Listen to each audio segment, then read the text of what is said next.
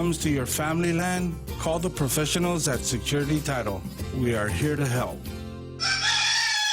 Oh, what's for breakfast at KFC under $3.95, you ask? What's for breakfast at KFC that's different than the other guys, you ask? KFC's chicken wrap, sausage wrap, the Colonel's chicken congee, chicken fried steak, sausage biscuit and gravy, and biscuit sandwiches made with KFC's original fluffy biscuits. All for under $3.95 and all only at KFC. Plus, with waffles and the Colonel's chicken fried rice, we've got something for everyone. So visit KFC for breakfast today. It's finger-licking good.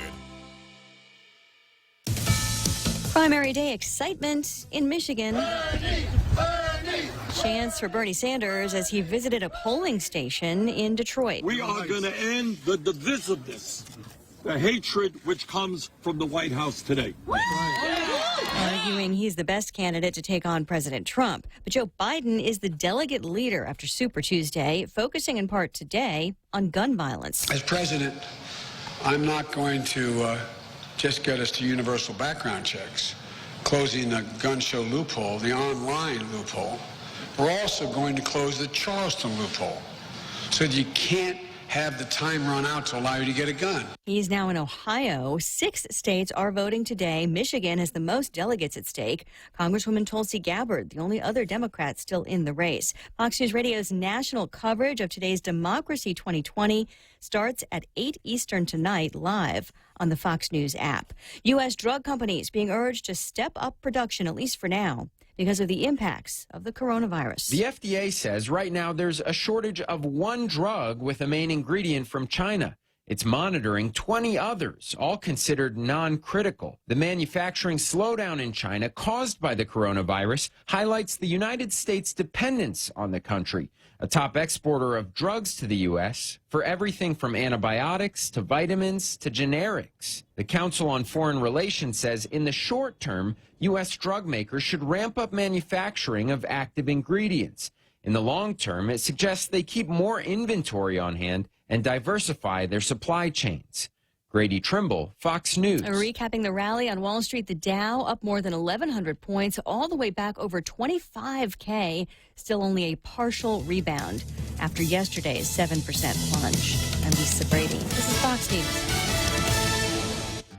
Denny's is making lunchtime a little more special. Every Monday through Friday, they serve a variety of local favorite soups, such as chicken adobo on Mondays, oxtail soup on Tuesdays and Thursdays, chicken tinola on Wednesdays, and pork sinigang on Fridays while supplies last. All orders are served with rice. Senior citizens get a special menu which includes a free soup or salad.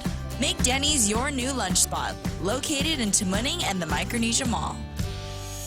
GRMC's cardiology department treats most complex heart problems. In our catheterization lab, cardiologists use imaging equipment to treat clogged arteries that can cause heart attacks or heart failure. We perform balloon angioplasty, stenting, and other life-saving cardiac procedures. If you suffer from a heart condition, have your provider refer you to GRMC's cardiology clinic at 645-5500. GRMC, where patients are partners. Go green, go hybrid. Go to Nanbo Insurance, and your next power bill is on us. Insure your hybrid car at Nanbo and get up to $350 towards your next power bill. That's instant savings for keeping our island clean and green. Nanbo has been providing Guam with over 50 years of reliable and affordable auto insurance. At Nanbo, it pays to go green. Terms and conditions apply. Visit nanbo.com or call 477-9754 for details.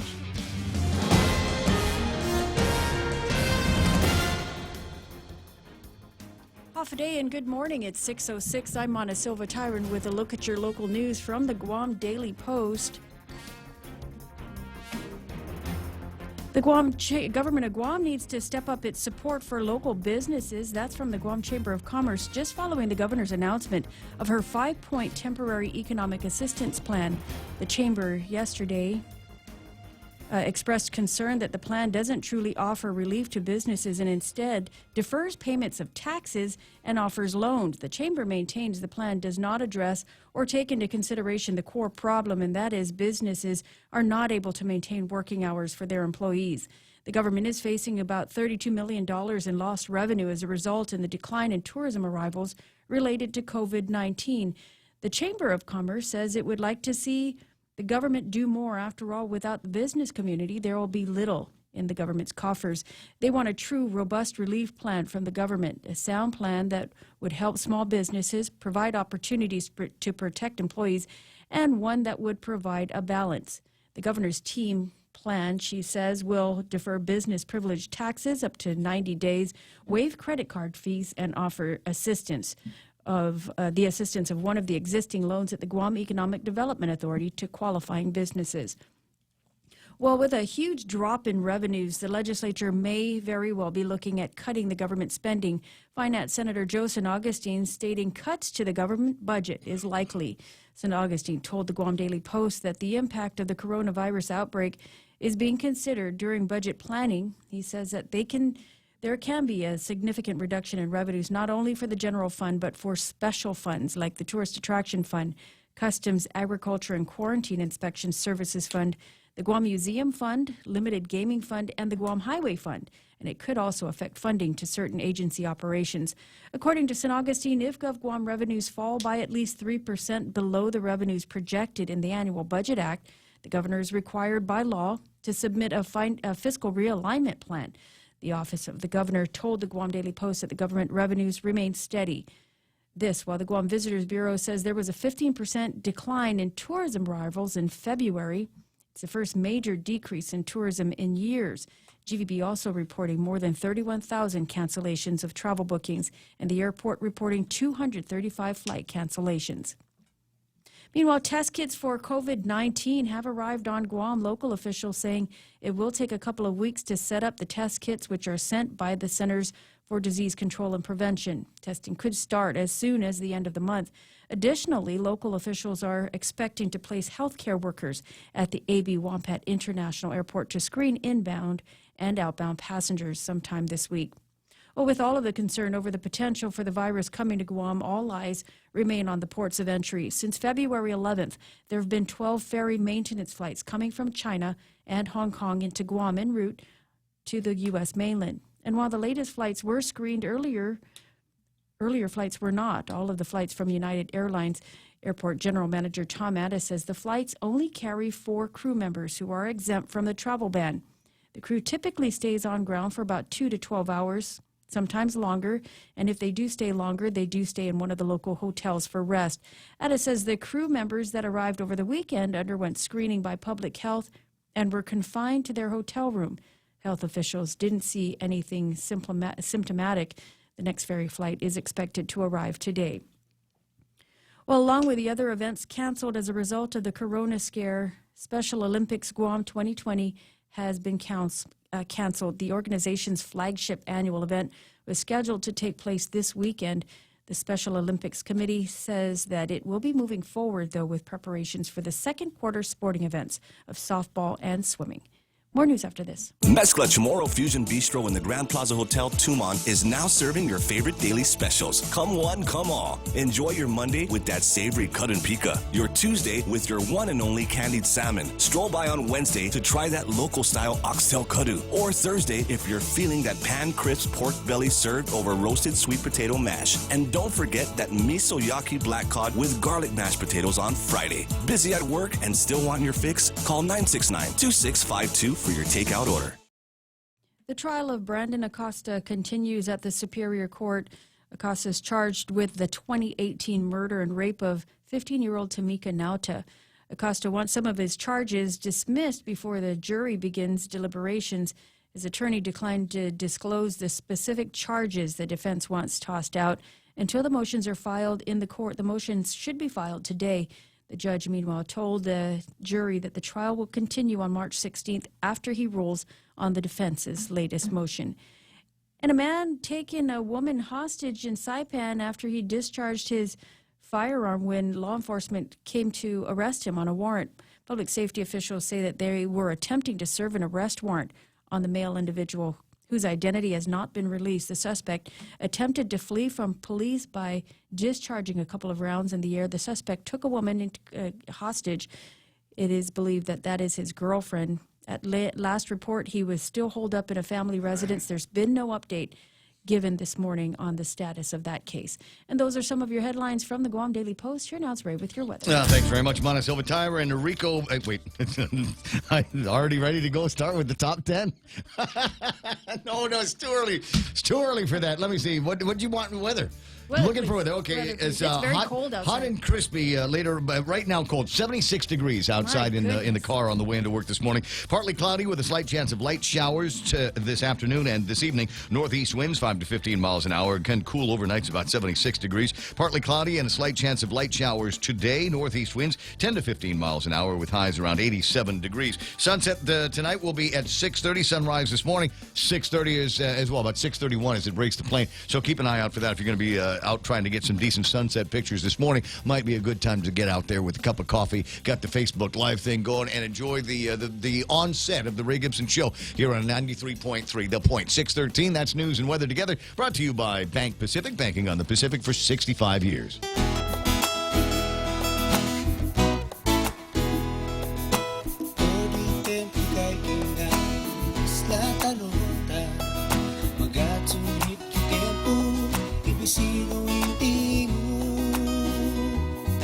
Satik ang nabangku sa mega servisyo Bank Pacific di otro bangko ramas amihali Viva Bank Pacific. Docomo Pacific wants to keep your business connected. When you sign up for a smart business bundle, you're gaining more than just mobile, internet, and phone services. Receive unbeatable value for your money and the convenience of having it all on one bill. All your business services on the widest and fastest network in Guam and the Marianas. Call 688-2677 for more information on partnering your business. Docomo Pacific Business, delivering your future today. This is the Ray Gibson Show being brought to you by the guys over at American President Lines, APL Global Presence with a local home. It's also being brought to you by the team over at Denny's, offering seniors, that's people like us, ages 55 and up, a special menu that comes with free soup or salad for lunch and dinner time because we're old and we've earned the privilege. People with valid AARP cards get a 10% discount on their meals as well at Denny's. The Ray Gibson Show. Morning talk that matters. Call now, 888-TALK. That's 888-8255.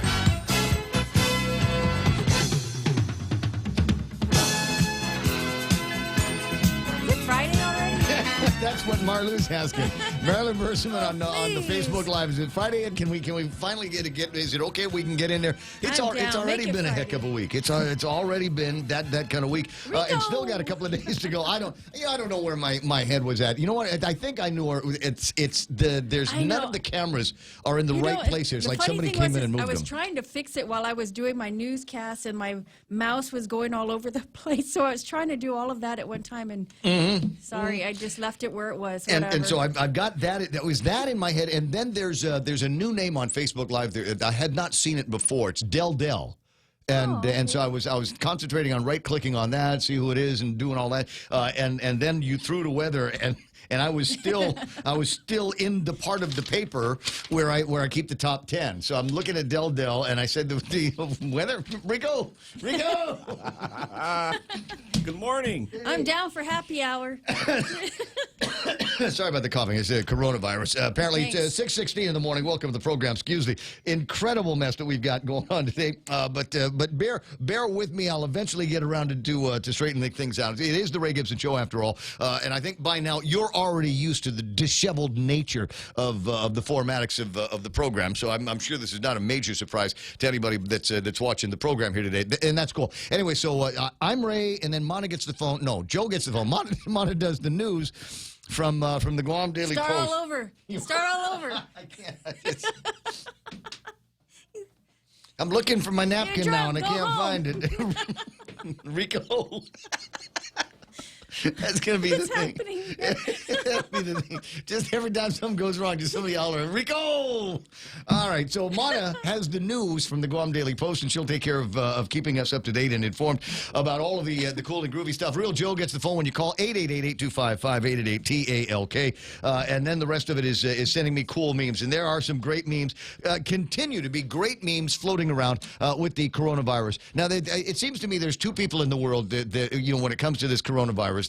There's the very twitchy ones that have apparently, according to a story, wiped out all of the hand sanitizer, isopropyl alcohol, and Clorox wipes, and all of this other stuff. You apparently can't get it in any of the stores on Guam. All right, so there's that kind of person. And then you got the other ones that say, screw it. This ain't going to touch me. Nothing's going to happen to me or my family. And as a result of this coronavirus, so I'm going to go and find some funny coronavirus memes that are out there. And there are a couple of groovy ones that I was showing a little bit earlier, and I'll see if I can get a couple of those back on the screen. Just because, like I said, I appreciate gallows humor. I really do. Especially when it is something like this coronavirus that has been made out to be this incredible boogeyman for 2020, and here we are now. It's weeks into this disaster, and here we are on Guam still with no coronavirus cases. There are no persons under investigations. There are no persons of interest that anybody is looking at. Nobody is presenting anywhere with symptoms that line up with the coronavirus. So everybody else just having a good time with it and coming out with some groovy memes. I think this will go down hands down as one of the grooviest memes that we got. If you're watching on Facebook Live, it is an image of our Savior, the Lord Jesus Christ, with a face mask on. Asking, you guys good? You guys all right? If you have access to some of these just wholly incredible memes, then send them off to me at 988-5874. That's 988-5874. And thanks very much for everybody that has sent me not necessarily memes, but we can also take and play videos on the program as well. And somebody had sent a video of that hostage taking in the CNMI. I played some of that while you were actually reading the story.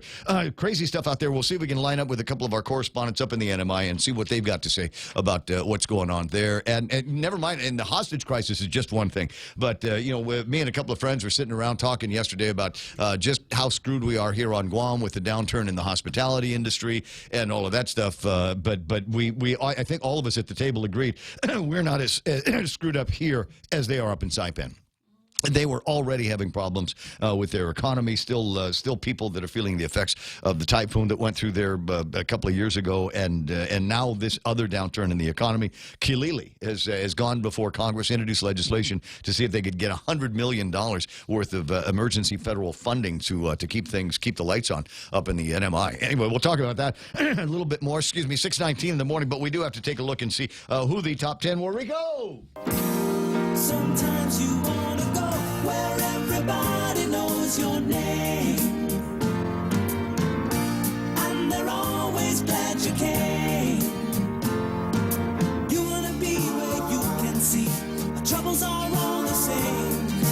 You want to be where everybody knows your name. Here's another funny meme up here. Cruise deal. Buy 1 week, get 2 free. Promo code Corona. Use the Corona promo code. And who knows, you could just find yourself aboard one of these ships. Is just cruising around. Just everyone pull in someplace, see if we can get some additional. You know what? Not hearing anything about a run on toilet paper over at the cruise lines, right? Remind me cruise lines a little bit later on. Not necessarily cruise lines, but one of the guys that handles whatever money I've got in funds and things like that. They actually took some time to call me yesterday, and I thought that was kind of groovy. But anyway, here's the top 10 this morning. Rikobi comes in at number 1. There's Marlu Berseman at number 2. Yoichi Rengil, who is listening to the broadcast again in Palau. And the update, Mana, is he went to Yano's yesterday to get the stuffed crab. Mm-hmm. Voila! What? There's no stuffed crab at Yano's in Koror. Panic buying? Thank you. Must be panic buying. We've wiped out all the toilet paper, hand sanitizer, and now we're going after the stuffed crab. That's the latest word that we have here. He did find someplace in Koror to buy stuffed crab, but it's $3.50 per. Right. That's gasoline. Yes. So it's worth it though. So you're still making the order. He's gonna come from Palau with one stuffed crab for you. Like $350 or $3? No, $3.50 a head. 350 cents per crab. $3.50 per crab. So and I don't know. That sounds kind of pricey to me. I don't think they're that expensive in regular time. Maybe it's a Lent thing. Maybe it's Lent in Palau and the supplies are low or something. I don't know. Joe Ed Cruz says earthquake. Sorry, I pulled that doobie a little bit too hard. Wake and bake. I understand. Big Sister Shelley's online here this morning. And she says that I'm nicely groomed. The hair is not quite. I didn't. I was thinking about touching up the beard this morning, and then I thought, no, I can snooze bar. Screw that. I'll touch up the beard tomorrow. I get James Howard and MP Ogo saying half a day. Lady D says, I'm following my nose into the kitchen for fresh brewing coffee. Good for you, Lady D. Dave Chargaloff's online. I got Ismail said, tried holding his breath for 10 seconds and started coughing. Isn't that one of those, it came out a couple of weeks ago, as one of those, my friend's brother is a doctor in China, and he says, I'm still getting those. I'm still seeing those things. So I got a friend, and his brother's a doctor in China, ground zero for the coronavirus. And they say if you stand on your head and recite the Guam Pledge, you'll never get the coronavirus. There's people trying that right now, just because they're so twitchy. Alex Affligui saying, good morning, Sir Ray. Well, good morning to you as well. Cousin Troy's online. It's always nice to see our... My favoriteest, most beautifulest cousin in the whole wide world. There it is. Lynn Vince, Borja Polino, and Mingo Rear there. Cheryl Lachai, Jess Mendiola. Good morning. Andy Camacho talking about one of the big stories in the news, a cut in government spending. Well, every cloud has a silver lining. Andrew, they're just saying it. There's a big difference between what they say about cutting the spending in the government and then when they actually ever get around to doing it. So just wait until you actually see the less spend going on. I mean, it's like anything else. Don't listen to what people say. Watch what people do. That's how you know that there have actually been some changes and that there is that silver lining. Who else is playing around? Nick Perlowski's online. I got Chris Abalencia, Juanita Machi, Bennett Lujan Duenas from over at Family Finances online. Andrew Camacho with an interesting prediction. Now that we've got these testing kits, I wonder if people are going to start feeling sick. We were talking about that yesterday. Buddy says, we got those testing kits yet? He says, no. He says, well, that's why we're coronavirus free. But once the tests are in, although I've got it from a source, and I haven't been able to independently confirm this because I'm lazy, that there are the test kits. They can take the samples, but apparently the stuff at the lab that they need to figure out left and right and up and down and yes or no apparently is broken. So we've got the kits, but we might not be able to diagnose anything from here. But again, why can't we use some of the private testing labs? I don't know. I don't know about that. I'm not the governor. I'm sure they're fully capable of doing those tests. If they can, there's all kinds, and I don't know. Like I said, we talked about this. What's available at Public Health or GMH? Could be something like that. It could be something along those lines. Gallo Perez is online. Dave Torrey, Gwen Minglu is hanging out with us this morning. What's that, Ismael? Thanks to the coronavirus, I had Outback all to myself for lunch. I finally didn't have to worry about my kids bothering other customers. Thanks to the virus, I can now do things that were too crowded before or too expensive. Finally, Kama'aina rates have come to Guam as a result of the coronavirus. That's right. It's buy one, get one free. It's two for the price of one all over the place, and nothing wrong with that. And we hope these businesses are able to continue to, I don't know, make a couple of bucks while we get past all of this, whenever it is that we are going to get past it. Although, Tom Poole, we might call him to interpret a data set that he had sent me a little bit earlier that I looked at. I understand it, but it's always nice to have somebody with some kind of medical background to explain what this graph says. Pat and Norma Jean Flores are online. Bert Duarte Rooster is on. Hoffa J. Rojas is hanging out with us this morning. Happy birthday, Jay. Happy birthday to you, Jay. Birthday. Really, I'm just delighted that, of all of the different places that he is such a joy. You start your birthday with us here on the radio. It has hundreds of birthdays a year, actually. V. Sablon, LG, good morning. Pretty nice to see you online. Pat and Norma Jean Flores. There's Sabine Chargaloff. Debbie Kanata. For Deb, nice to see you there. What's that, Andrew Camacho? I bought all the toothpicks. Can I tell you about a Monasilva prank? No. Yes, it's too late. It's already in my head. I'm gonna. I will kick you. All right, I won't. She scares Rico, me. move along. right. There's our running buddy, Doris, online. Florencia, DM me, private message me, and I'll tell you what it is that Mona likes to do with toothpicks. Florencia, Billy Gomez, John Bagaforo, Joe Bloss. Hava Joe, did they open up a new guard office in Landmark? Yes, they did. They Nice. did right there over by Infusion. So we got the coffee, we got GTA, and we got someplace to go and sign up. If we get bored, we can sign up. And there's also a bank, Navy Federal. That's right. There. That's right. Okay, so a whole lot going on at the Landmark Center, including. And now, do we know if Joe works there? Or is that just a recruiting place? It's a recruiting place. Okay, I'm too old to get recruited, right? Could they yes, do that? You are. I'd like to be the adjutant general. You missed the mark already. I did. But all right.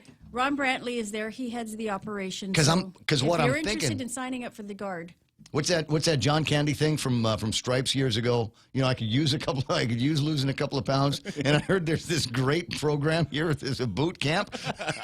They yell at you in the Army. That's all I need is 8 weeks, and I'm a new man, ladies and gentlemen. What do we got? Cousin Tommy Bernardo online, Richard Lynn Toves, and Richard Leone is online. There's another Richard Leone E, and he'll check in a little bit later on. And he's a cool, groovy guy, right? I've known this guy for a long time. I just realized in the last 24 hours I've always been mispronouncing his last name. But anyway, so Rick Leone has a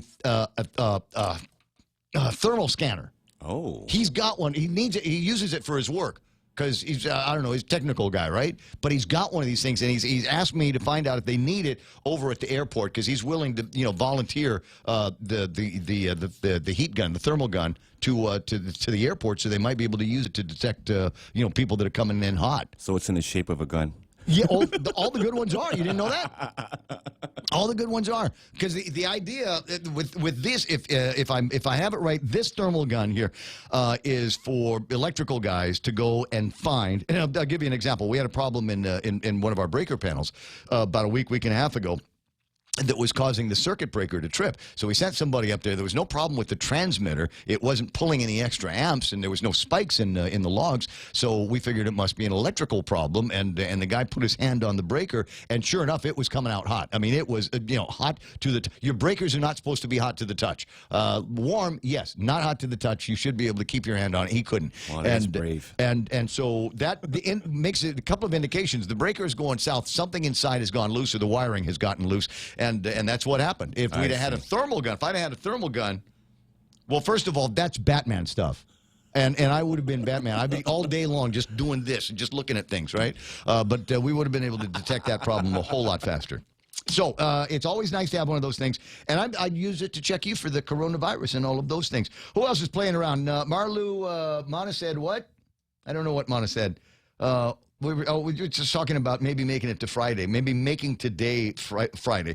June Bells Carino, and look who's online. Former Governor Carl T.C. Gutierrez is there. Oh, the sunshine is back. Yes, Yay. welcome home. It's good to have you back. It's good to know you're back, and so we might get Bring back the sunshine. We're very, very interested in what your thoughts are, because it's been a while since we talked to him, and certainly not about the coronavirus. Now, this former Governor Carl T.C. Gutierrez, that when he was the governor of Guam, there was every manner of disaster that we were exposed to. A terrible typhoon. Oh my gosh! In one year, remember? Yeah, I'm sure we had. I'm sure we had a bug. I think there was a big earthquake or something like that. Korean flight. War pestilence. Yeah, the Korean air crash and all of those things. And if there's one guy that knows which buttons to push to help out public sector, private sector, little kids in schools, it's former Governor Carl T.C. Gutierrez. The guy has been up and down the hero path many times for Guam. June Bells, like I said, is online saying, Biba Wednesday. Guess I can't go to Rome, Italy for a while. Boy, there's a headline. The entire country is on lockdown. The entire country. This is. Let me remind everybody.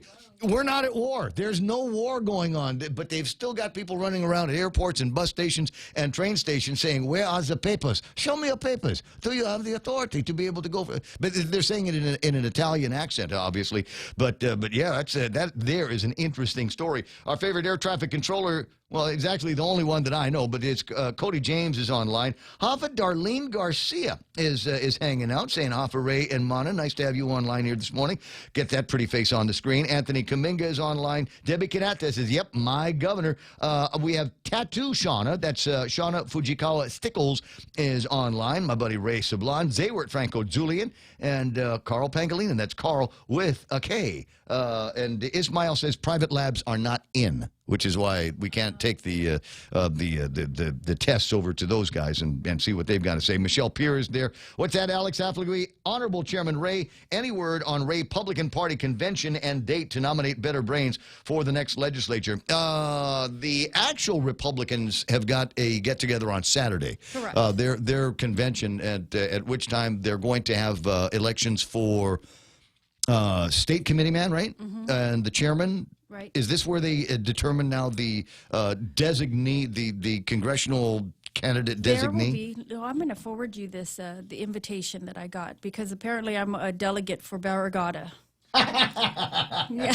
Apparently, I'm a delegate. You don't for show up for the Barragata. meeting; they vote you in. So. That's happened to me before, once or twice. Yeah, I'll send it to you. But yeah, they will nominate the party representatives, and then they'll announce who the candidates are going to be, and so the delegates would just throw their support behind whoever's announcing at this moment. Okay. All right. Well, so we got that's going to be taking place Saturday at one of the hotels at Dusitani, 8 o'clock in the morning. All right. So I've got plans to go there just because I think it's going to be fun to screw around with people. Anyway, so that's it. So I will lurk through there. And you're my proxy then. Oh, please. Oh no! You don't. Ask Juan Carlos about how I screwed things up for him and a couple of other guys over the weekend. Put it up if you want it. No, I appreciate it. We'll do that in a second. Anyway, we got to get the program moving here at 6:33, and time for our first look at headlines now with news from the Guam Daily Post. Here's Rico. The governor announced her 5-point plan, but the Chamber of Commerce says it falls short of helping local businesses struggling through this current fiscal downturn. The chamber says the governor's plan only defers tax payments and offers loans. They want a sound plan that would help small businesses, provide opportunities to protect employees, and one that would provide a balance. Well, the legislature is looking at cutting the government's spending. The Senator, Joe San Augustine, says that they are considering the impact of the coronavirus, especially in light of the governor's announcement that GovGuam is looking at a $32 million drop in revenues. Her policy advisor says, though, that revenues remain steady. San Augustine says if GovGuam revenues fall low enough, the governor is required by law to submit a fiscal realignment plan. Well, GVB says there was a 15% decline in tourist arrivals in February. It's the first major decrease in tourism in years. GVB is also reporting more than 31,000 cancellations of travel bookings. The airport reporting 235 flights canceled. Meanwhile, test kits for COVID-19 have arrived on Guam. Local officials saying it will take a couple of weeks to set up those kits. They were sent from the CDC, and testing could start as soon as the end of the month. And those are some of your headlines from the Guam Daily Post. For more on these stories, you can log on to their website at postguam.com. 6:34 in the morning. That's iConnect time. There's an iConnect at the Micronesia Mall. Swing by and find out what they can do for you about saving money on your mobile and internet plans, or maybe just getting you into a groovy new phone. They've got iPhones down there, but they've also got the One Touch brand of phones. This is not cheap gas station phones. These top of the line. Got all the gadgets and gizmos that you need to communicate effectively in 2020 without the big iPhone Samsung price. So check it out today over at iConnect. Live the balanced lifestyle. Take Care Insurance offers proven wellness and fitness programs to encourage individuals and families to live a healthy, balanced lifestyle through preventative care, being active, eating right, relaxing and unwinding, and being socially connected. They have the island's largest offering of free fitness classes and health education programs for all ages. Join the movement. Follow them on Facebook and Instagram, or visit takecareasia.com to learn more. Somebody sent me a thing, and I might dig it out, a video the other day of some kind of a bug that they saw somewhere out in the boondocks. And the guy's like, hey, can you tell me about this bug? And I said, never mind, just kill it. Just kill it. Just, I don't know what it is. It might be another one of these invasive things. You might just want to just step on it right now. And they said, no. I said, well, okay, then call Orkin, local pest control expertise with global coverage. They're in the yellow pages, 6:36 in the morning. The program's also brought to you by Wendy's. Now, I could tell you about the incredible Spam fried rice and bacon fried rice that they've got over at Wendy's, but I'm not. I'm going to tell you instead about the chicken. No, not chicken. It's North Pacific. Yeah, it's the fish one. They make the North Pacific cod fillet, which is not made with chicken. It's made with an actual piece piece of North Pacific cod, hand raised, massaged daily, and only fed beer. And then they cut those things into these cool little fillets, fry them up in Japanese panko breadcrumbs, throw some incredible Wendy's tartar sauce on it, and those massive pickled chips. I mean, they're just huge. It is in the pickle. They are the applewood smoked bacon version of pickles that you will find only at Wendy's. So find it today and every day in Lent. Cocoa Coffee Company mugs are now here. Show pride for your island as you enjoy your delicious Circle K coffee. Each generously sized 16-ounce mug is etched with Guam-inspired images like Chief Gadao, Serena, Two Lovers, and many more. The Cocoa Coffee Company mug collection is available for a limited time only, so don't miss out. Get yours today and collect them all. Exclusively available at Circle K locations. A portion of the proceeds go toward the Cocoa Bird Recovery Program. Time to take a look at the traffic gizmo, see if there's anything happening this early in the morning. And there isn't. Yeah, a little bit of traffic over in the school areas, as you might imagine, some intersection traffic, but nothing major. A little bit of traffic in and out of Route 8 as you make your way towards 8, 10, and 16, but nothing hellacious. Don't have too much happening on the southern roads here. 4 is looking good all the way into the Zonia area. 4 all the way into the downtown Agutnia area right now is looking a little bit sweet. You're going to have some problems getting into Big Navy as usual this morning. They're going to back you up over on Seashore. And then you might also have some slowing down over in the PD area, a little bit closer to PD with the Polaris Point area and all of that. But that's it. Don't see too much else to slow you down, so enjoy the ride. Portions of the program, including this one, Right Now Traffic, brought to you by Bank of Hawaii. Welcome to tomorrow. Thanks to Simplify Mortgage by Bank of Hawaii, people are discovering some of the lowest mortgage rates in years, right on their smartphones. Rates are in the 3s? And with Simplify Mortgage by Bank of Hawaii, you can apply online, even for a VA loan, or sit down with one of our mortgage experts. We should apply now. Check rates and apply online today with Simplify Mortgage by Bank of Hawaii. Visit boh.com/mortgage. Bank of Hawaii. Welcome to tomorrow. Equal housing lender. At the mall, as you enjoy your shopping, dining, or entertainment, you could also win 3 great cars from Atkins Kroll and thousands of prizes in Micronesia Mall's Cars, Prizes, and Getaways game. Present your mall receipts and have a chance to win the renowned performance Chevrolet Camaro, the unapologetic rugged Toyota 4Runner, or the head-turning Lexus ES350 Luxury. Getaways to Manila, courtesy of Philippine Airlines, plus prizes from Foot Locker and Burger King. The more you shop, the more chance to win in Micronesia Mall's Cars, Prizes, and Getaways game. Bringing you closer to the action. Any speaker, anytime. Watch and listen live on thepoint.gu.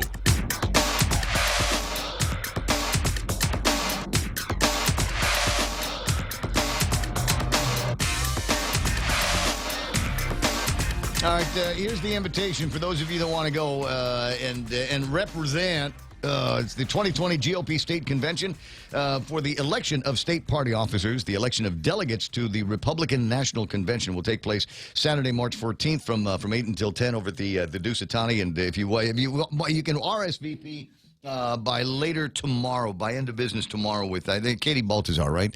Dodge is the lady that you talked to. She's the one. I never RSVP. I'm from Guam. Just show up. I don't even know what that means. It's just what.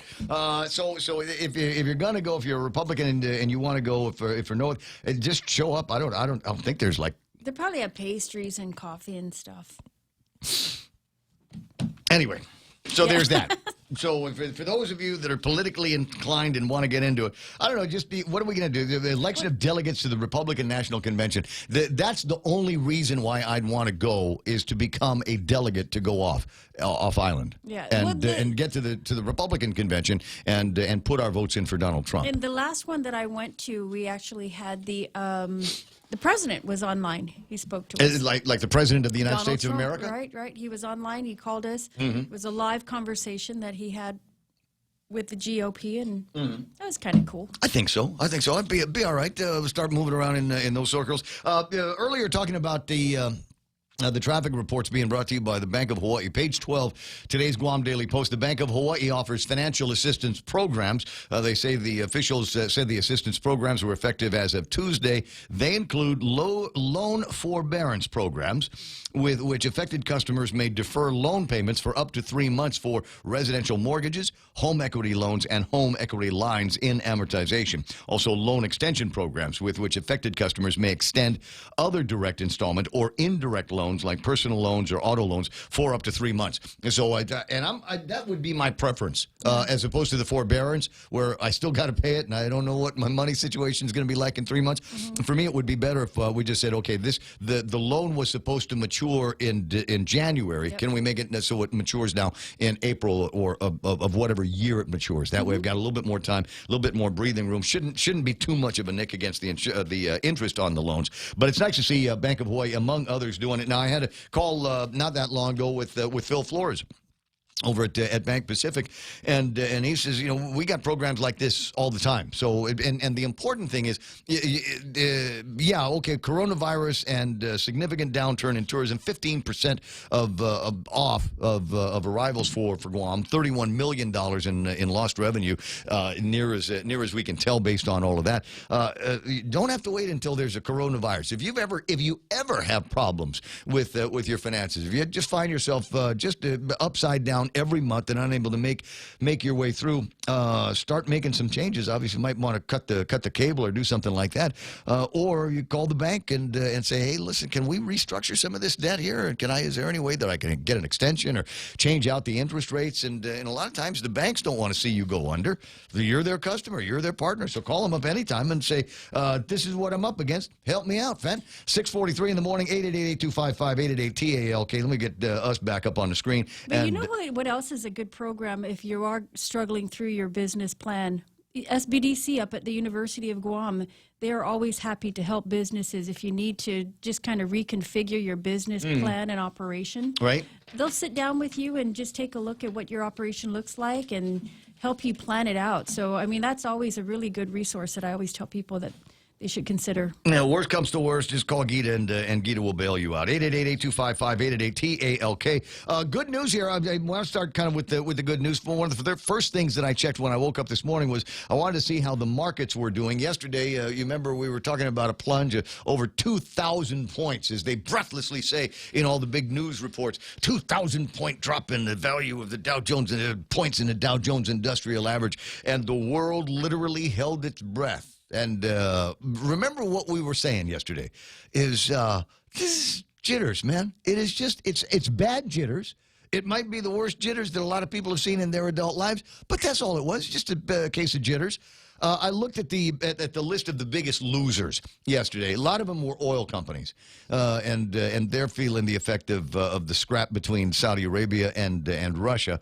But at the end of it all, these oil companies have been around for a long, long time, and they're going to be around for a long, long time. Their fundamentals are firm. Their businesses are doing just gangbusters, and they're going to come back. And my guess is they came back. You take a look at the S&P 500 and the NASDAQ and Dow Jones Industrial Average. All of them are up. Dow Jones at 25,000, so it made up better than half of the losses that it got yesterday. And we'll watch and see how it goes between here and the closing bell. If they have not done, I think they did the closing bell already, right? Yeah, because it's daylight savings time. At any rate, so we've got some good numbers coming out of there. Better numbers. I didn't have the TAPIS number yesterday. So the price of gas has gone down. Did you see that?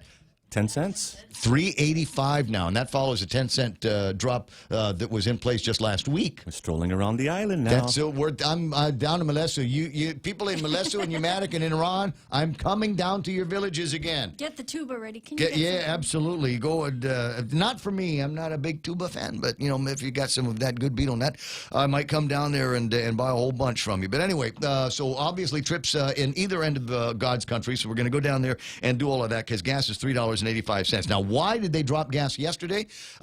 Because they had real-time numbers on what Tapas is doing. Tapas, the last number that I had that I could share with the audience for Tapas was $54.13 a barrel. Oh, no. What is it now? $41.27. That's got a $12 drop in the value of a barrel so of Tapas puts it oil. like in the 90s era, right? Oh no, I'm sure it's been lower than that. I'd have to take a long look at the 1990 was around there at the timeline for Tapas, but it's such a big jump down, and I anticipate maybe there's going to be more of that. The Russians want to fight with Saudi Arabia. Good for them.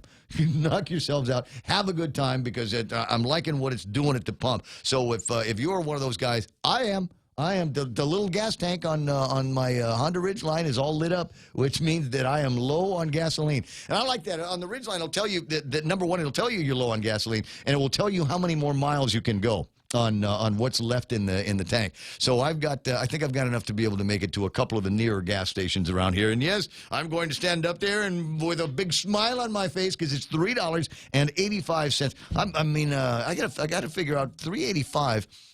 Can I fill it up in one charge? Because I got a Gizmo. It only gives me $50 for a plug into the gas tank. So I'm wondering, can I fill up the tank at $3.85? I think you can. I gotta remember just shy because your tank is probably about 15 gallons.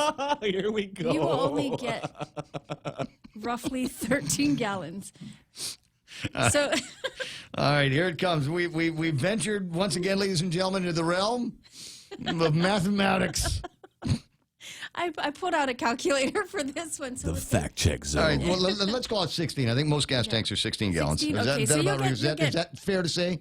Am I going to get fact check on that? Am I going to get beat up on Facebook Live? How do you not know how many gallons that your gas tank holds in your car? Mine is roughly 15 because I've gone past E, and when I fill it up to where it stops, she knows her car. She can go past E. Yeah, but how far past E? You know, it's one of those touching things. my foot. All right, so wait. 16 gallons times $3.85, right? Is that what I said it was? $61.06. So probably not going to be able to fill it up, but it'll get close. It'll be maybe 3/4 of a tank, maybe an eighth of a tank away from the top. So that's what I think I'm going to be shooting for. Did I already tell everybody who was online this morning? Where did I stop? Tattoo Shauna and Ray Sablon, Hayward, Carl with a K. Michelle already said her name. And where's that? Lady D, I saw alcohol rationing at the store. The cashier had it behind the register. Yeah, what's up with that? Even now with the rubbing alcohol, people are going to go through it. Debbie says, wonderful way to start our day. Thanks, Mana Silva and Ray Gibson. And, of course, my governor, Carl T.C. Gutierrez, Rai St. Nicholas online. Marilu Berseman was laughing because I said that there was voila, and you didn't seem to know what that meant. I know what voila You know, means. okay, so all right, just to make sure we get. Voila? There's voila. Hand sanitizer? No, we're talking about the crabs, stuffed crabs. There's voila stuffed crabs at Llanos. Francis Salas is there. Ray Babauta Garrido is online, and who else? Bill Cruz, Greg Karabrock, cousin Tommy Barcinas. There's Rick Leone online this morning with his thermal scanner. You should just bring it by the radio station. And let me play with it. I may or may not give it to Tom Atta. He's asking, do you have any contacts over at the Guam International Airport? I'm like, yeah, I do. It's a guy that runs the place, you know. And Tom, you don't have to wait, Tom.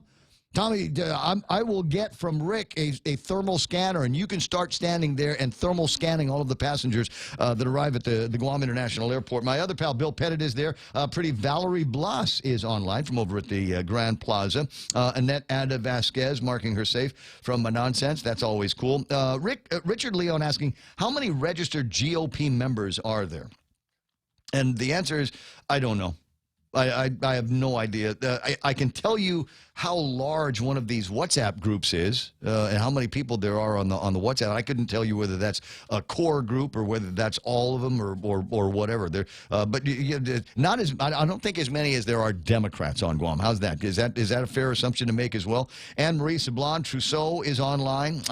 V Sablon LG Waven. Simon Sanchez from the Consolidated Commission on the Utilities. And you called it yesterday, Mana. You called it with the drop in the prices of West Texas crude. Is it possible that the Consolidated Commission on Utilities, GPA, might take another look at the LEAC rate? And the answer is yes, they are going to take. Goodness. Simon Sanchez in today's Post says, yeah, I asked JB over at the Guam Power Authority to take a look at the fuel surcharge, and depending on what he's got to say, maybe they might take a chance and reduce the fuel surcharge, which would be awesome. And the timing couldn't be better. No, absolutely. So $30.22 yesterday for West Texas crude. Today the number is $34.69. So it's gone up a little bit in the last couple of days, but I think the trend is already there. I think the trend is already there, and who knows how long this scrap and the oversupply projections are between the Saudi Arabians and the Russians. And let's find a way to take advantage of that as much as we possibly can. 6:51 in the morning. There is also in the Guam Daily Post here, one of the editorial contributors today is one of our frequent listeners, and that's Pam Duvall. Bus Stop Betty. Don't know where that name is. I think that was used derogatorily, wasn't it, Pam? By your mayor? Was. Yeah. So when you call her Bus Stop Betty, it wasn't a mayor. It wasn't the mayor. It was a Facebook hater. Oh. Thought I was a show off, and then everyone thought I was a homeless person living in a bus stop. So you know I like the village auntie. Everyone calls me auntie. So nobody better call you that kind of thing in front of me. Because I'm not going to hear that kind of thing. I think that you and the editorial contribution that you are making today, I think is vital, and I hope a lot of people hear about it, which is why I wanted to get you on the line to talk about it. You ask an important question, Pam. Where is our island pride? Yes. What happened to it? I don't know. It's there. We just got to get out from under the rubble. there just seems to be so much. You know, we got drunks over here. We got people with alcohol problems and ice problems, and it seems like nobody really, outside of a handful, really seemed to care about what's happening around here. It's just getting used to the trash, getting used to people panhandling on the side of the road. It seems like we've gotten used to all of this stuff. We've gotten complacent, yes, and you know. Nobody seems to be doing anything about it. The authorities that have the power to do something don't do it. How long did it take to get that damn PT Cruiser off of Route 16? Oh, well, there's more cars all over the place, popping up here and there. It seems like, the trash is just piling up on top of trash. It does, and there's, the overgrowth on the roads. People can't even walk on the side of the roads because there is no side. It's jungle. Oh, yeah, and it's encroached a lot. There's I get frequent complaints about that from up in Dededo, most populous village that we've got here on Guam, and there are sections of sidewalk from about where I want to say where the old, unless they've cleaned it off recently, from about where the new farmers market is up to that one intersection up there. Yeah. You've got the Sakati just leans into the sidewalk, and so runners can't use it, cyclists can't use it, walkers can't use it, and drivers can't. There's no visibility. You can't see around who's it coming until you get your nose out and take a risk. Yep. They did start cleaning Jigo. Amazing. Beyond the school, in front of the school, the grass was 4 feet high. It's cut, and it's been so long that it's brown. It's rotten roots, and it's a shame. It should be cut all the time. Maintenance means upkeep. If you don't maintain it, it just gets harder and harder. The shrub becomes a tree, and then it's a big job for a chainsaw. Well, it's a big job for a chainsaw, or you get, or worse, all of a sudden we can't do this by hand anymore. We got to call in the guy with the heavy equipment. That's what I'm talking about. and they go through there. It looks like the sea bees are clearing the field. The answer is we don't have the money for the equipment. Well, how much does a machete cost or a bush cutter? You got to start there.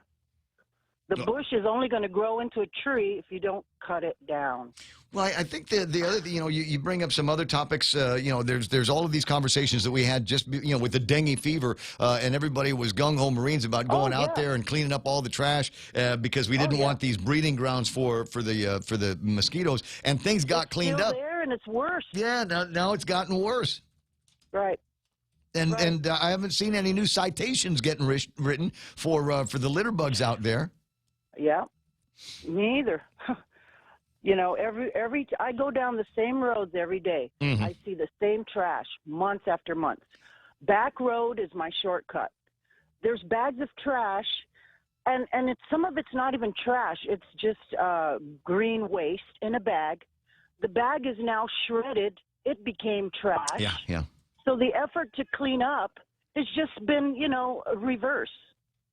And now it's harder. They bag the stuff and leave it there. Well, we better hope the Navy sends more ships out here so we can get some more of those people. They seem to care when they get off the ship to go and clean things up. Oh, it's the most embarrassing. It's the most embarrassing thing in the world to me that we got people that come here and they're guests in our home, but they have to clean up our house before they can enjoy themselves. And then people drive by and honk, "Good job." It's like, oh, really? Couldn't have done it yourself. There's not to get into total complaint mode, but there's more to all of this. And you got me thinking. You got these back roads and peekaboo streets that we've got that people are dumping on, but we've got another problem. I was running in the downtown Augusta area, and it's one of those places that I always look at. You got the brand new chamber offices are over here, right? And you got Mosa's, and you got that big Lujan property, and it's gorgeous there. And then you've got the old Hemlani building, and the stairs. It's like a two-story apartment. There are people that live in the top of the stairs, and then there are people that live under the stairs, and they're generating trash. And they've got all of that trash. Using the bathroom? Oh, I have no idea. I've got no idea. But there's trash where they're staying, and then there's trash on the backside over by, I want to say, one of the Camacho's house from many years ago. And all this trash backed up against the fence line that they've got there. And I don't know who's going to clean it up, and it doesn't seem like there's anybody to find these people and move them along or take them to some kind of housing where we can control them and control their trash. Well, here's something. The downtown Agenia is going to start looking like San Francisco if we're not careful. Yeah, if we don't do it. Why do they need these 4-door big trucks? You know what they need to do is go around, gather these homeless people, clean up your stuff, make use of this truck while you're out there driving around, look at who's dumping on their property or not. Every lot owner should be responsible for their lots, regardless if it's a business, a rental. Mm-hmm. That's the only way it's going to be done, Clean up your own house, and then maybe you'll care about the rest of the village. In the very least, move your trash to the back of the house.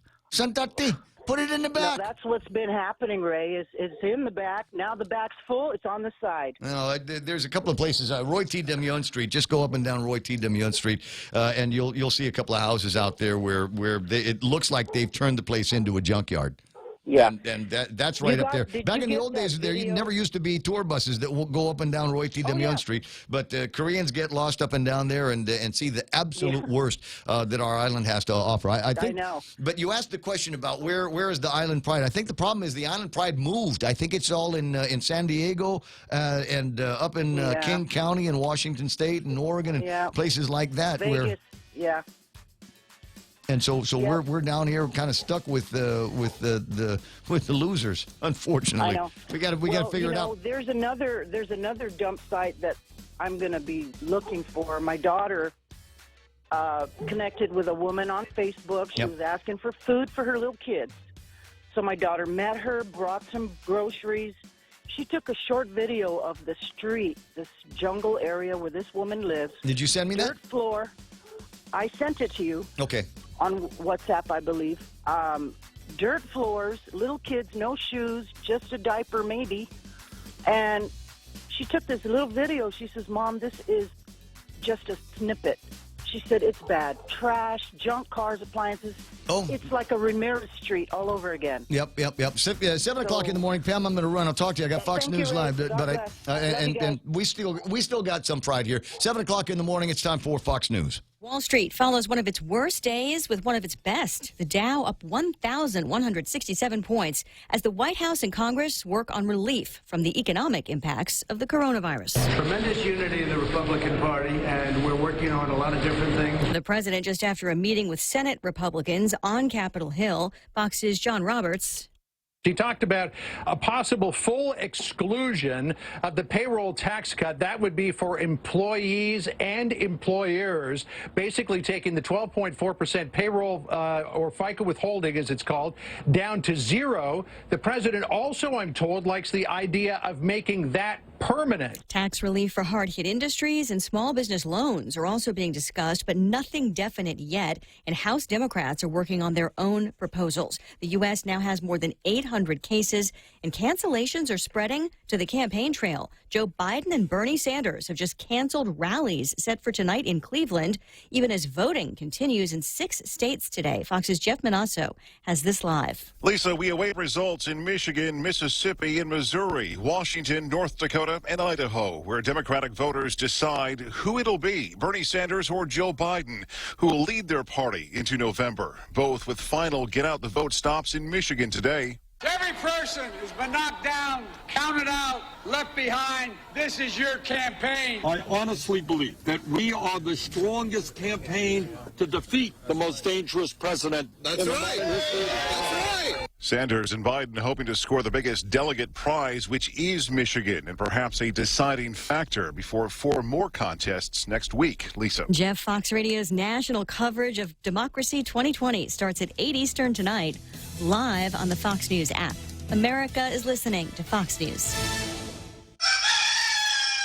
What's for breakfast at KFC under $3.95, you ask? What's for breakfast at KFC that's different than the other guys, you ask? KFC's chicken wrap, sausage wrap, the Colonel's chicken congee, chicken fried steak, sausage biscuit and gravy, and biscuit sandwiches made with KFC's original fluffy biscuits. All for under $3.95 and all only at KFC.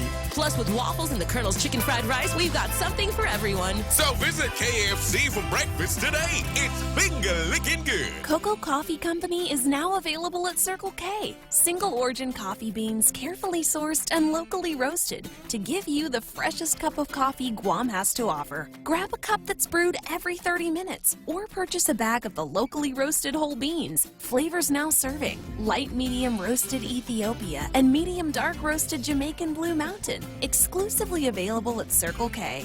With every Cocoa Coffee Company purchase, a portion of the proceeds will go towards the Cocoa Recovery Program. On the front lines of New York's fight against the coronavirus. The National Guard, we are told, will be arriving in New Rochelle in order to assist with logistical and operational challenges that are associated with this matter. Noam Bramson is the mayor of the New York City suburb at the epicenter of the state's outbreak. Schools, businesses, and large gathering places will be closed for 2 weeks in a section of the city to help contain the spread. New Jersey confirming its first death. The patient died today after his condition worsened overnight. State Health Commissioner Judith Persicelli. It's a 69-year-old male with a history of diabetes, hypertension, atrial fibrillation, GI bleeding, and emphysema. No history of travel outside of the United States. Persicelli says the man went to his doctor about a fever and a cough a week ago and got progressively worse as prescribed drugs were ineffective. He died after suffering 2 heart attacks. Governor Phil Murphy issued a state of emergency Monday, also declaring a public health emergency to aid in the state's coronavirus response. Gernal Scott, Fox News. In Oakland, California, a cruise ship evacuation continuing for a second day. One online dictionary shedding light on some trending terminology. Dictionary.com explaining the difference between epidemic and pandemic amid a slew of posts over the coronavirus. Reps say epidemic isn't necessarily always associated with a disease, virus, or other infection. It can mean a rapid spread or increase in the occurrence of something. Pandemic is essentially an epidemic that has spread even further outside of its epicenter, increasing the scope. Fox's Kristen Goodwin. Oil prices also had a partial rebound today. Crude up more than 11%, back over $34 a barrel. I'm Lisa Brady. This is Fox News. Chili's has the seafood you crave, the flavors you love this Lenten season. Indulge in Lent-friendly soups, salads, appetizers, and entree options like our baked potato soup, barbecue shrimp salad, Cajun shrimp pasta, our flavorful grilled ancho salmon, or our black bean burger options like mushroom Swiss or the classic old timer. Come in and taste all the Lent-friendly flavors this Lenten season. Available for a limited time. We're located on the second floor of Tumon Sands Plaza. Chili's, savor the moment. If you own a Toyota, please listen to this. It could help you avoid injury, maybe save your life. The Takata airbags installed in certain Toyotas can explode and shoot out sharp metal fragments at people inside the vehicle. You don't need to be in a collision. They could explode any time. In the U.S., these airbags have caused 26 deaths. There's been a worldwide recall of Takata airbags, and most have had the faulty parts replaced. But here in Guam, there are still over 3,000 Toyotas on the road with potentially lethal airbags, and yours could be one of them. So please, take your Toyota to Atkins Crow, even if you didn't buy it from us, and get the inflator replaced. It costs you nothing, it takes just about an hour, and it could save a life, yours or someone you love. The AK song says we're here for life. That's never been more true. At Atkins Crow, we're here for life. Your 7 o'clock news is brought to you by Horizon Properties.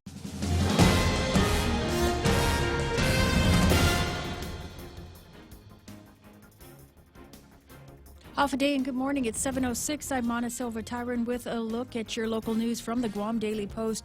The administration proudly announced this week the creation of their temporary economic assistance mitigation plan. The 5-point plan defers business privilege taxes up to 90 days. It waives credit card fees and offers assistance from the Guam Economic Development Authority in one of their loans. The Guam Chamber of Commerce says, though, that plan falls short of helping small businesses, and GovGuam needs to step it up to show better support for local businesses. The Chamber wants a sound plan that would help small businesses, provide opportunities to protect employees, and one plan that would provide a balance. The Chamber has been urging the administration to roll back on the GRT to back to 4%, but more recently has been fighting to postpone the implementation of the minimum wage increase. The Chamber is concerned with the latest fiscal downturn, saying small businesses are struggling to maintain employees. Well, the legislature could be looking at cutting government funding. Finance Senator Joe San Augustine tells the Guam Daily Post that the impact of the coronavirus outbreak is being considered during their budget planning. The senator says there can be a significant reduction in revenues, not only for the general fund, but for special funds as well. According to San Augustine, if GovGuam revenues fall by at least 3% below revenues projected in the Annual Budget Act, the governor is required by law to submit a fiscal realignment plan. The Office of the Governor told the Guam Daily Post, though, that government revenues remain steady. That's even despite the governor announcing Monday there could be a $32 million decrease in revenues. Well, COVID-19 test kits are on Guam. Local officials say that it'll take a couple of weeks, though, to set up those test kits, which were sent by the Centers for Disease Control and Prevention. The testing could start as soon as the end of the month. And along with the other events that have been canceled as a result of the corona scare, the Special Olympics Guam 2020 has been canceled. The organization's flagship annual event was scheduled to take place this Saturday. The Special Olympics Committee will be moving forward with preparations for the second quarter sporting events of softball and swimming. More news after this. Rent, lease. What does Horizon do for you? Here's a clue. Advertising, marketing, screening, inspecting, instructing, leasing and signing, collecting and complying, inquiring and assessing, coordinating, repairing, renewing, enforcing, evicting, moving, cleaning, rekeying, communicating. Do it yourself and you'll find it taxing. We work hard to keep the vacancies low, so at the end of the month, you collect the dough. Proven and trusted. Horizon Properties. We do it all. 777-7792. The trial of Brandon Acosta continues at the Superior Court. He's charged with the 2018 murder and rape of 15-year-old Tamika Nauta. Acosta wants some of his charges dismissed before a grand jury begins their deliberations. His attorney declined, though, to disclose the specific charges that they want tossed out until the motions are filed in the court. Those motions will be filed today. Meanwhile, a man has taken a woman taken hostage in a Saipan home after he discharged his firearm when law enforcement came to arrest him on a warrant. Public safety officials say that they were attempting to serve an arrest warrant on the male individual whose identity has not been released. The suspect attempted to flee from police by discharging a couple of rounds into the air. The suspect took a woman believed to be his girlfriend hostage. At last report, he was still holed up in a family residence. There's been no update given as to the status of that case. And those are some of your top stories from the Guam Daily Post. Here now is Ray with your weather. We'll get an update on that before too much longer. I got Brad's going to be calling in from the CNMI. Give me an idea what the overnight latest is on that, and maybe a couple of other things about the situation that they find themselves in the CNMI. So what do we want? Weather? Yes, please. Rico! Partly cloudy today with a slight chance of light showers. Northeast winds 10 to 15 miles an hour. Daytime highs 87 degrees and cool overnights. In fact, still fairly cool now, 76.9 degrees on Guam, according to the ticker that we've got here on the radio station. Sunrise this morning was at 6:31. Sunset tonight will be at 6:31 as well. Perfect 12-hour days that we've got. There's some kind of an equinox thing, isn't there? We should look that up and find out what the hippie crystals things are that we're supposed to be doing. All right. You just, I'm going to give another job for Real Joe. Cool. 7:11 in the morning, and that's news and weather together here on The Point.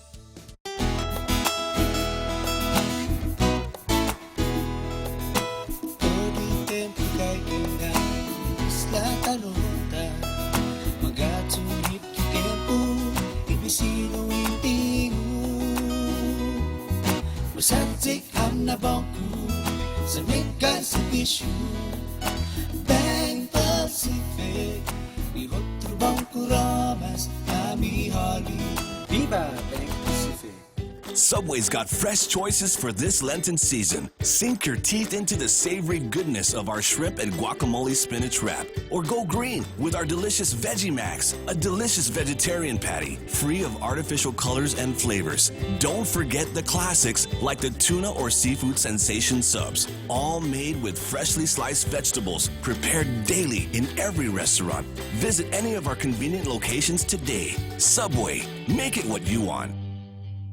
It's the Ray Gibson Show, being brought to you by the guys over at APL. American President Lines, global presence with a local home, also security title when you absolutely need confidentiality in your real estate transactions. Unlike some people, they know how to keep a secret. And KFC has got you covered this Lent season. No secret there. They brought back their shrimp burger, fish fillet sandwiches, seafood twister. I like the regular twister, but man, they put seafood in it and it's to die for. One-of-a-kind shrimp and crab Kellerwin. Don't forget to try their KFC Sriracha popcorn shrimp. Only this Lent season. KFC, it's finger-licking good. Rediscover Talk Radio here. Your FM News Talk Superstation. This is The Point.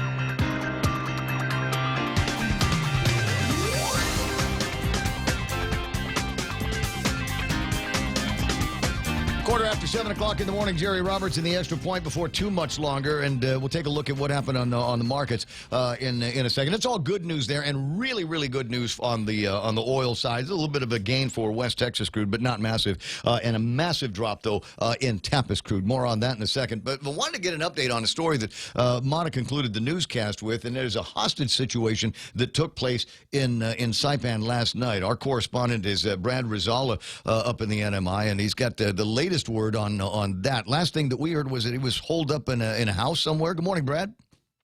Good morning, Ray. And that is still the case. He is still held up in a house in a fitness area. And if you're anyone who's familiar with Saipan, it's down in the south side, along just off of Beach Road, right next to San Jose, the village of San Antonio, the village of San Antonio. And it would that road that bends through fitness is the one that wraps up in Koblerville. So it's by the old mayor's office. In fact, that's where all the that's where it became really big yesterday when the officers tried to serve an arrest warrant with him just about 1 o'clock yesterday. And in trying to elude police, he discharged a few shots and took a hostage, what they're terming as his believed to be girlfriend, and brought her with him. He made his way into a house, and he's barricaded in there, and the area is cordoned off by local law enforcement. And they've been there since about 3 o'clock yesterday. Now, So this doesn't seem like a regular occurrence up in the CNMI. Do they have somebody that's trained in hostage negotiations? Yeah, they do, Ray. But this is not a typical situation. I don't have verification on it. I only have what what they think happened, and that since the typhoon that hit in 2018, this suspect has not been the same, and he has some issues he has to deal with. So, like typhoon-related PTSD, maybe something along those lines. Correct. That's what I've been told by some of the officers involved. It has not been easy for regular residents up in Saipan and most of the CNMI as a result of that storm, and now we've got a financial storm that is looming on everybody in the NMI as well. At least here on Guam, we've still got some tourists that are coming in. We've got United announced in the last 48 hours that they were going to be eliminating some of the flights between Guam and a variety of other markets as a result of the lack of desire to travel on a lot of people's parts, and I got to imagine if it's bad on Guam, it's worse in the CNMI. Give me, if you don't mind, kind of a description on the tougher news that residents are dealing with these days. Well, you know what, that's a good point. I mean, Guam is definitely going to be experiencing some hardships right now, and you're all in the midst of it. But let me paint a little picture for you. So for 2020, the CNMI was expecting 305,000 tourists we were projecting 305,000 tourists from Korea and 165,000 from China, and then the rest coming from Japan and places else. Now that spigot has been just about completely turned off. You've got, China is definitely not coming at all. Korea is, based on their status, they're not coming here either. And if they are, most people in Korea aren't looking to travel right now. So imagine seeing lots and lots full of rental cars in Saipan. No, I get it. Rental cars, and my guess is that most of the hotel facilities are got floors, entire floors that are empty. That is, that is a reasonable thought, but it's much worse than that, Ray. It's much more dire. We're talking single-digit occupancy rates for the hotels. Yes. So people who have reduced their staff already. As of 2 weeks ago, there were hotels that had their staff on 28-hour work weeks just to try and stay afloat, and that was before Korea became even a bigger spotlight in this crisis that's going on all over the world. So it's much more dire than that. So now you look at what we've been through. We've been through a bunch of things out here. 2015 Solar War, 2018 we had Super Typhoon U2, big massive things. But what we ended up having was we were buoyed economically by having hundreds and hundreds and hundreds of aid workers that came out here with per diems to spend money in the hotels, spend money in the restaurants, and get rent-a-cars. And now you don't have any of that. So it's really again, a dire situation, and it's starting to become more and more of a situation as we go forward, because that is where we really hitched our wagon to in tourism. Good thing that you've got in Guam is that you do have that major hub, and you've got more than just tourism to kind of keep Guam going. Right now, our government offices are going to be reduced to 64-hour pay periods, but in the governor's address on the radio yesterday, he said that that's going to be difficult for them to maintain, and they're going to be trying to get creative to try and find ways to do that by transferring more local employees under agencies that have federal funding, if that's possible. Oh, yeah. We've seen that. We've seen that trick done around here as well, where you take somebody and see if there's a federal opportunity and somebody else to cover their paycheck. It's a little bit of a shuffling game, but it might help keep the lights on for at least one or two families on a little bit longer as they get through there. You noticing that you're hearing from people that might become economic refugees? Look, I can't make it work here in Saipan. They've frozen the wages. They've frozen the prices, and so I got to get out of here. Any of you hearing from people that are talking about moving to Guam or maybe moving to the mainland? People already have. They've already gone. Yeah, and it's not en masse. It's not like back in 2008, not yet, because we're still going through it. We haven't gotten to the worst of it. The hardest of our realities haven't been realized yet. This is still ongoing. It's still growing. And the bigger thing is that this doesn't just happen when all of a sudden tomorrow if they say, hooray, there's a vaccine for this thing. I mean, there's still going to be, customer confidence has to get regained for travelers and all that other stuff. So, and we don't anticipate that there's going to be a vaccine for this for, they said, at least a year. So that's really for the health experts, but we're not expecting to bounce back anytime soon. In fact, as far as timeline goes, on the radio yesterday, the governor was saying that, this is not something that's automatically going to be better in the next fiscal year. So he said that we're still going to be dealing with this in the next fiscal year. So, buckle in. Is there other silver lining? I mean, we've also got the military and construction that is taking place down here, and the military had expressed desires to be able to do certain things and operate, to have certain operations in the CNMI. I know that there was a big pushback from some activists in the community up there. Does that now become an option? Do we hear that your governor is reaching out a little bit more to the Pentagon and DoD resources to be able to say, okay, you know what? Sorry about the friction in the past. We're open now, so tell me where you want to put the cannons. I think whatever is going to happen on that side, it's going to have to be a partnership with the local government, and for projects that they've already agreed on. I mean, that's already happening right now. So you've got that divert project is going, and it's got the support of the government. There was a full lease and everything, and it's going to bring a lot of stimulus to Tinian over time. But the main thing is that anything going forward, anything would only work when there's that constant communication, and luckily that's what's happening. I mean, there's that constant dialogue, and maybe it does open up a little bit easier, but it really all depends on everybody's willingness to bring everything to the table and have that kind of conversation. Yeah, got to have positive. Keep it positive up there. And by way of keeping it positive, I got to appreciate it. And I played it here.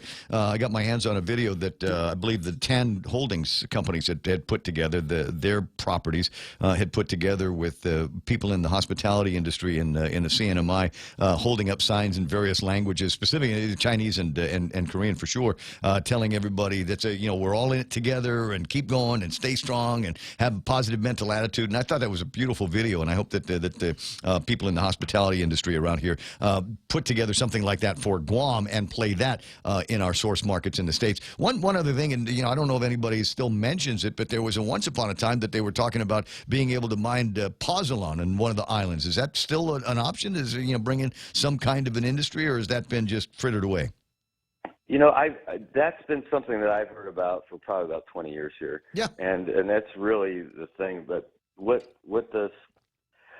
I would leave you to the volcanologists and geologists on that one. But from what I've been told by those folks is that, most of that stuff, a lot of it has just kind of, gone away with erosion and everything over time, because that eruption was a long time ago. And missed opportunity then.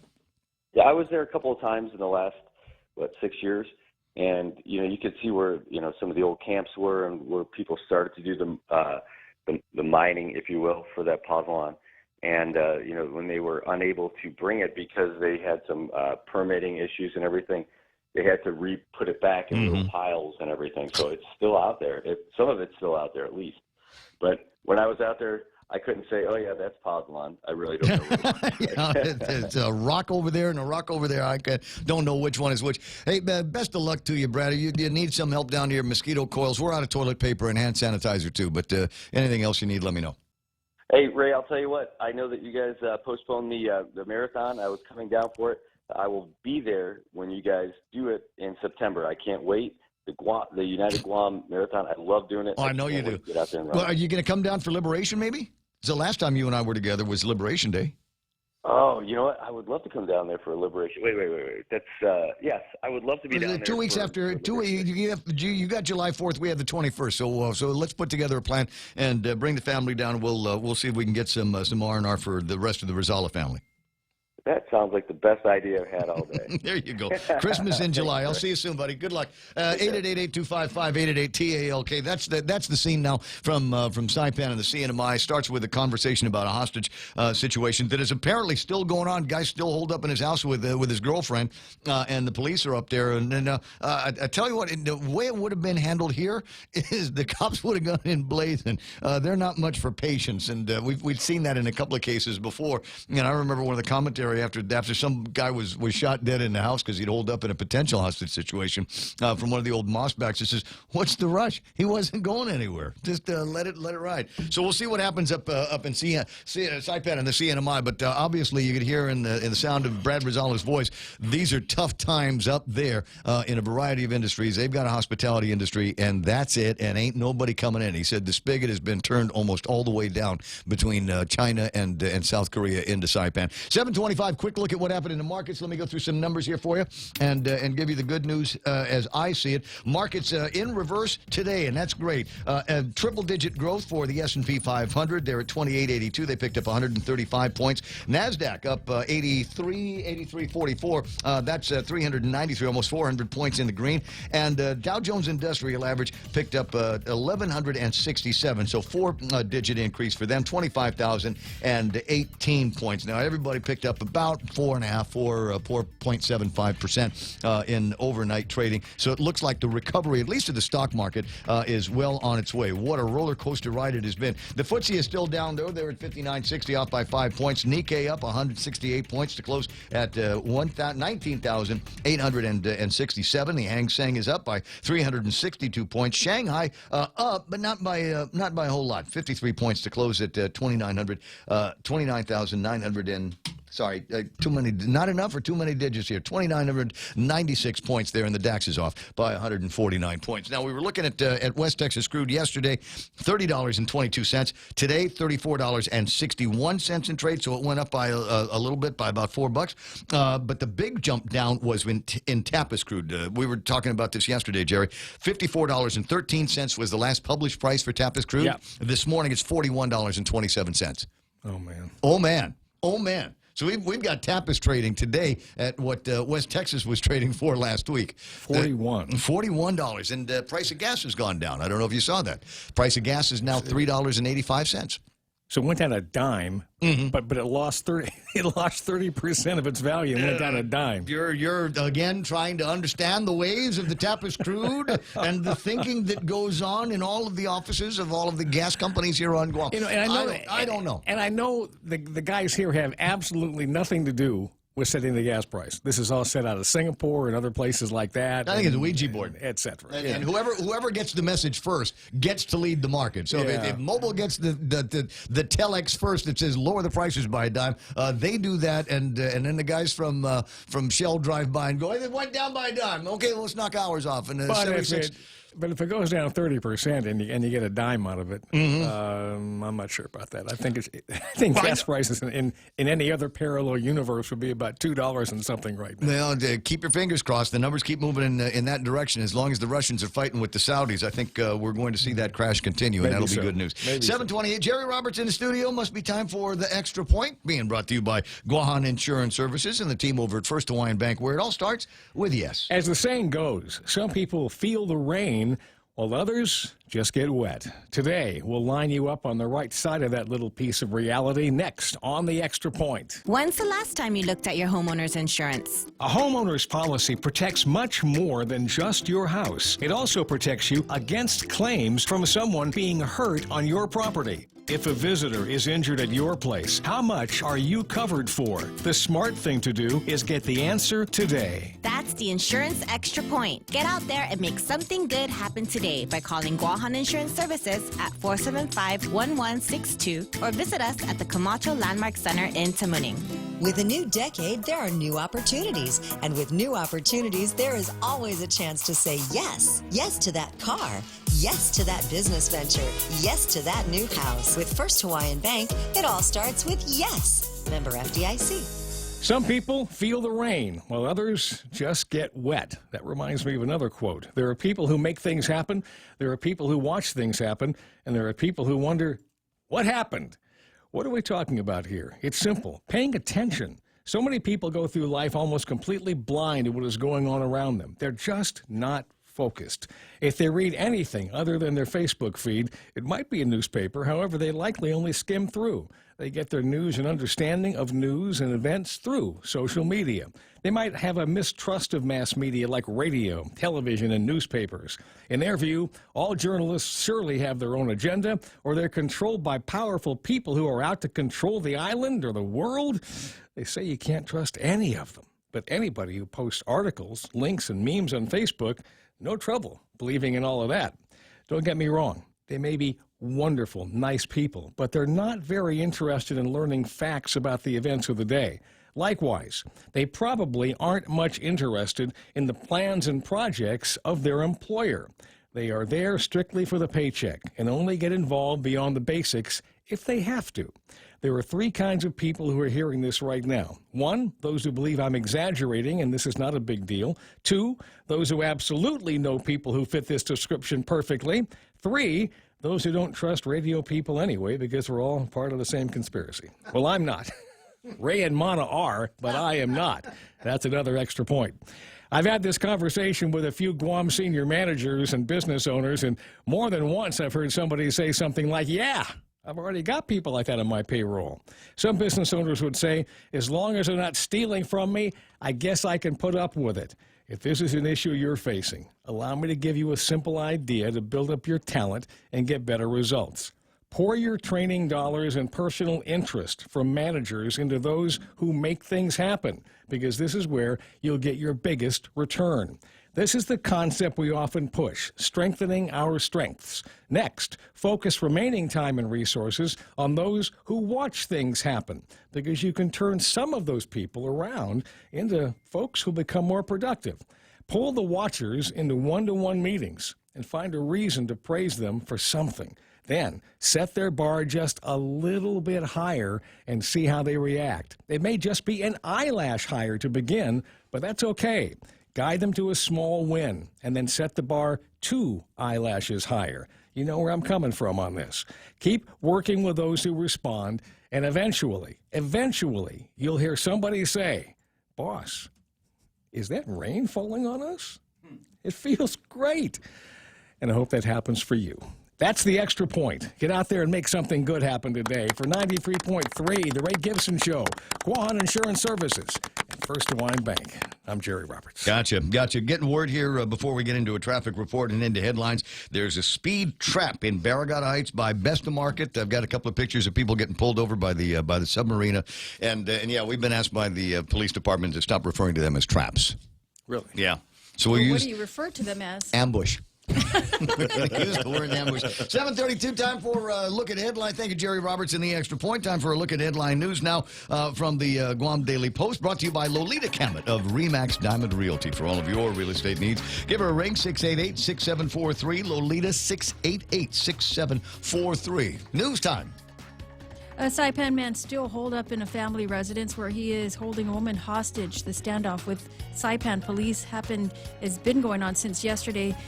They were trying to arrest the man on a warrant. He had fired off some shots and took the woman hostage. He remains in a residence this morning, and public safety officials continue hostage negotiations. Well, Saipan's feeling the heat from the coronavirus scare. It's the latest in their string of troubles as the island is still recovering from the typhoon last year that destroyed much of the island. Some hotels are seeing single-digit occupancy for entire hotels, some being forced to reduce employees and operations. The government of Saipan also reducing work hours to reduce spending. Well, gas prices are down. It's the result of the drop in the price of crude around the world and in the region. Local stations dropping their prices per gallon by 10 cents, now $3.85 for a regular gallon of gasoline. And the governor announced her 5-point plan, but the Chamber of Commerce says it falls short of helping local businesses struggling through this current fiscal downturn. The chamber says the governor's plan only defers payments of taxes and offers loans. They want a sound plan that would also help small businesses, provide opportunities to protect employees, and a plan that would provide a balance. And those are some of your headlines from the Guam Daily Post. For more on these stories, you can pick up a copy of the Guam Daily Post or log on to their website at postguam.com. iConnect time is 7:34. Go swing by an iConnect. They've got places all over the island, including one over at the Micronesia Mall. You got a digital phone? Got it with a camera in it? Wow, check. Does it play music? Would you like to stream that to some kind of a Bluetoothy device? Or maybe you'd like to have the Bluetooth headphone things in your ears all the time, like the kids do. Well, they've got all of those gizmos and accessories to complete your Apple life. Or if you're a Samsung person or a One-Touch person, they've got all kinds of other gizmos that you can use that accomplish the same thing. It's usually cheaper. So check it out at iConnect today.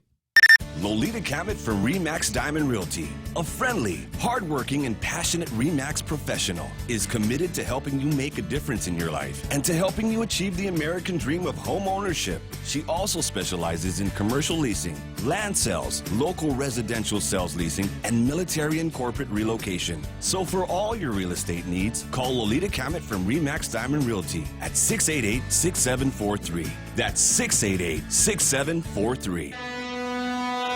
Here at APL, our expertise and extensive network can help you grow your business and reach out to more markets. As a responsible carrier, APL is also committed to a sustainable future, whether it's protecting the environment or investing our efforts in giving back to the community. Our dedicated team in Guam and on the U.S. mainland are here to support you. So call 588-4651 or visit www.apl.com. Yeah, 7:35, the Ray Gibson Show, brought to you by all kinds of incredibly groovy people, including the folks over at Nanbo Insurance. The people inside, not the people hanging around at the intersection. Don't talk to them about... Don't talk to those guys about hybrid cars. They don't know jack about hybrid cars, I don't think. But anyway, go inside and talk to the Nanbo people and ask them about how you can get up to $350 towards your next power bill. Call 477-9754 if you'd like details. If you just want to hang out under the tree, I guess that's okay, too. The Ray Gibson Show also being brought to you by Mezcla, with all your favorites for Lent, the fish tacos and crispy fish burgers, spicy garlic butter shrimp. Scampi, huh? Just need some little pasta noodles around with that. So good. They've got lobster pasta at a great price as well. Available daily for lunch and dinner. Visit Mezcla in Agana and now in Tumon at the Grand Plaza Hotel. For reservations, call 969-2652. Oh, that's right. One more. I'm sorry. I was looking at the camera. Supposed to be pointing at Jerry Roberts' head, but I mean me, but it was... Anyway, so, Guam Regional Medical City, the first choice for all of your specialty care needs. Family Finance has been serving the people of Guam since 1959, and they'll continue to be there for you in the years to come. Whether you're looking to get a personal loan for that summer vacation or paying off those long overdue bills, Family Finance has got you covered. Apply for a personal loan from $1,000 up to $3,600 by calling Family Finance in Agutya at 475-4545, Upper Tumon at 647-5626, or in Dededo, 633-4473. Family Finance, serving the people of Guam since 1959. 7:37, and I'm laughing because this might be the cruelest coronavirus meme in the history of cruel coronavirus memes. And for those of you that don't have Facebook Live or YouTube Live or thepoint.gu capabilities right now, the video screen is breaking news: COVID-19 found in toilet paper. Considering that toilet paper there's been a run on toilet paper around the planet. Wouldn't that be the ultimate irony? 7:38 in the morning. Toilet paper and hand sanitizer. Yeah, a strain of deadly virus breeds rapidly in toilet paper, in the toilet paper fibers. And can you imagine what a complete and total disaster that would end up being? You know, but I don't know how deep I want to get into this conversation, but I was talking with... Go deep. Go deep. Go deep, Raymond. Supposed to be doing the traffic reporting, but go deep. I don't want to say go deep because I was going to tell you, I was talking with somebody that was freely admitting to the world and to anybody that would listen that she hasn't used toilet paper in like 4 years. Does she have a bidet? She does. Okay. She does. But, I mean, what happens when you're not at the house with your bidet? What do you do then? You don't. So, give me the traffic pen, would you? Let's try that one more time. All right. As I said, it looks like the cops are doing some fundraising. Kojaks with a Kodak, as we used to say back in the day, over by on Route 16. I don't know which direction they're shooting in, but if you're around the Barragata Heights area, slow down. Huh? Slow down on the roadway because the policeman is going to give you a ticket. He's going to pinch you, as we used to say. Coming out of Jigo into the Dededo area, you can expect some traffic over there. Not quite when you get to Wysang, so not a whole lot of traffic on that particular roadway. 1 and 3 looking really busy right now. Actually, most of it is on 3. Once you get to 1, you'll be all right. A little bit of a slowdown in both directions over at the Chicken Joy intersection, but it'll clear up once you get to St. John's. It's one of those kind of heavy days. Looks like we got a little bit of traffic go back and forth in front of the radio station, in front of Kmart area, so expect some delays through there. Not a whole lot of delays. I'm just saying, we got a little bit heavier activities at that particular intersection. A little bit heavier activity also going on Airport Road. There's 2 intersections there in front of the airport. Looks like both of them are locked up a little bit, so watch out for that particular roadway. 8, 10, and 16, not so bad right now, but it's ugly traffic on Route 8 in both directions because somebody in their infinite wisdom decided that everybody that lived on Route 8 needed to have intersections because apparently we don't know how to pull out into traffic. And as a result of that, at most of the intersections, traffic is backed up. In a couple of cases, it looks like it's severe. So it's going to take you a while to get from about where the subway is up to the intersection of 8, 10, and 16. 10 and 15 also very busy. 4 and 10 busy. And it looks like, frankly, it looks like there might be an accident, a fender bender, in front of the Apicento Gardens intersection because I got traffic in both directions that are moving fairly slow once you get past it. 4 into the downtown Agutney area, also busy. I know, but wait, there's more. Guam High Navy Hospital, a little bit busy up there, and definitely getting into Big Navy on the backside is going to take you some time. 740. But don't.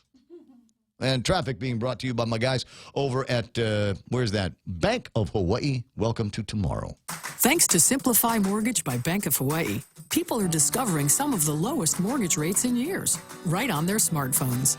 Rates are in the 3s? And with Simplify Mortgage by Bank of Hawaii, you can apply online, even for a VA loan, or sit down with one of our mortgage experts. We should apply now. Check rates and apply online today with Simplify Mortgage by Bank of Hawaii. Visit BOH.com/mortgage. Bank of Hawaii.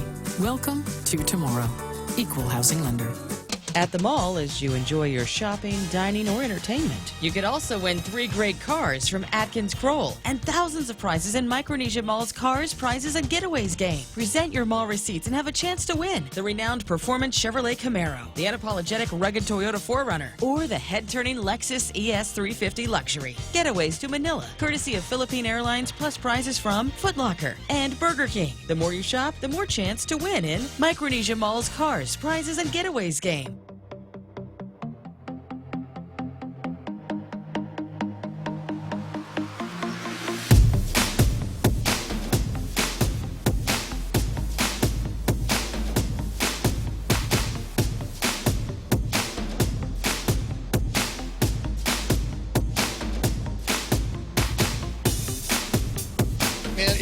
It is the top story most places you were going to go in the United States of America as there is coronavirus is the big deal. And Mata's got a story about hand sanitizer issues.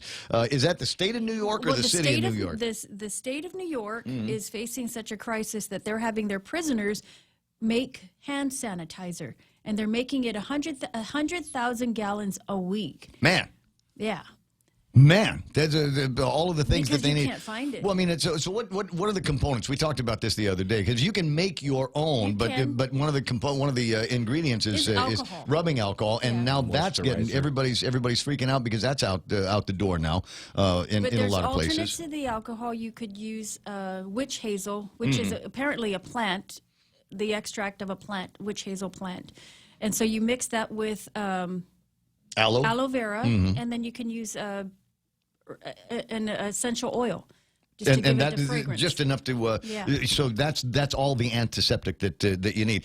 And again, guys, here's the deal: soap and water. Just use soap and water. When I was a little boy, we didn't floss our teeth. We didn't have to buckle our belts in the car. And we wanted to clean our hands. We used hot water and soap. And look, we're still alive. Look at me. Why is it such a new thing for people to wash their hands? This is insane. Why are we having to teach people how to wash their hands? Had you not done it before? Apparently not. But apparently not correctly is the thing. So there might be when we're all done with this. I think we'll take some high low out of it.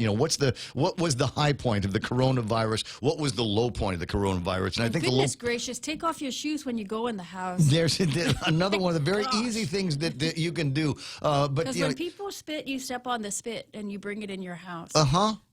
Just like in in that video.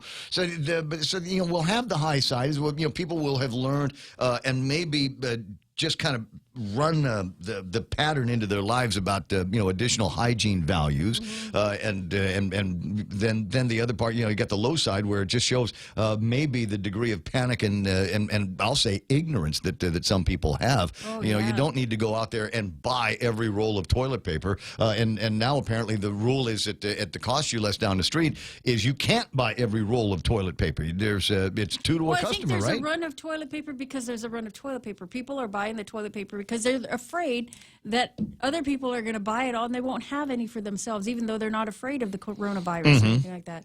So well, I don't know. I told you, one of the first people I talked to a couple of weeks ago when things were beginning to look like, well, we're in it for the long haul, and maybe I need to put together a few more items in the pantry, some more canned food, non-perishables, things like that. And I talked to somebody else about it, and they're like, oh yeah, I'm set. I've got my toilet paper. Like that was the only thing that she could think of was, in the impending disaster, the coming Armageddon was, well, I'll be okay as long as I've got toilet paper.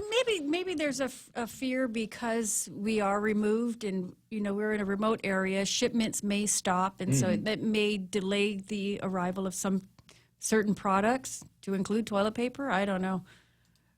No. Maybe it's just because I'm a boy, but almost anything can be used for toilet paper. I know, exactly, like napkins, Bounty. Well, no, there's somebody. I've got a note from somebody. I think I'm going to see if I can put it up on the screen. I'm not sure which one of the WhatsApps I've got it in, but I think I've got a WhatsApp that somebody had put together. It's a bag of Papulu. Basically, and they're calling it organic toilet paper because you can use that. There's all kinds of other stuff. Well, I remember talking to our grandfather about what life was like during the war, and imagine this is Guam in the 1940s. I mean, just how much toilet paper could there have been on Guam at that time? And pretty soon the Japanese come, and if they're bringing toilet paper, it's just going to be for them. So what did everybody else use at the time? Think about that, and it's just we've got these wonderful modern conveniences, but at some point we might have to learn to live without them and try to thrive in a situation where we don't have electricity, we don't have hot running water, we don't have toilet paper, and basically living like people lived not that long ago. I mean, two generations ago. 7:47 in the morning, 888-825-5888-TALK. I got a friend in Manila, town in the Philippines. Maybe you've heard of it, and she considers herself a rich woman now because she was able to go out there and find and buy a large jug of rubbing alcohol. Take a look at if you look at it just on the screen, and there's nothing there to give you any kind of perspective. If you just look at it on the screen, it just looks like a thing of rubbing alcohol. But if you really look at it, there's a little spigot at the bottom that might be about a gallon, 2 gallons worth of rubbing alcohol. And like I said, she is the queen of Manila. But the other alternates. This brings to mind the other alternates to rubbing alcohol is vinegar, hydrogen peroxide, and vodka. But the vodka has to be 80 proof. I've heard that. There we go. But I wouldn't waste the alcohol. I mean, wouldn't waste vodka on my hands. I'd just sanitize from the inside out. 7:47, and then there's this that comes in off the WhatsApp. Panic buying tissue paper. Filipinos go, no, we got this, and it looks like a little cup. Looks like, and I believe I've seen this in certain places. Now I know not to touch them. Now I know what they're for. That little rinsey cup there. That's not a little drinking apparatus. I thought it was what you do is like you're taking a shower and you get your hair's all wet with the shampoo and then you use that to pour water on your head. I use that thing to brush my teeth. If you ever see a cup sitting near or around the toilet, don't touch that either. Apparently so. All right, so it's 7:48. I know you're going. What is it? Bathroom humor on the radio in the morning? What are we talking about? It's not necessarily bathroom humor. It's just an indicator of survival options. Survival options. The kind of life that we live these days. Here's another one: is imagine there's no flushing toilets. Imagine. I mean, when I say prep, that's the first thing that you got to learn how to prep is going outside and being able to take take care of your hygiene and wiping things up with things that you don't normally use right now. I get a lot of criticism because, you know, if I'm running and I get a nature call, I go out there and do what the animals have been doing for thousands of years, and people go, oh, my God, you're uncivilized. And I'm like, well, there's no bathroom around here for like 2 or 3 miles. What am I going to do? Just run in that kind of distress? Yeah, I'm not going to do that to myself. When there's other options out there, you'll never shake my hand again. Do not go in the ocean because it doesn't float away. It's 7:49 in the morning. All right, so we got a bunch of other items in the table of contents, and we've gone through some of this here already this morning. A hostage drama up in Saipan that apparently is still going on. Markets are up, and the price of gasoline is down, and I know that that's encouraging information to a lot of people here. Because you just kind of get that sense that we're going to be on our own. We took a look at the governor's plan, and there's a number of critics of the governor's plan that came out yesterday. Their teamwork makes the dream work plan that is supposed to provide some kind of fiscal relief. Well, the guys over at the Chamber of Commerce took a look at that and said, well, you know what? Not really. It's not really going to be working for us. Here's a statement from the Chamber. While the Guam Chamber of Commerce appreciates that the Leon Guerrero administration is addressing the current economic situation resulting from the global breakout of novel coronavirus, we are concerned that the Team Guam plan as presented does not truly offer relief to businesses. The plan defers payment of taxes, if businesses so desire, and with the declining incomes, the burden becomes steeper, which is the easy mathematics that we were talking about yesterday.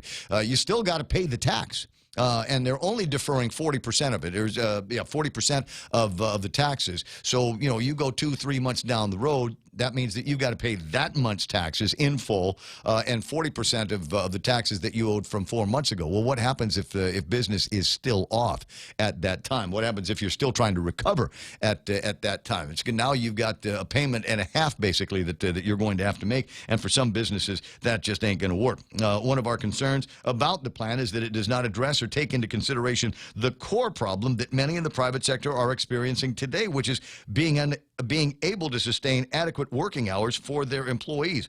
Deferring business privilege tax payments for 3 months does not provide a company the relief if operational expenses remain status quo, but income has decreased. So what are they asking for?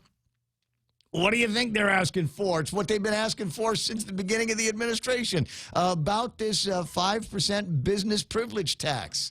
Can we roll that back? Is there any way that we can roll that back? Everybody is paying extra as a result of it. The plan notes that loans will be available for businesses. While this will be appreciated by some entities, there are many business owners that prefer not to add additional debt to their expenditures during these times of economic uncertainty. And although waiving credit card payments is certainly a great benefit for island residents who utilize a debit or credit card at the Treasurer of Guam, this benefit cannot be availed by many businesses that pay government fees and taxes with checks. Both proposals do indeed provide some positive options that businesses can avail of. In summary, the Guam Chamber of Commerce would like to see our government do more in stepping up its support of Guam businesses. After all, without the business community, there would be very little in our island coffers. We'd like to see a true and robust plan from our government, a sound plan that will help small businesses, provide opportunities to protect employees, and one that would provide a balance. 7:52 in the morning. So that's the words from the Guam Chamber of Commerce here and their review of the paperwork. Christine Boleto, the president of the chamber, joins me now. Good morning, Chris. Good morning, Ray. In sum, that is what the remarks were back to the governor's office yesterday. Mana was saying that the governor said, "Have you guys got any comments or concerns? Just come and see me." Has anybody tried to go see the governor about this? Well, we have tried to make a meeting with her. Right now, we have it tentatively scheduled for March 24th, which is a couple of weeks away. What? But and we're gonna renew our efforts today to try to make that meeting because our intent is not to criticize. We feel that at least the administration has come forward and tried to put forth a proposal to help small businesses, but as we pointed out, this really isn't going to provide the relief that's needed for businesses to sustain their workers. And not deferment, but how about no taxes for a while? Well, I'm not sure they could survive for no taxes, but we certainly would appreciate a bit of a rollback. If not the GRT, then perhaps looking at the hotel occupancy tax But, if we do that, that's not going to help the other businesses within Tumon, the restaurants, the small mom and pop stores that are trying to stay alive there. And so, we want to have the opportunity to talk with her and dialogue and come up with some solutions that kind of, work for both sides. Well, we know that they're dug in on the business privilege tax, so I don't anticipate any forward movement on that. I think the deferment was as close as they were going to get to any fiddling around with the business privilege taxes, and then we're pretty sure they're dug in on the minimum wage. Not much can be done about that. It's already in effect island wide. So I'm sure that we're some of the families and wage earners at the lower end are already feeling the pinch. Yeah, I got a raise, but they cut my hours by 50%. Exactly, and I mean we're hearing throughout the community, people coming up to me and saying, they reduced my number of days working from 5 to 3. Mm-hmm. They reduced my hours.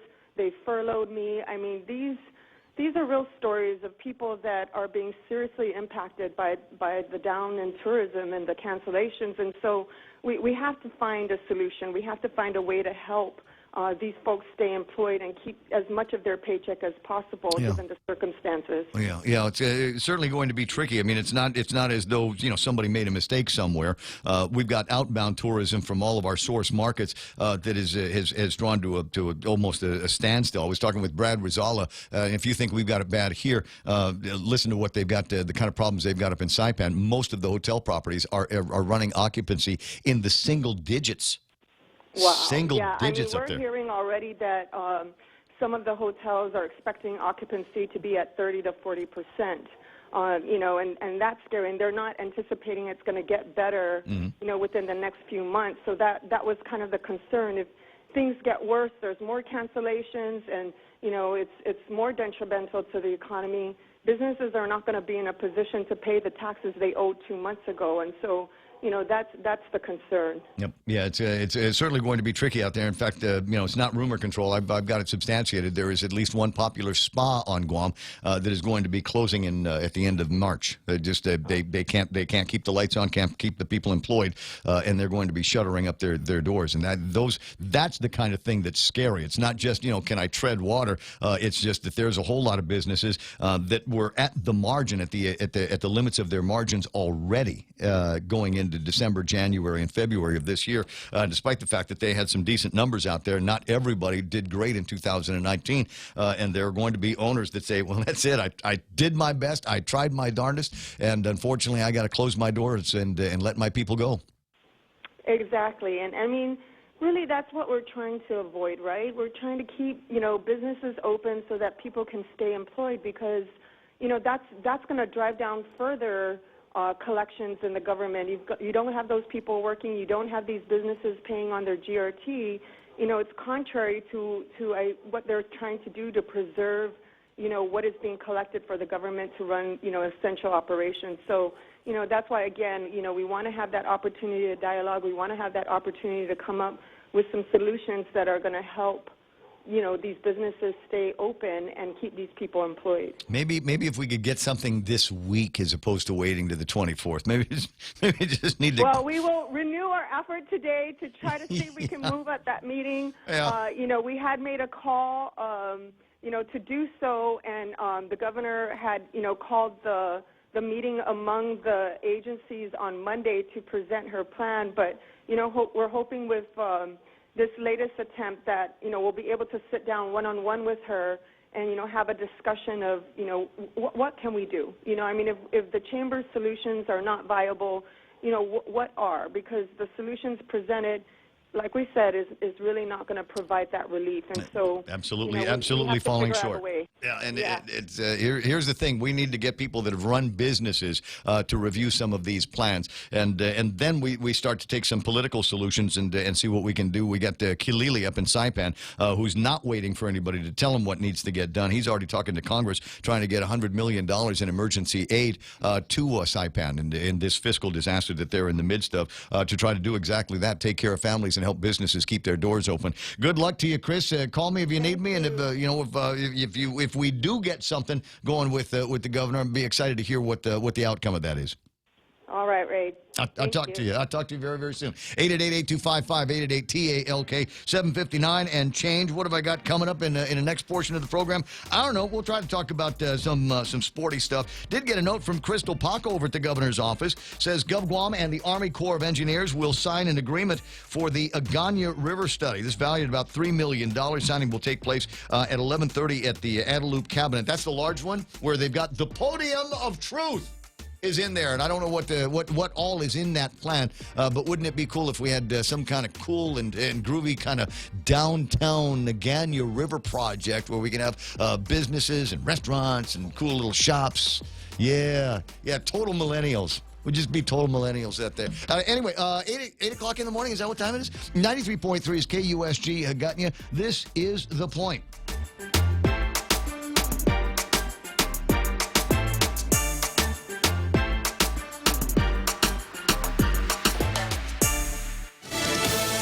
Aggressive steps. I'm Lisa Lacera, Fox News. More tests for coronavirus are now available. LabCorp and Quest are in the process now of distributing and marketing coronavirus tests all across America. Vice President Mike Pence moments ago giving an update with the president's task force on the virus and reminding everyone the chances of becoming seriously ill from coronavirus is extremely low. The number of cases in New York State has risen dramatically, especially in New Rochelle, a suburb of New York City. Governor Andrew Cuomo has deployed the National Guard. New Rochelle Mayor Noam Bramson. In order to assist with logistical and operational challenges that are associated with this matter, we expect that will be principally assisting with cleaning as well as with the delivery of meals. 1 mile radius around what they believe is the center of the New York outbreak is in quarantine. Voters in 6 states taking to the polls today as former Vice President Biden hopes to widen his delegate lead. Fox's Jeff Manasso has more live. Lisa, Democratic presidential hopefuls Joe Biden and Bernie Sanders facing off over 352 delegates in Mississippi, Missouri, Washington, North Dakota, Idaho, and Michigan, where the two rallied supporters this morning. We are going to end the divisiveness, the hatred which comes from the White House today. I want a nominee who's a Democrat, a lifelong Democrat, a proud Democrat, an Obama-Biden Democrat. Biden with a so far small lead over Sanders in the delegate count. Both campaigns also canceling planned rallies in Cleveland tonight amid the coronavirus outbreak. Lisa. Jeff, stocks making somewhat of a comeback after yesterday's steep losses. The Dow up more than 1,100 points. The Nasdaq added 393. The S&P plus 135. America is listening to Fox News.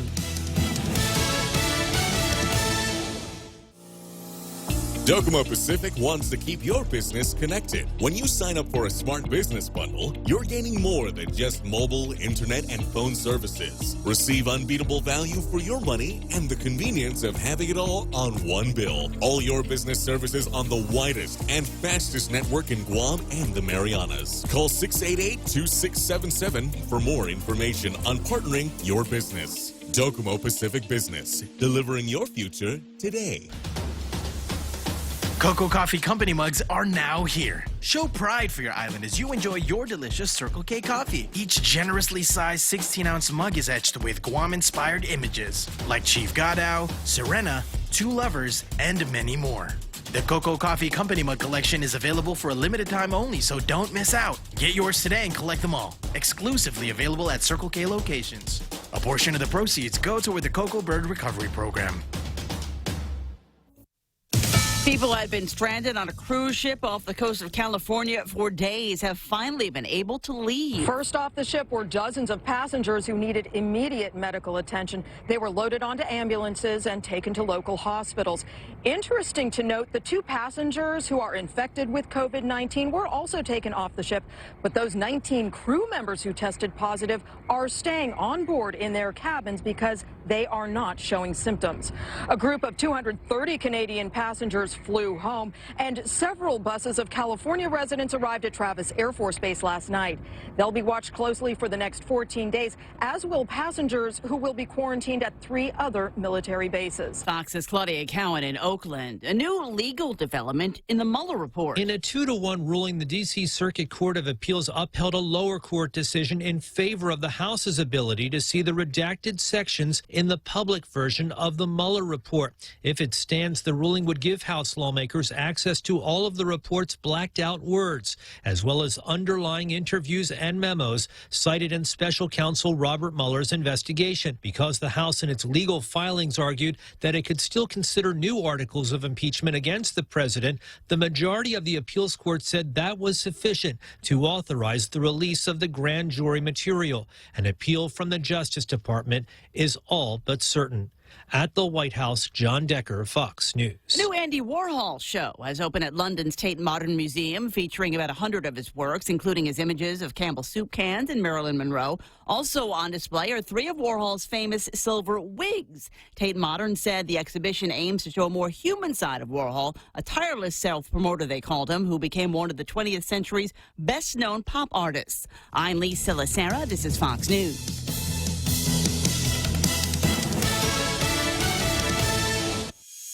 If you've ever struggled for breath, you know what a scary experience it is. Whether you have asthma, emphysema, COPD, lung cancer, or another respiratory illness, the right medical treatment makes all the difference. GRMC's Pulmonology Clinic has the latest technology and respiratory equipment, staffed by world-class pulmonologists. Make an appointment today with GRMC's Pulmonology Clinic and start breathing easier. GRMC, where patients are partners.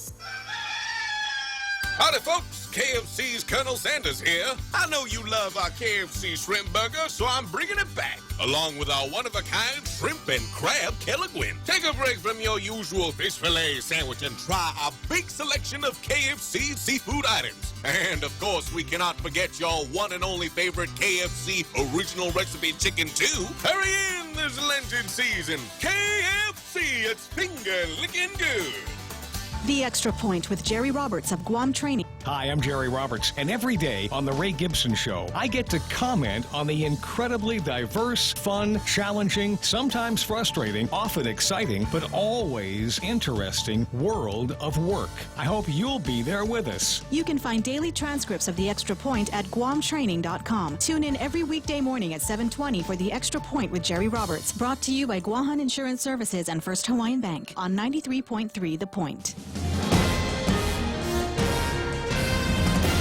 Today it's 8:06. I'm Montesova Tyron with a look at your local news from the Guam Daily Post. The government of Guam needs to step up its support for local businesses. That from the Guam Chamber of Commerce, just following the governor's announcement of her 5-point temporary economic assistance and mitigation plan. The chamber expressing concern that the plan doesn't truly offer relief to businesses and instead defers payment of taxes and offers loans. The chamber maintains that the plan doesn't address or take into consideration the core problem, and that is that businesses are not able to maintain working hours for their employees. The government is facing about $32 million in lost revenue as a result of the decline in tourism arrivals, all related to COVID-19. The Guam Chamber of Commerce says it would like to see the government do more. After all, without business community input, there would be little in the government coffers. They want a true and robust relief plan from our government, a sound plan that would help small businesses as well provide opportunities to protect employees, and a plan that would provide a balance. The governor's team plan, she says, will defer business privilege taxes up to 90 days. It'll waive credit card fees and offer the assistance of one of the existing loans at the Guam Economic Development Authority to qualifying businesses. Well, with a huge drop in revenues, the legislature may very well be looking at cutting the government spending. Finance Senator Joe San Augustine says cuts to GovGuam are likely. He told the Guam Daily Post that the impact of the coronavirus outbreaks is being considered during the budget planning. The senator says that it can be a significant reduction in revenues, not only for the general fund, but for special funds like the Tourist Attraction Fund, the Customs and Agriculture and Quarantine Inspection Service Fund, the Guam Museum Fund, Limited Gaming Fund, and the Guam Highway Fund, and it could also affect certain agency operations.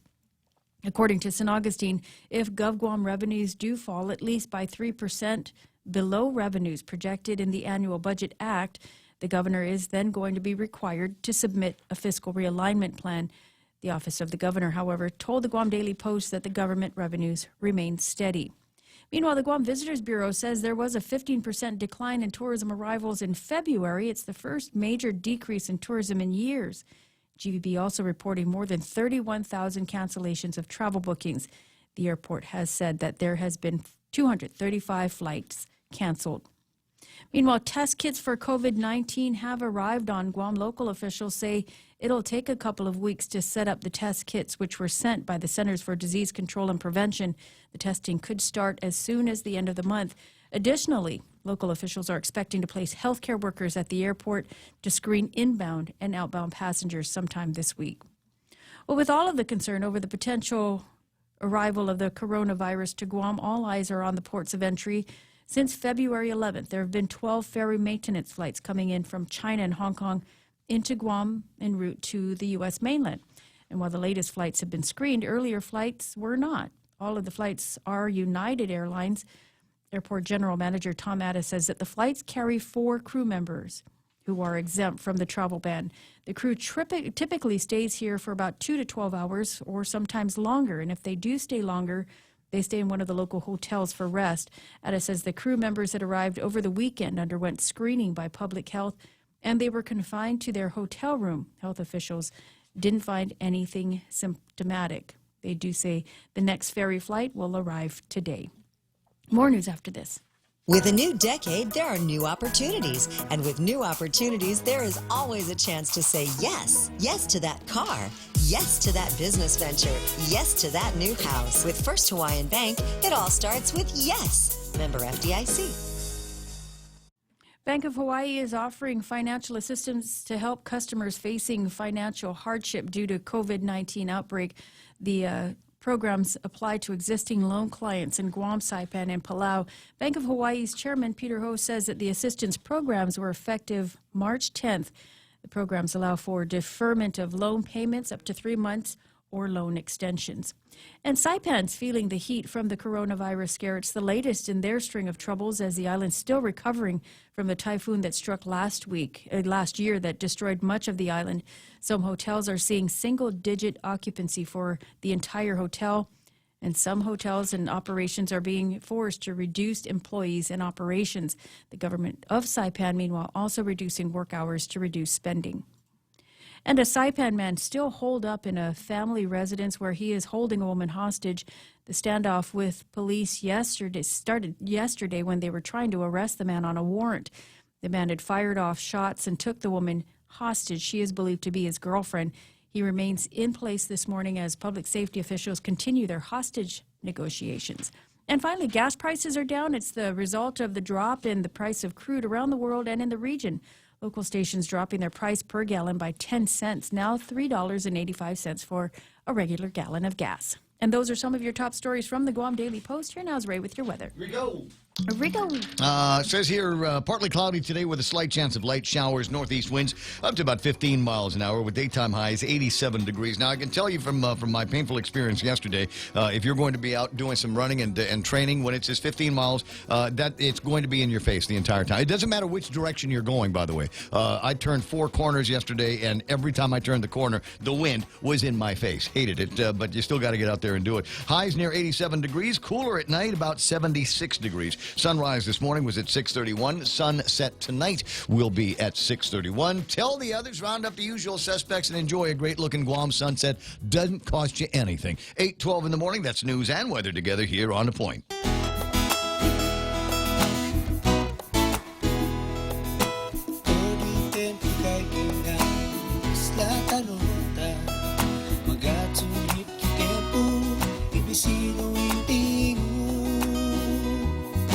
Satik ang nabangku sa mega servisyo Bank Pacific ihot trubang kuramas ami hali Viva Bank Pacific. Bieber, 8:13 in the morning. The Ray Gibson Show being brought to you by the guys over at Take Care, offering proven wellness and fitness programs to encourage you and your family to live a healthy, balanced lifestyle. They do preventative care, eating right, relaxing, unwinding, and of course, staying socially connected. I mean, what's the point of getting all healthy if you're all by yourself all the time? So make sure that you swing by there and learn about different ways that they can help you improve all of those parts of your healthy lifestyle. 8:13.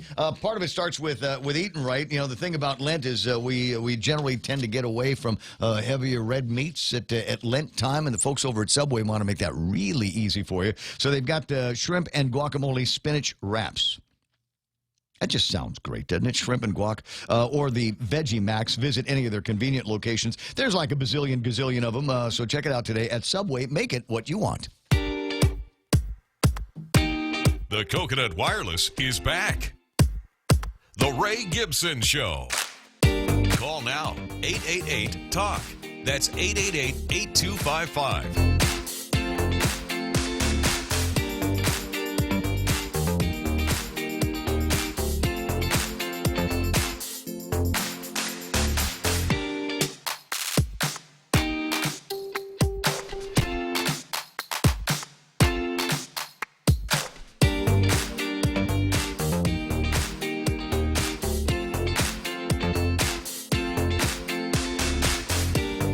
Just, you know, I get a stack of stories in the beginning of the program that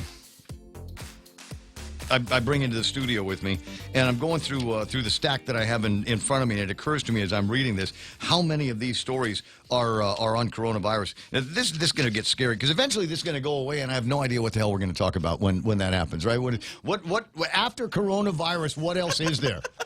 What are we going to talk about? When I'm at home, I have the TV on, and it's just kind of noise. I'm not really watching, but if you think about what you're listening to all day long, if it's not coronavirus, it's Bernie Sanders and Joe Biden. Bernie Sanders, you have to vote for me. I'll give you, what do you want for free? I'll be the president of the United States. I'll give it to you for absolutely free. Bernie! Yeah, there's nothing else being talked about anywhere in the world. It's a fact, and everything has got some kind of weird reaction on it. We can talk about sports here. Go ahead and play the sports theme because we are going to attempt to talk about sports here this morning. There's a 5K this weekend. They didn't cancel it. There's 3 miles in the 5K. Actually, 3.1 miles per 5K here, and the word is that the students over at Teason High School. These are the good students, not the ones that get into fights at the bus stops, right? The good students are going to be doing a fundraiser for the class of 2020. So swing by Teason. Teason's races are always the hard course. Because Teason is a hard place to race. Yeah, they always make you go up that crazy hill. There's two crazy hills there. Yeah. In the very least, that's one of my favorite. When I first started running, I went to Teason because that's where everybody that starts running goes, right? I mean, because it's off the road, and there's nobody that's going to slow shame you or fat shame you while you're there or anything like that, because everybody's kind of in the same boat. But after a while, I got to really love running at Teason because I could change what I wanted to run. There are ways that you can do this so it's mostly flat. There's ways that you can do it so that you get good at running downhill. There's ways that you can do it so you get really good at running uphill, and you can turn that course kind of any way you want to and still come out with almost a perfect 5K and get back to your car just as your watch is about to cross over to 3.1. So I highly recommend that for those of you that are just learning and want to get some training in, because that's how you get faster as you run fast. That's how you get better at hills as you run hills, and that's how you get used to opening up your stride when you're going downhill. Is by actually opening up your stride as you go downhill. So we'll see what kind of devilish course they come up with. The show time is at 5:15. Go time is going to be at 6 o'clock at Teason High School, and you can get your registration at Teason High School and over at Hornet Sporting Goods. The usual suspects, as it were. What's the fundraising to go and pick up. I don't know. Maybe buy more cameras. I don't know. But it's for the class of 2020. Yeah. So they're graduating. So my guess is that they're going to be looking to have some kind of endowment back to the school. Some classes do that. Otherwise, if it was me, if it was a Father Wayne's class of 1980, it was what are you raising money for? Booze. Beer. For graduation. Beer, barbecue. It's for graduation. This is how different life is. Where was I? I was talking with somebody yesterday, and I was trying to sell Father Dwayne's class of 80. We're in charge of the gala this year for FD, right? And so we need a fundraiser to raise funds so that we can execute some of the things that we want to do for the gala. And so next Wednesday... Keeping is open bar, right? Oh. Open bar. Well, I hope so. But anyway, so we've got I've got tickets if you want to go and hang out with the cooler guys from the class of 80. We're all going to be at Skyline next. I want to say next Wednesday night. The elite. Yeah, absolutely. And anyway, so I was trying to sell the tickets last night to some friends, and they said, "Class of 80?" And I said, "Yeah." And they're like, "You're that old?" And I'm like, "Yeah, I'll tell you how old I am. I'll tell you how old I am." The graduation day. On graduation day, we went from the cathedral to Grandma's house, right down the street, not 200 yards away. And we went to Grandma's house, and there was already a big spread laid out for young Raymond and all of his Father Dwayne's class of 80 friends. And food all over the place. There was family all over the place, and there was beer all over the place. And that was one of those, I mean, congratulations, you graduated from high school. Get hammered.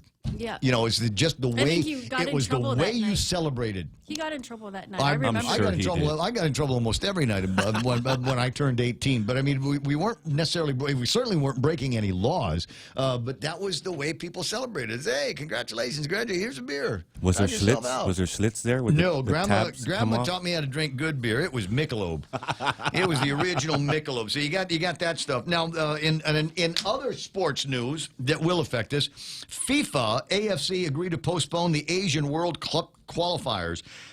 Now, the crazy thing is they're playing China's matches against the Maldives at home and Guam away were already moved to Buriram in Thailand and were set to be played in an empty stadium. That's how things are going these days with a lot of these events. The teams will all get together, but they're not. There's no audience for them to cheer either side on because everybody's freaked out about getting everybody together in one place to go and enjoy the game. Imagine what we could do with a cockfight. No spectators in a spectator sport. More than 24 other matches were scheduled around the continent on 2 match days on the 26th and 31st. A further 32 games were scheduled to be played during the second international break on 2 match days on June the 4th and the 9th. FIFA added that the matches could still go ahead if the member associations due to play each other mutually agree and safety standards are met, subject to prior approval from both FIFA and the AFC. But the Asian World Cup qualifiers, as far as the rest of the world is concerned, unless something else happens, has been postponed. Add that to the Special Olympics. They came out yesterday with the announcement that was going to be either postponed or canceled. I've seen both words used in that particular event. And as I said, we are launching into what is going to be, except for this Tiedemann 5K thing coming up this weekend, the most boring time of year. Got to knock this off. We got to get back. We got to find different ways to have fun. That's not going to hurt anybody. Now moving into some other. Seeing, like I said, this is the stack of information, the stack of news that I have is all coronavirus, and I just got something flashed to me on the email, which annoys me because I don't know how much truth to put into it, and that is that there are concerns that there could be the rapidly rising twitchiness level that some people have with this coronavirus. There could be a view that one of the important things that we're going to have to do is, outside of super emergencies, prevent airplanes from taking off anymore. Just no more airplanes, like a global downstop. And for all, I mean, if we're moving in that direction. There's a story that Sam Chu, he's a blogger, aviation blogger, was writing the top 10 airlines worst affected by COVID-19, and it's just about everybody. It's all of the airlines that you've heard of and some that you haven't. China Southern is on the list. China Eastern is on the list. Hainan Airlines is on the list. There's Cathay Pacific, Singapore Airlines, Cathay Pacific. 120 at any given time. There's 120 aircraft idling on the ground for Cathay Pacific. That's half their fleet. That's half of the fleet is flying. Their destinations, their markets, there's no demand. And in some cases, they're not allowed to fly in and out of those places. Singapore Airlines has suspended over 3,000 flights through the end of May. We've got ANA and Japan Airlines. I told you last week, Japan Airlines had begun pulling back on their domestics. Just a matter of time before it affects a lot of their international travel. Korea Air and Asiana, with nearly 100 countries restricting passengers from South Korea, both Korean airlines are canceling a massive amount of flights. It goes on and lists all the flights and destinations that they are not flying to. Almost all flights are canceled, even those long-haul ones to North America, Europe, and into Oceania. And that's because there's a lot of cases of COVID in Korea, in South Korea. Lufthansa, with almost 10,000 confirmed COVID cases in Europe, European airlines are also hit hard. We've got they've reduced their flight capacity by 50%. If they have not yet, they will do that in coming weeks. These capacity adjustments apply to all passenger airlines in the Lufthansa group, including Lufthansa, Swiss, Brussels, and Austrian. British Airways, United Airlines. We already know about United. We've heard about their cancellations of some of their flights in just the last couple of days. And then, there's, as most articles will go through, it'll tell you about, but wait a second, are there not other airlines that have been affected by this? There's at least one group that's out of business as a result of the coronavirus. It's an airline I've never heard of. It's called Flybe. Flybe has collapsed. All future flights on the Exeter-based airline have been canceled. 2,300 members of their staff face an uncertain future, and it is wrecking the travel plans of hundreds of thousands of passengers. An official announcement was made the other day that went out. It had been clear from late on Wednesday that the airline was going out of business. Passengers with bookings for Thursday's flights were told by text, all Flybe and Stobart Air-operated flights have been canceled with immediate effects. Please do not travel to the airport as your flight will not be operating. If you're booked to travel on Blue Islands or Eastern Airways operated flight, these are expected to still operate. And Chief Executive Mark Anderson said Europe's largest independent regional airlines has been unable to overcome significant funding challenges to its business, and the coronavirus was, as they say, the last nail in the coffin. And that's it. We are not going to be able to fly anymore. But what happens? What happens if another if case they just of say pre-existing conditions that cause your demise? There you go. Yeah. There you go. And the airline business, a lot of people think the airline business is, it's easy, right? You got airplanes, flight attendants, got food, take off, land, do all of that stuff. It's a pricey business, a pricey industry to be in.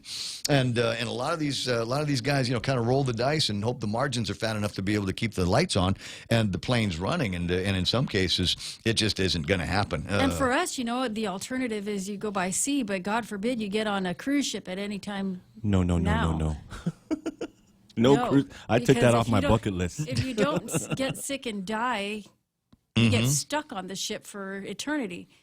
And that's what seems to be happening in a lot of places. 825, and like I said, the crux of the email that I got, and I think it's just one of those, let's populate some email accounts with some scary information. Former air carrier owner, founder of Safe State Project, says U.S. airlines in America on thin ice with COVID-19. And what this guy is trying to push is the notion that as COVID-19 begins a little bit more of an aggressive spread, and I'll take a look at some numbers overnight. I don't remember exactly where they were yesterday, but I want to say that they've added at least another 5,000 confirmed cases worldwide. Yesterday we were looking at 3,119 deaths in China. I forget what the actual number. Up to 4,257 today. And what happens if all of the guys, United Nations and all of the allies get together and say, in order to prevent the further spread of coronavirus, we're going to halt all air travel. I mean, all air travel. Can you imagine what would happen then? Can you, if all of a sudden you got a note from the airlines and say, we've been told not to fly to Guam anymore, and we're told not to fly out of Guam anymore. The level, it would not surprise me, the level of twitchiness that some people are experiencing. Would the mail still come and go? That's an interesting question. I don't know about whether or not they continue to be moving goods like the mail and air freight on these things. You remember just the other day when they were talking about everybody freaked out because we found out there were still flights from China coming to Guam. It's okay, come. They're just ferry flights. It's all right. But they're being let off. 2 or 3 people on the airplane, but they're getting inspected. And they're going to hotels, and how are they being inspected? Their temperatures are being taken. We've already known that there are people who don't have any sort of symptoms, but they're still carriers. But they might still be carriers. Man, if I were E.J. Calvo, I'd be really mad right now. So there's... You mean you turned away my team, but you let these guys in? Yeah, what's going on? Well, I mean, I'd sue. He might still. You never know. He's got that Calvo last name. Might know somebody in the family with some lawyer stripes. 8:27 in the morning. So you got all that stuff. I haven't taken a look and see who's lurking on the Facebook Live in a while. Jack Larimer is out there. Charlie Hermosa, my buddy from APL. Jim Espaldon, former Senator Jim Espaldon. You going to be running this time? Let's write him in. You want to write in Jim Espaldon? I could nominate you as a party man. Better check with his wife. I'd check with her first. My guess is that she's probably enjoying not having to worry about hearing her husband's name in the headlines twice a day. My buddy Joe Takai, Sherry DeFantorum is online. Ryan Ryan is there. Neitz is hanging out. So is Rico Blancaflor. Pinoy's not worried about toilet paper shortage thanks to the Tabo. Tabo, yeah. I don't know what syllable to put the emphasis on for that. But yeah, thanks to the Tabo, that's not going to be a problem. Joey Toves is there. Kutwal Singh. Keena McCausland says it's a gorgeous day here in Vancouver, Washington. Did you send me a picture? Speaking of pictures, one of my favorite photographers out there, Ruben Olives, is online. Huffa Chris Sabalencia. Pam Duval. I'm not going to read what he said. Rooster. Talking about floss, you mean toothpick? I'm just trying to explain the difference between where we are today with people freaking out and going, oh, I've got to have hand sanitizer. And like I said, most of us listening are from a generation for which hand sanitizer is a new thing. We didn't have that when we were kids. There was no little pumpy thing at all of the countertops and stuff like that. The ocean sanitizes everything. When you're sick, go jump in the ocean. You have a sore, go jump in the ocean. Yeah, I've talked to doctors that say stop telling people that because people go, oh, what do you got? Diabetes, herpes, but don't AIDS. Don't jump in the ocean if you just had a tattoo or an ear piercing. Yeah, I'm going swimming, and we don't think it's going to get rid of your diabetes. There's a bar in Oregon making hand sanitizer with 85% proof alcohol, selling it for $5. What kind of alcohol? Yeah, I was going to say, what kind of alcohol is 85% proof? I mean, that's rum. That's got to be something, I don't know, the White Lightning or something like that. Moonshine. I got Joe and Goko says, please call or message me. Okay. Oh, not to me, to Thomas. Okay, I got Neat says, as we say, talking about old newspapers will work. Tommy Bernardo says, 1 lemon leaf per customer, please. The old newspaper will leave black on your butt, though. You have ink butt. Who else is playing around here? Roll back the GRT, says Julianne Duenas. Yeah, I'm just going to leave that alone here. Carlos Barreto is online. Debbie says, Nana's advice, use this time to clean everything. Twice, if not more. The guests will return soon enough. Have some faith, people. That's a good point. Remind me I want to riff on that a little bit later on. Joey Tovis says, we are at a precipice here in Guam. We find out how our government responds to inaction or action, which will show its true leadership. Don't ask the guys in the chamber. Don't ask me people in the Republican Party who have expressed among themselves a significant amount of disappointment in what the governor's plan is so far. But the governor's going to come back maybe in the next 2 weeks and says, well, what's your plan? Because that's what Democrats do. Scott Nelson's online. Kat Phillips-Huggan is there as well. Dave Chargaloff says, shout out to the crew. God's posse. Must be talking about us. Johnny Rosario from over at Candit is online. Yoichi says, I've asked my friends and relatives to look for less pricey stuffed crab here in Palau, but I'm not holding my breath. Yoichi Rangel is, we did not dispatch him to Palau. We didn't send him there to get us stuffed crab. He said he was going down, and we thought maybe if you've got a spare cooler, maybe you might want to bring one of those by the radio station, and we'll help you get rid of it. But apparently they're out of stuffed crab at Llanos. And apparently the only other stuffed crab that you can find in Karor is $3.50 a piece, and it's crab. They're well, I don't know how much all it over the usually place there. costs, so I don't know if that's a lot or a little. He says it's pricey. He says that's a little. It's on the high side. Because they're not very big, right? They're about maybe yay big. About as big as your hand. Yeah. Tommy Higa's online. I see Shirag Bajrani from over at the speaker's office. We missed Shirag's birthday last week, by the way. Happy birthday. Tom says, good morning. Happy birthday, Shirag. Because if I don't go, happy birthday, Shirag, in the sincerest version of my voice, he'll think I don't like him. What? I don't know. These people think I don't like them. Anyways, in some cases it's true, but it's not necessarily true in Shirog's case this week. Anyways, 8:32 in the morning. Is it time for headlines? Might as well do that now. That's all the time we got to talk about sports. And FIFA's off, and there's not going to be. Okay, I'll take the break. Fine. FIFA is off, and there's not going to be any Special Olympics because coronavirus turns out to be the ultimate party pooper. It's not killing me. It's killing my dreams. Headlines coming up after these.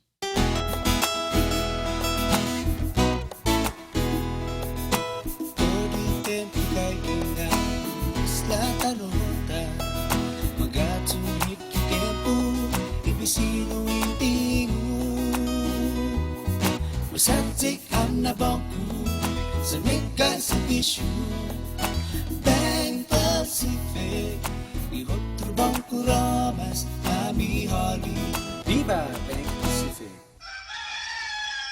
Howdy, folks. KFC's Colonel Sanders here. I know you love our KFC shrimp burger, so I'm bringing it back, along with our one-of-a-kind shrimp and crab Kelligwin. Take a break from your usual fish fillet sandwich and try our big selection of KFC seafood items. And, of course, we cannot forget your one and only favorite KFC original recipe chicken, too. Hurry in this Lenten season. KFC, it's finger-licking good.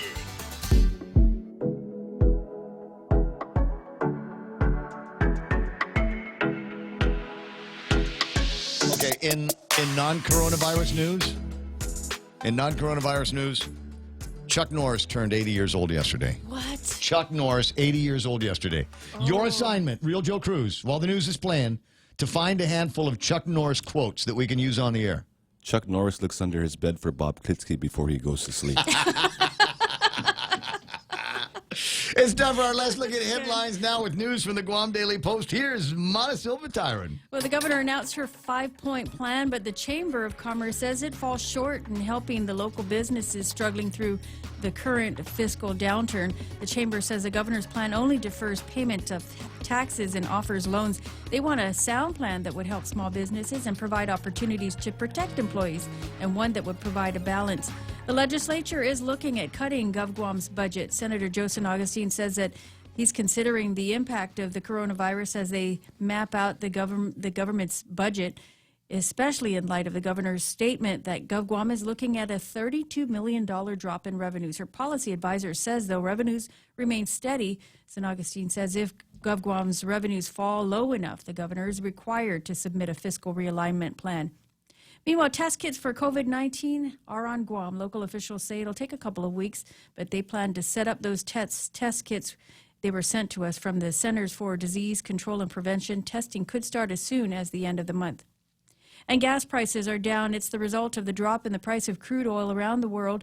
Local stations dropping their price per gallon by 10 cents, now $3.85 for a regular gallon of gas.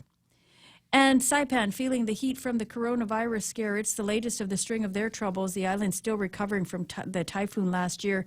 Some hotels are seeing single-digit occupancy for entire hotels, and they're being forced to reduce employees. The government of Saipan also reducing their work hours to reduce their spending. And those are your headlines from the Guam Daily Post. For more on these stories, you can pick up a copy of the paper or log on to their website at postguam.com. It's 8:36 in the morning, 888-825-5888-TALK. That's my number. The number for iConnect is 888-8888. You got questions about some plans, mobile and internet plans, then that's the number you call. Just want to get a new phone? Okay, go buy the iConnect that they've got over at the Micronesia Mall. iConnect time is 8:36. Cocoa Coffee Company mugs are now here. Show pride for your island as you enjoy your delicious Circle K coffee. Each generously sized 16-ounce mug is etched with Guam-inspired images like Chief Gadao, Serena, Two Lovers, and many more. The Cocoa Coffee Company mug collection is available for a limited time only, so don't miss out. Get yours today and collect them all. Exclusively available at Circle K locations. A portion of the proceeds go toward the Cocoa Bird Recovery Program. Okay, now talk. Okay, got it. Portions of the program brought to you by American President Lines APL Global Presence with a local home. Also being brought to you by the guys over at Guam Regional Medical City, the first choice for all of your specialty care needs. And, of course, Denny's, where they've got just an incredible selection of items on their menu. If you're into that whole Lent thing, obviously they've got some things that don't have any meat in it, lots and lots of vegetables in them as well. And if you're a senior citizen, guess what? We've got all kinds of specials for you as well. It's one of those days that's not Friday, so kids eat free. For details, go find Denny's. GRMC's cardiology department treats most complex heart problems.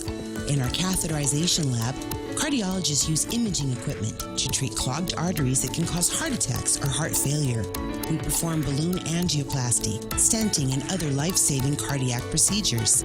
If you suffer from a heart condition, have your provider refer you to GRMC's cardiology clinic at 645-5500. GRMC, where patients are partners.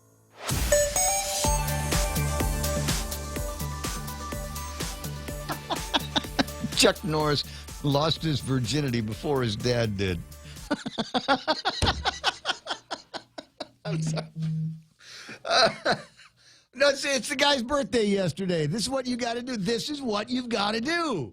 You got to go out there and find the little Chuck Norris jokes and the Chuck Norris stories. They're out there. Yeah. Since 1940, the year Chuck Norris was born, roundhouse kick-related deaths have increased 13,000%. 8:38 in the morning. How much fun is that? What was I supposed to be doing? Traffic? All right, let me get the traffic gizmo all lined up. It's going to get worse in a second because Mon is hitting the road. Just FYI, she's going to be out there doing that thing. Intersection traffic, yeah, and it's bad in all of the spots where you think it's going to be bad. Getting in and out of Sumai and Big Navy and Sumai, a little bit more difficult because they haven't fixed the front just yet. And looking at traffic up and they still got that ruination over at the Apicento Gardens intersection. So expect some delays through there in both directions now. 4 and 10 a little bit busy. Also busy on Route 10. From about where, it looks like we're about where Franny's is, all the way up to the intersection of 10 and 15. It's a little bit busier than usual, so watch out for that. 8, 10, and 16 running fairly busy, but not as busy as you, I don't know why I want to say that. It's a little bit lighter than it normally is around this time. The rest of it is all intersection traffic, although the worst of it still is intersection of 1 and 3. A lot of people on 3 trying to get off that roadway under Marine Corps Drive. Take your time, arrive alive. Portions of the broadcast, including this right now traffic, brought to you by the guys over at Bank of Hawaii, where it all starts. Wait a second. Welcome to tomorrow. Thanks to Simplify Mortgage by Bank of Hawaii, people are discovering some of the lowest mortgage rates in years, right on their smartphones. Rates are in the 3s? And with Simplify Mortgage by Bank of Hawaii, you can apply online, even for a VA loan, or sit down with one of our mortgage experts. We should apply now. Check rates and apply online today with Simplify Mortgage by Bank of Hawaii. Visit BOH.com/mortgage. Bank of Hawaii. Welcome to tomorrow. Equal housing lender.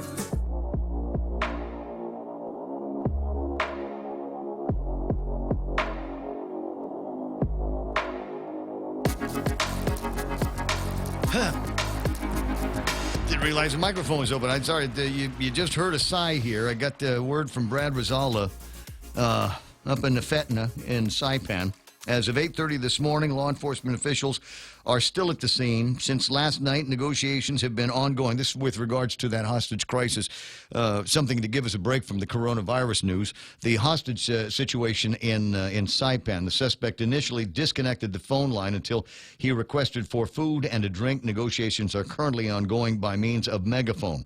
Beginning at 7:14 through 7:53, the suspect had fired 2 rounds a few times, totaling 6 rounds heard in the area this morning.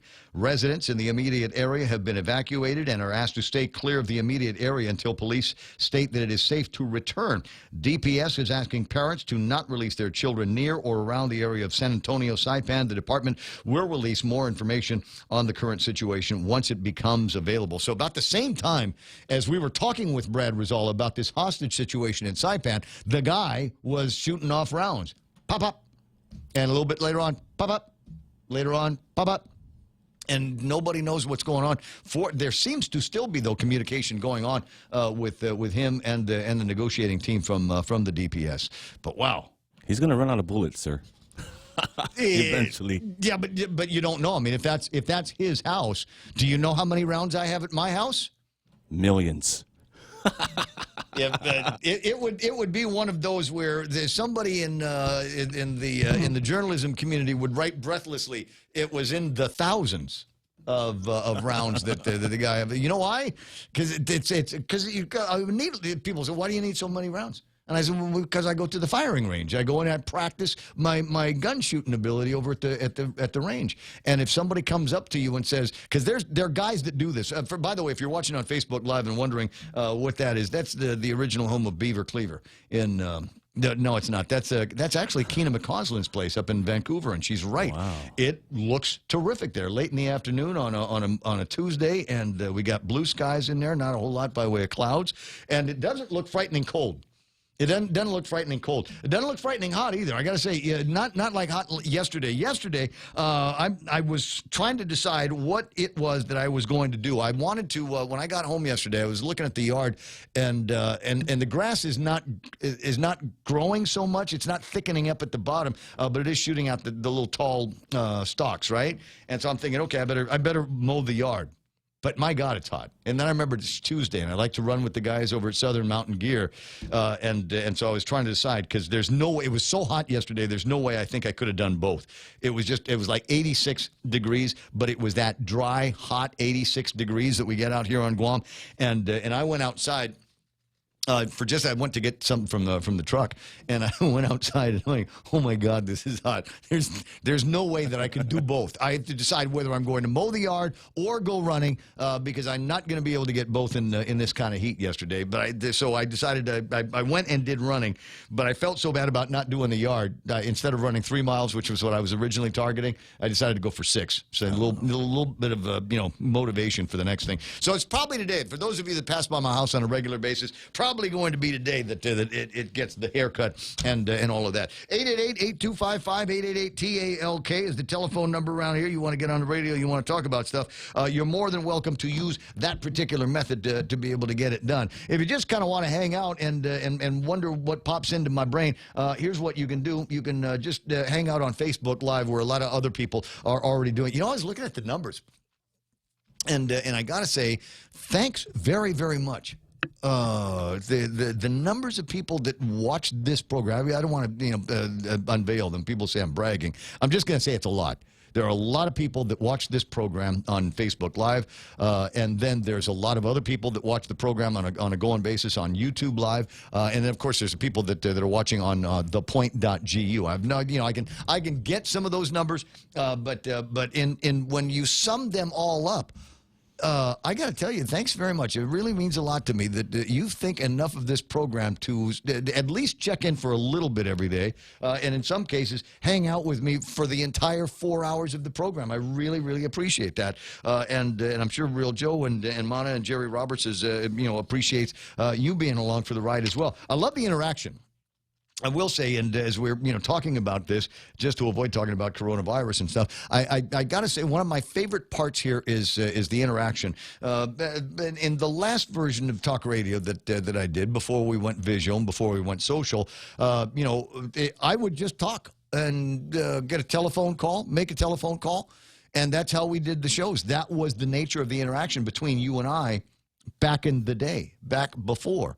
But now I don't need to wait until Joey Tovez calls. He can type in if he wants to, anything he wants. Joey Tovez this morning writing, Chuck Norris threw a grenade and killed 50 people. Then it exploded. I love that, Joey. That's nice. See, and he didn't have to call in, didn't have to wait on hold or anything like that. That's awesome. That's sweet. And Debbie Canetta and Pam Duvall, and there's all kinds of other people that get involved. Nick Perlowski, Chuck Norris wears sunglasses to protect the sun from his eyes. Nate Horn, Chuck Norris's tears can cure cancer. It's too bad he's never cried. Brilliant. Brilliant. I love this. Keep them up. Chuck Norris beat the sun in a staring contest. Dominic saying, hey, that's my mom Keena's house. Yeah, it is. And so, as I said, I love the idea that we've got these opportunities to interact. Brandon Sana.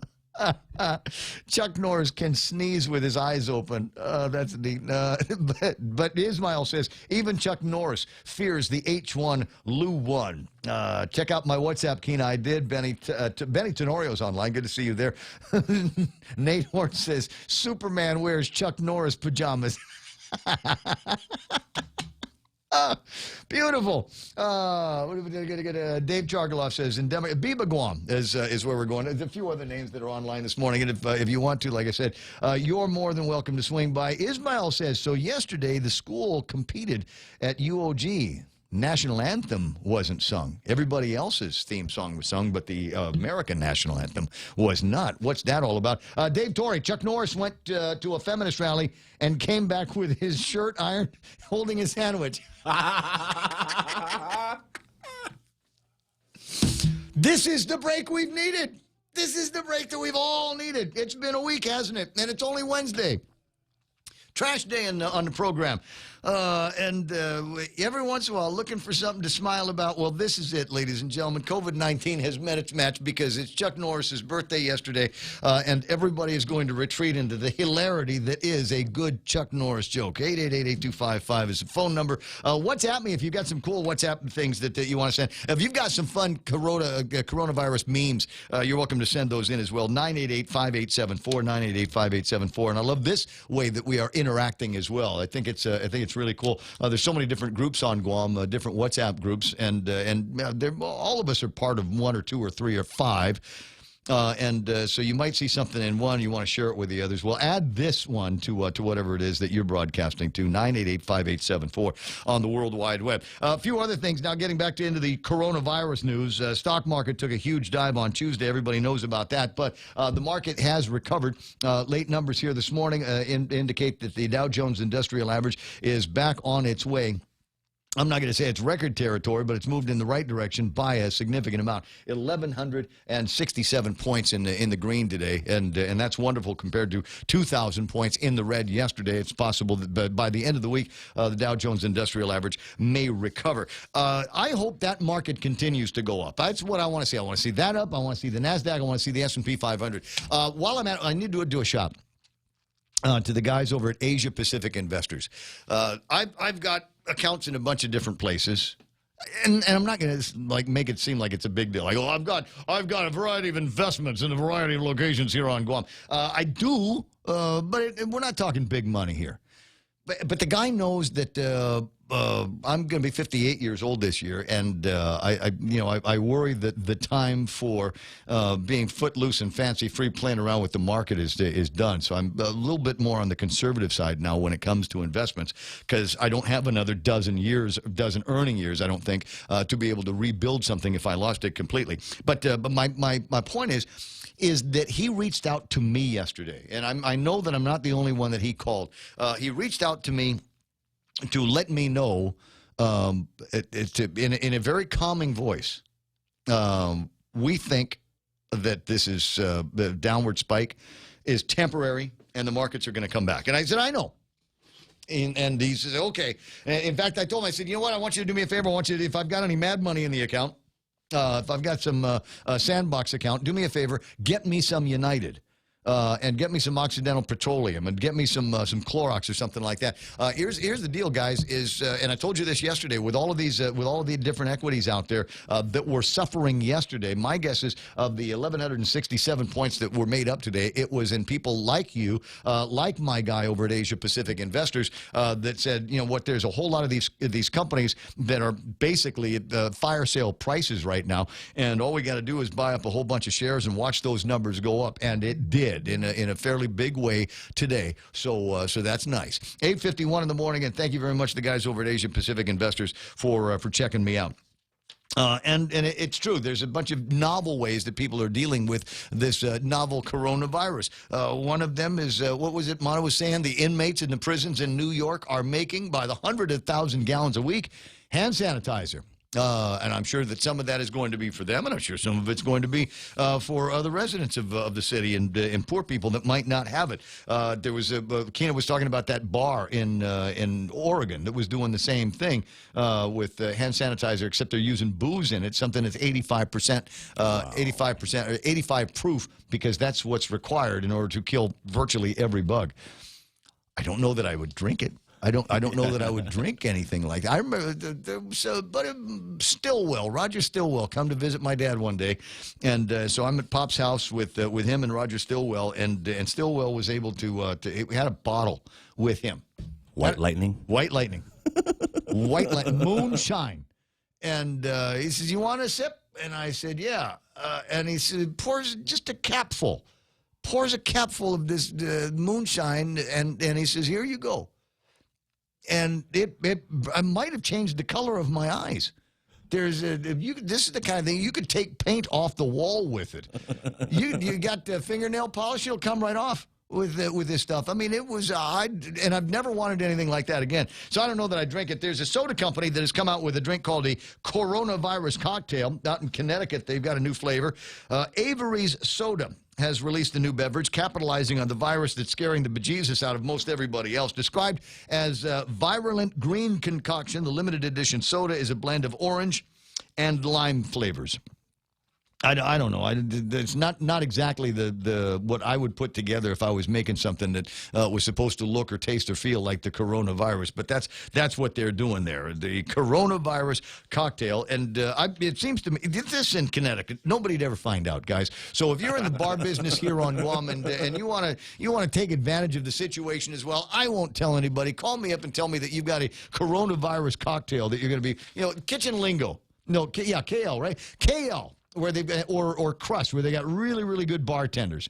They're not just people. The crux of their day is how many times they can open a beer bottle with their fat. They do the old fashions, right? Yes, those guys are awesome.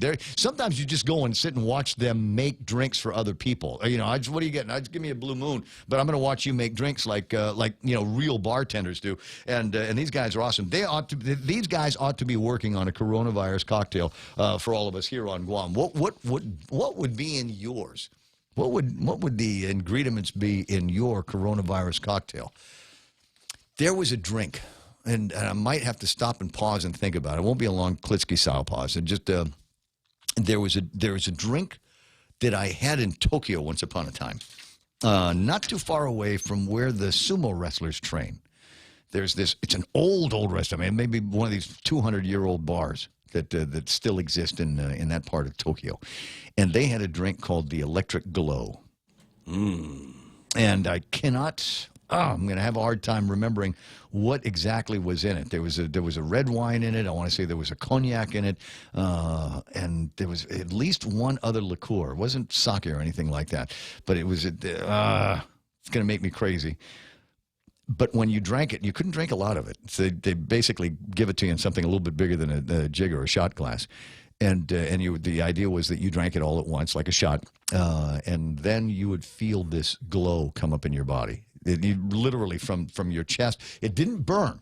There was no burn going down like we were talking about with the White Lightning, but there was no burn. But when it came up, you could feel your body warm right up to up your chest into the neck, and all of a sudden your ears feel like you've been eating really good betel nut all day, and you just kind of go, wow, how do you get that back? And he says, you got to come back tomorrow. So you cannot drink two of those today. In fact, you need to get back to the hotel in a couple of minutes, because in 10 minutes this thing is going to hit you and you'll be incoherent. And it was pretty sound advice. 8:55 in the morning. There's one other thing I wanted to get to. A buddy of mine's going to be coming in talking about a 5K and after the Fox News Live in just a few minutes. Tom Shea and I were on the phone yesterday talking about the Guam Medical Association's International Coronavirus Conference. It will take place this coming Sunday at the Dusatani from 8 until 4 o'clock in the afternoon. This is an all-day event. There are going to be continuing credits for education credits for those of you in the medical game. And to register, call Pram. Her number is 483-6600. Among the speakers at this is going to be, and I don't know all of these docs, but they're all going to take a hand at the microphone or a video conference. Gloria Fabregas, who is a former disaster coordinator, Regional Ministry of Health in the Philippines. There's Benjamin Cowling, Division Head of Epidemiology and Biostatistics in Hong Kong. Dr. Chris Beeling, Guam Memorial Hospital medical staff, the China virus crisis experience is going to be what he's going to be chatting about. Professor Galia Rahab, the head of infectious disease unit and the laboratories at the Sheba Medical Center. Hui Ting Wang, the president, Taiwan Society of Health promoting hospital and health services. There's Ann Pobutsky, who is Guam's territorial epidemiologist. I mean, this would be great. Whether you're a doctor or not, I think it'd be fun to go and just hear from some of these people and the different experiences that they've got dealing with infectious diseases, and this one in particular. Huang Ko-pin, committee member of the Central Epidemic Control Board in Taiwan. Carl Henson, infectious disease, the medical city director, Hospital Infection and Epidemiology Center. Nate Berg, from the Guam Radiology Consultants. Tsu Gunangyang, Vice President, Taiwan Adventist Hospital. Vivek Nurker, Chair of the Department of Tropical Medicine at John Burns School of Medicine, and Jana Manglotnia, the Medical Director, CDC, Central Territory of Guam, and the Department of Public Health and Social Services. So they've got a variety of great speakers that are going to be lined up to talk about this coronavirus and what it means. At some point, we're going to talk about how much longer we're going to have to deal with this. And it is a question that we get the answer to by going, in my mind, by going back in time and looking at some of the other infectious diseases that have been a part of our landscape over the years. Now, I'm going to put a thing on the screen that you can look at. I don't know that you're going to be able to make out as much detail on this as I've got it on my phone. But what this is here is a graph over the course of 30 weeks, the first 30 weeks of a year. And what we've got here, the colored lines represent different flus that have been part of our landscape over the years. And you'll see there's not a whole lot in the first part of the year. It gets to be late January and February, and all of a sudden we see some peaks. We see some of these numbers come up, and they travel around for a few more weeks. But generally, by about the 16th or 17th week, we begin to see a decline in the number of cases, the number of cases that are presenting here with these different flus. And that will, they believe that it will include even the coronavirus. So if we can make it past 16 weeks into the new year, without too much more of a spread, without too much more of problems with this, it might be that I don't know, maybe by late spring, this will be forgotten. We'll be talking about something else. Something else will run to the fore. It'll probably be election year. It'll probably be election year shenanigans and stuff like that. But we'll see what happens. I'm going to leave that up on the screen for a couple of minutes, and you can take a look at it. I want to say that Tom Poole sent that to me, and that's from the CDC. So I'll give you an idea of the different flu strains that they have been surveilling and how long they have been a part of our landscape. The sun will come up tomorrow. There is light at the end of the tunnel, and I think that's what this particular graph is going to show. It's 10 o'clock no, it's 9 o'clock in the morning. All right, coming up, as I said, we got the St. Patrick's 5K is coming up because St. Patrick's is next week, and it's not going to be canceled from coronavirus. I'll get you some details. This radio station, this is The Point. This is a Fox News alert. 6 states up for grabs. I'm Lisa Lacera. Democrats taking to the polls today as former Vice President Joe Biden and Vermont Senator Bernie Sanders duke it out. Both with final get-out-the-vote stops in Michigan today. To every person who's been knocked down, counted out, left behind, this is your campaign. I honestly believe that we are the strongest campaign to defeat the most dangerous president in American history. That's right. Sanders and Biden hoping to score the biggest delegate prize, which is Michigan, and perhaps a deciding factor before 4 more contests next week. Fox's Jeff Bonasso, a spokesperson for Michigan Secretary of State, says results won't be available until at least tomorrow afternoon because clerks are overwhelmed with absentee ballots. An update from President Trump's task force on the coronavirus, Dr. Anthony Fauci with the National Institutes of Health. In the United States, we continue to have new cases as of this morning. morning. There were 712, I believe, with 27 deaths. Guaranteed by the time of this evening, that's going to be up, and there'll be several more. And tomorrow, there'll be several more. But he says that's to be expected as more people are tested. Vice President Mike Pence said more testing kits are being made available throughout the country. As for the economic impact, the task force again saying the possibility of a payroll tax holiday is being considered. Stocks clawing back somewhat on that news after yesterday's steep losses. The Dow up more than 1,100 points. The Nasdaq added 393. The S&P plus 135. Tuesday's gains cut Monday's losses in half. President Trump suggested the idea of a payroll tax cut for the rest of 2020, and that suggestion was enough to push the markets to close to the highs of the session. The three groups that gained the most were tech, financials, and consumer discretionary stocks. Deirdre Bolton with Fox Business on the floor of the New York Stock Exchange. America is listening to Fox News.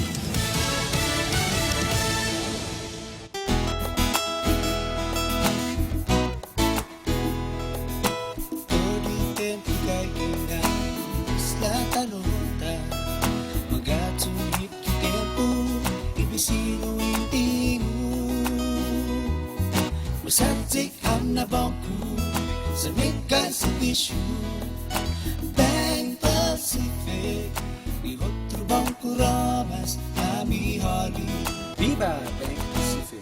Mezcla Chamorro Fusion Bistro in the Grand Plaza Hotel in Tumon is stirring up some of your favorite drinks all night long. Come down on Wednesday and Friday nights from 5:30 to 10 p.m. Indulge in some of your favorite local cuisine and pair it with your favorite drink. From our ice-cold beers, our finest selection of wines and liquors, to our top-notch cocktail specials, your friends at Mezcla Bistro Tumon are ready to serve you. Why limit happy to only an hour? The Mezcla family reminds everyone to drink responsibly. See you on Wednesday and Friday night.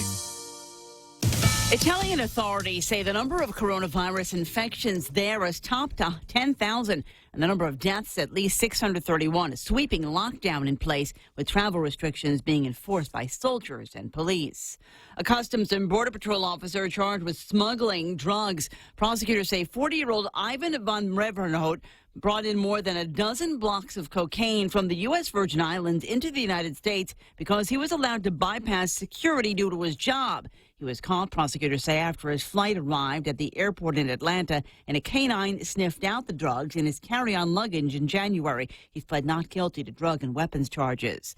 A California utility says there has been a settlement reached in connection with devastating wildfires that have raged within the last 5 years. Pacific Gas and Electric officials told a bankruptcy judge today the settlement should keep relief agencies from making good on a threat to take from a multi-billion-dollar relief fund. The settlement amount has not been officially announced, but the claims by relief agencies are anticipated to be $1 billion and not payable until after victims' claims are dispersed. The wildfires in 2015, 2017, and 2018 are believed to have been sparked by poorly maintained PG&E power lines. The utility faced more than $50 billion in claims resulting from the fires. Gernal Scott, Fox News. Nashville musicians banding together not just on stage but also on the front lines, aiding those impacted by last week's tornadoes. British singer-songwriter Yola helped organize a concert. Performers included Old Crow Medicine Show, Sheryl Crow, Brothers Osborne, and Ashley McBride, and others. The proceeds from the concert were going to the Community Foundation of Middle Tennessee. At least 6 tornadoes hit the state and killed 24 people. I'm Lisa Lacera. This is Fox News. Passwords. They're the keys to our online identity, whether it's to your social media profiles, our streaming services, or our bank accounts. Here are some tips to keep your passwords strong and secure. Change your passwords often. Never use the same password across different websites. Craft your passwords from phrases that only you understand. Refrain from using characters or numbers that are right next to each other on the keyboard. These password protection tips are brought to you by Bank of Guam, member FDIC. If you've ever struggled for breath, you know what a scary experience it is. Whether you have asthma, emphysema, COPD, lung cancer, or another respiratory illness, the right medical treatment makes all the difference. GRMC's Pulmonology Clinic has the latest technology and respiratory equipment, staffed by world-class pulmonologists. Make an appointment today with GRMC's Pulmonology Clinic and start breathing easier. GRMC, where patients are partners. Hafaday, this is Jesse Cruz from Security Title. And in celebration of Chamorro Month, here's a tip on dealing with your land. You might be thinking of putting your child on the title to your property, but keep in mind, if your child is a minor under the age of 18, you will need a court order allowing you to mortgage or sell your property. Protege Itanomo. Protect your land. When it comes to your family land, call the professionals at Security Title. We are here to help. 6 after 9 o'clock in the morning, the Ray Gibson Show being brought to you by the guys over at Orkin. Trying to identify some kind of varmint. Don't bother identifying it. Call Orkin. They will kill it. They'll come out with all kinds of stuff. Kill it, step on it, and maybe electricity or fire or something like that. But that varmint's going to be dead. Orkin, local pest control expertise with global coverage. Also being brought to you by the guys over at American President Lines. Global presence with a local home. And friends over at Chili, second floor of the Tumon Sands Plaza. That's where they've moved now from where they were over by GPO further into the Tumon area. And they want you to come by and take a look at some of their Lenten items on the menu. And there's a whole bunch that I like. And this one here, although it's not a traditional Lenten item, they do serve fried pickles. You can go, yes, you can go over to the place over at the Chili's and get fried pickles, white spinach queso, chips and guacamole. They've got onion rings. And I'm one of those weird guys. I don't like raw onions, but I'll eat onion rings all day long. They've always got something good to dip it in. Classic nachos, baked potato soup, barbecue shrimp salad. I'll say that again. Barbecue shrimp salad. Now, my guess is that there's a little bit of a shell still on the shrimp, so you get that there's a smell. There's a unique char smell that you get from shrimp. I'm saying it now. Your nose, the memory of your nose is you can smell it now in your brain, can't you? You know exactly what I'm talking about. So they take that and then they put it into salad. Sweet, so of the quesadilla explosion salad as well. All of this stuff, Lent or otherwise, it's waiting for you at Chili, second floor of the Tumon Sands Plaza in Tumon. Real Talk Radio is back. Welcome to The Point, Guam's FM News Talk Superstation.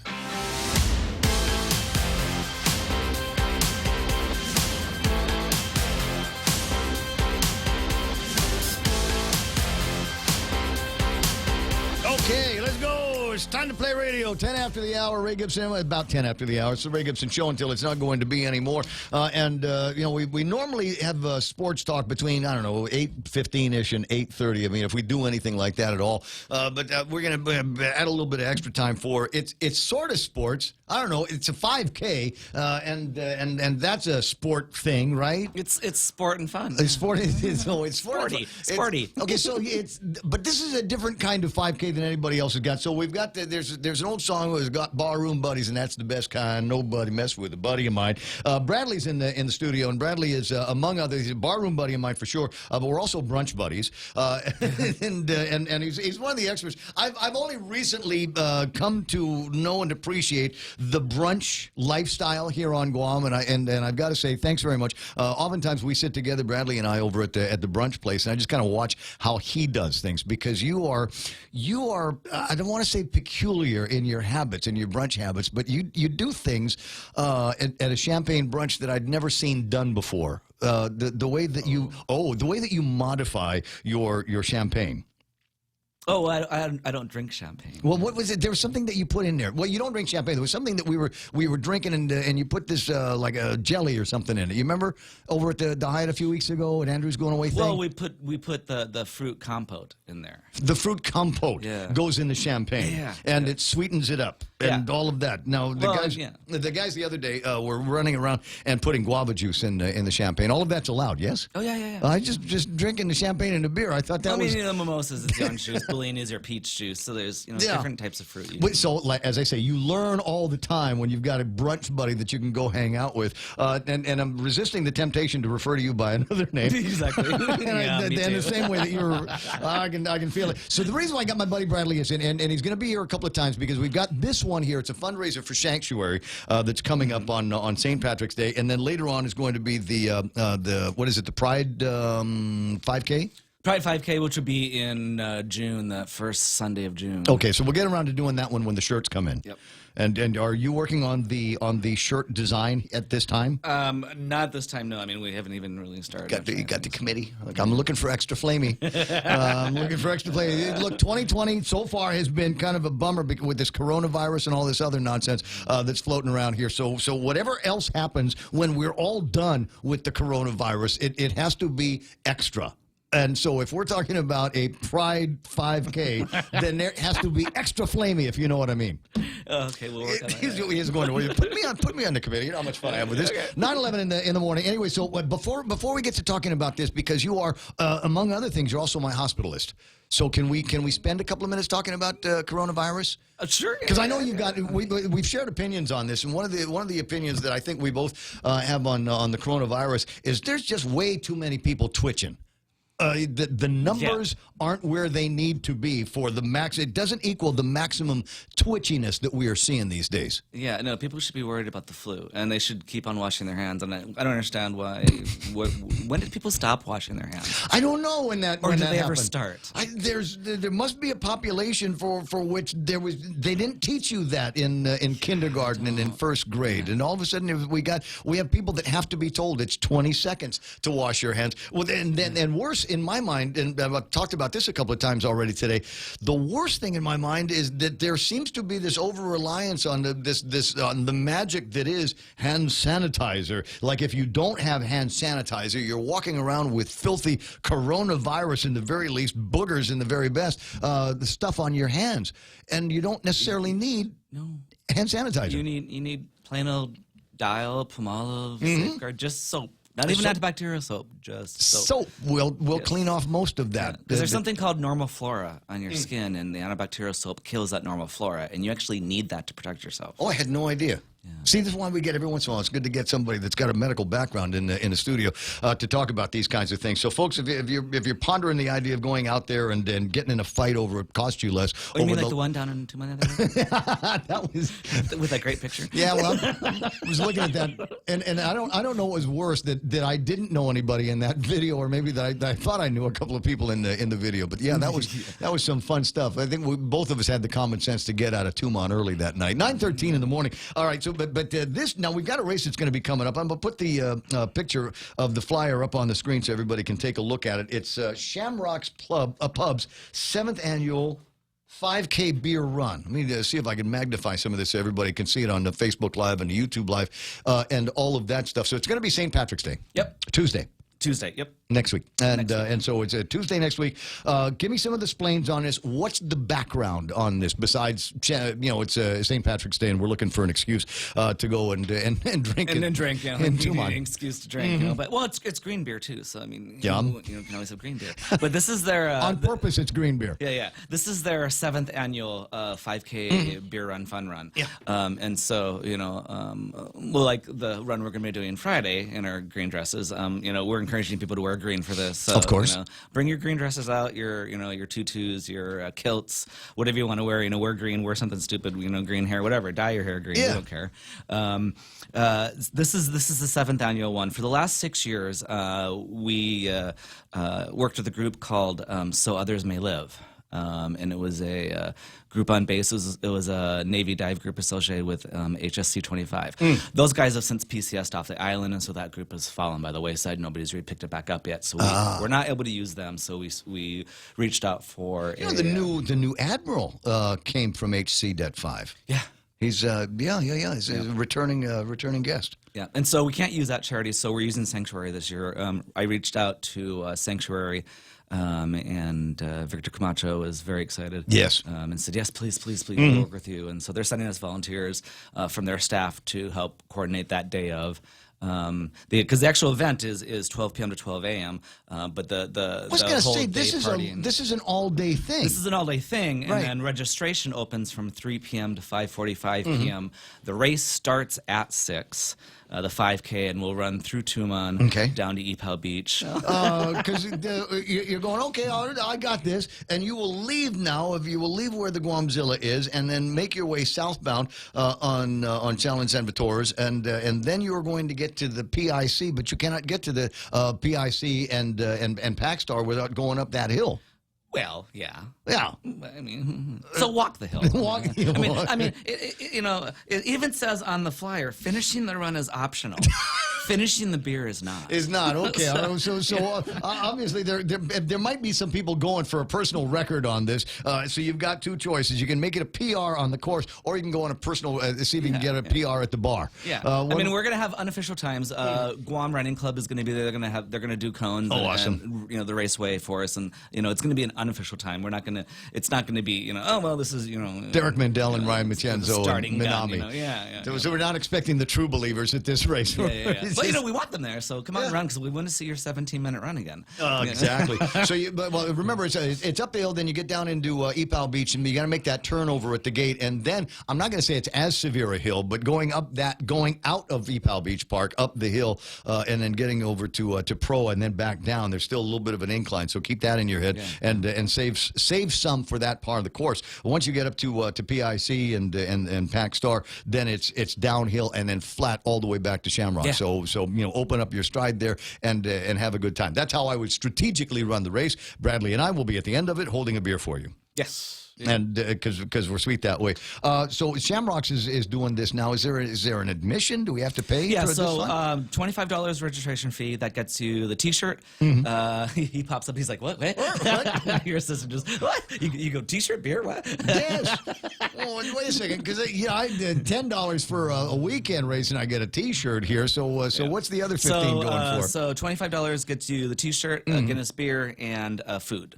Food. So there'll be, of course, it's St. Patty's Day. It's Irish, so shepherd's pie. Anything else that they've got over there? I've eaten the burgers over at Shamrock, and I thought that was delightful. Yeah, they won't have burgers because they're mass produced. Keep them warm are difficult. Shepherd's pie would be easy. Fish and chips, and I believe wings and fries. It wouldn't be unheard of to have wings and fries over at the Shamrock place. Yeah, and they're really good. Yeah, and they've got all kinds of different beer. If Guinness isn't your thing, they've got all kinds of other stuff. Yeah, and they'll have green beer, and but the Guinness is the beer that we're giving for the run. Registration, like I said, is 3 p.m. to 5:45 p.m. So show up whenever. The whole celebration starting at 12.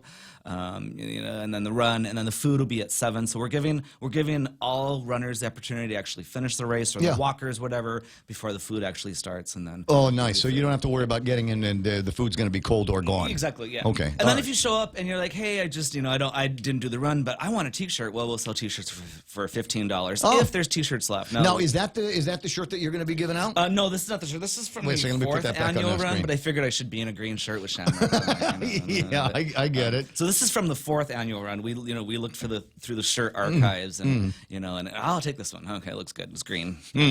So the shirts we're having printed, they won't be done until either Thursday or Friday. Not coming in from China, right? Yeah, no. They're local. Okay, gotcha. Now is $25? Can we start buying? Can we buy our ticket now, or is it one of those things where you got to wait until it's actually St. Patrick's? Yeah. So wait until St. Patrick's Day. Like we said, the registration. I'll be there early in the morning, but registration we're starting. Look for the bald guy. 5:45. Bald guy, green shirt. That's what the guy on the screen right now. You'll look for him, and he'll take you through the process over at Shamrocks. And I'm sure there's there's got a ton of people that have never been to Shamrocks, never heard of the place, which is blasphemy. There's people they just go into 2 months for the galas and whatever on one side of the street, and don't necessarily come and play on the other side of the street. I will tell you, I've been to Shamrocks many times. It's one of the pre-lubrication places for many of the events that I participate in down in Tumon. Really wonderful people, great clientele. I've never how do I say this?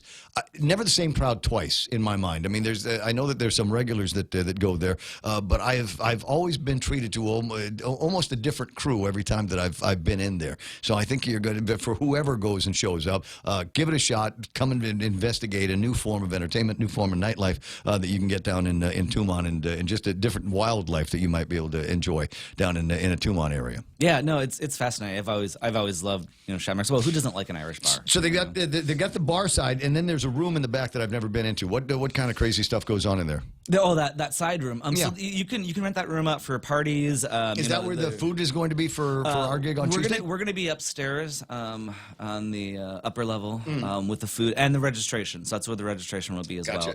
And then the food for the people that are paid. So you'll have a green band on. And, so you have to go to the bar before you can register. See, it's strategy, people. Right. Yeah. Putting all of this together. Yeah. So save $25 from whatever it is that you're doing this weekend. You're getting paid. I know some people are getting paid this weekend. Put $25 in your wallet, stash that away, and then show up at Shamrock's anytime between. I want to say the flyer says noon to midnight, but you're not going to be there until when? What time? Well, are I'll you be in the showing morning, but the registration starts at 3 p.m. Okay, got it. 3 p.m. until really race time. It says 5:45 in the flyer, but race time is at 6. But you show up at 5:55. Of course, I'm not going to turn you away. But give me your money. Get some good parking, and then get in there. What time is the race again? What time's that start? 6 p.m. is go time. 6 p.m. go time for the Shamrock's Pub's 7th annual 5K beer run. As it says, not unofficial timing going to be going on. There are going to be some people that want to try to get it done in 16 and 17 minutes. I guarantee you, I'm not going to be one of them. I think I'm going to spectate through this particular one just to see what happens. Too. Yeah. I mean, you and I run,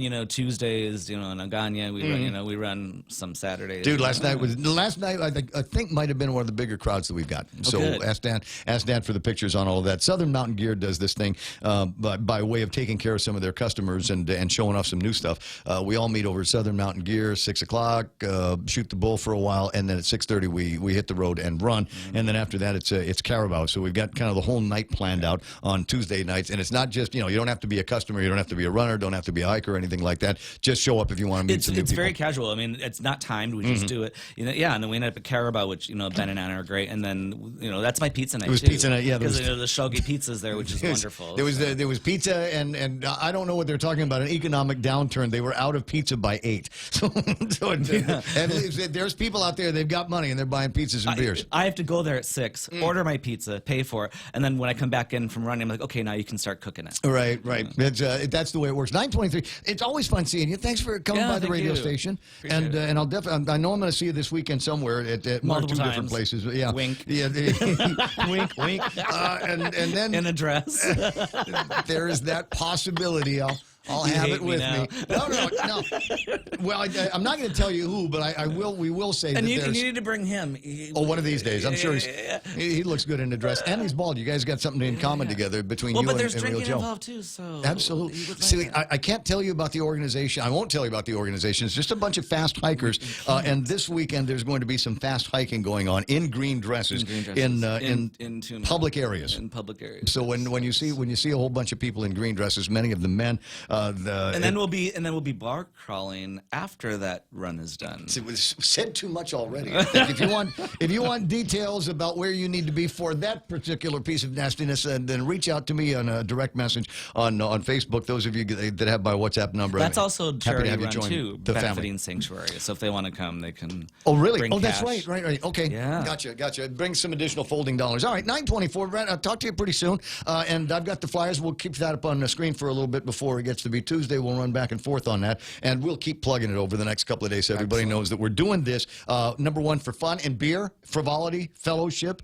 and we're also doing it for Sanctuary. It's 9:24. That's iConnect time. Run to the nearest iConnect and ask them about saving money on mobile and internet plans. Even push to talk if you're in the business world. It is still one of the best ways to maintain communications with your employees, and you'll love the new technology that you can use. Find out more by going to the iConnect at the Micronesia Mall. Valley Finance has been serving the people of Guam since 1959, and they'll continue to be there for you in the years to come. Whether you're looking to get a personal loan for that summer vacation or paying off those long overdue bills, Valley Finance has got you covered. Apply for a personal loan from $1,000 up to $3,600 by calling Valley Finance in Agutya at 475-4545, Upper Tumon at 647-5626, or in Dededo 633-4473. Family Finance, serving the people of Guam since 1959.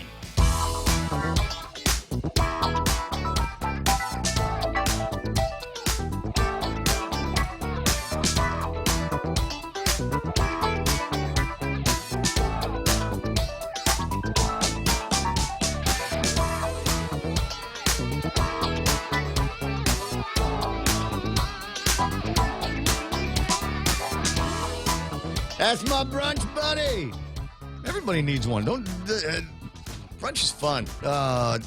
It can get pricey. It can get for sure can get pricey. But it's a whole nother world of just kind of crazy frivolity that you might be able to get into. And frankly, the hotels need your business.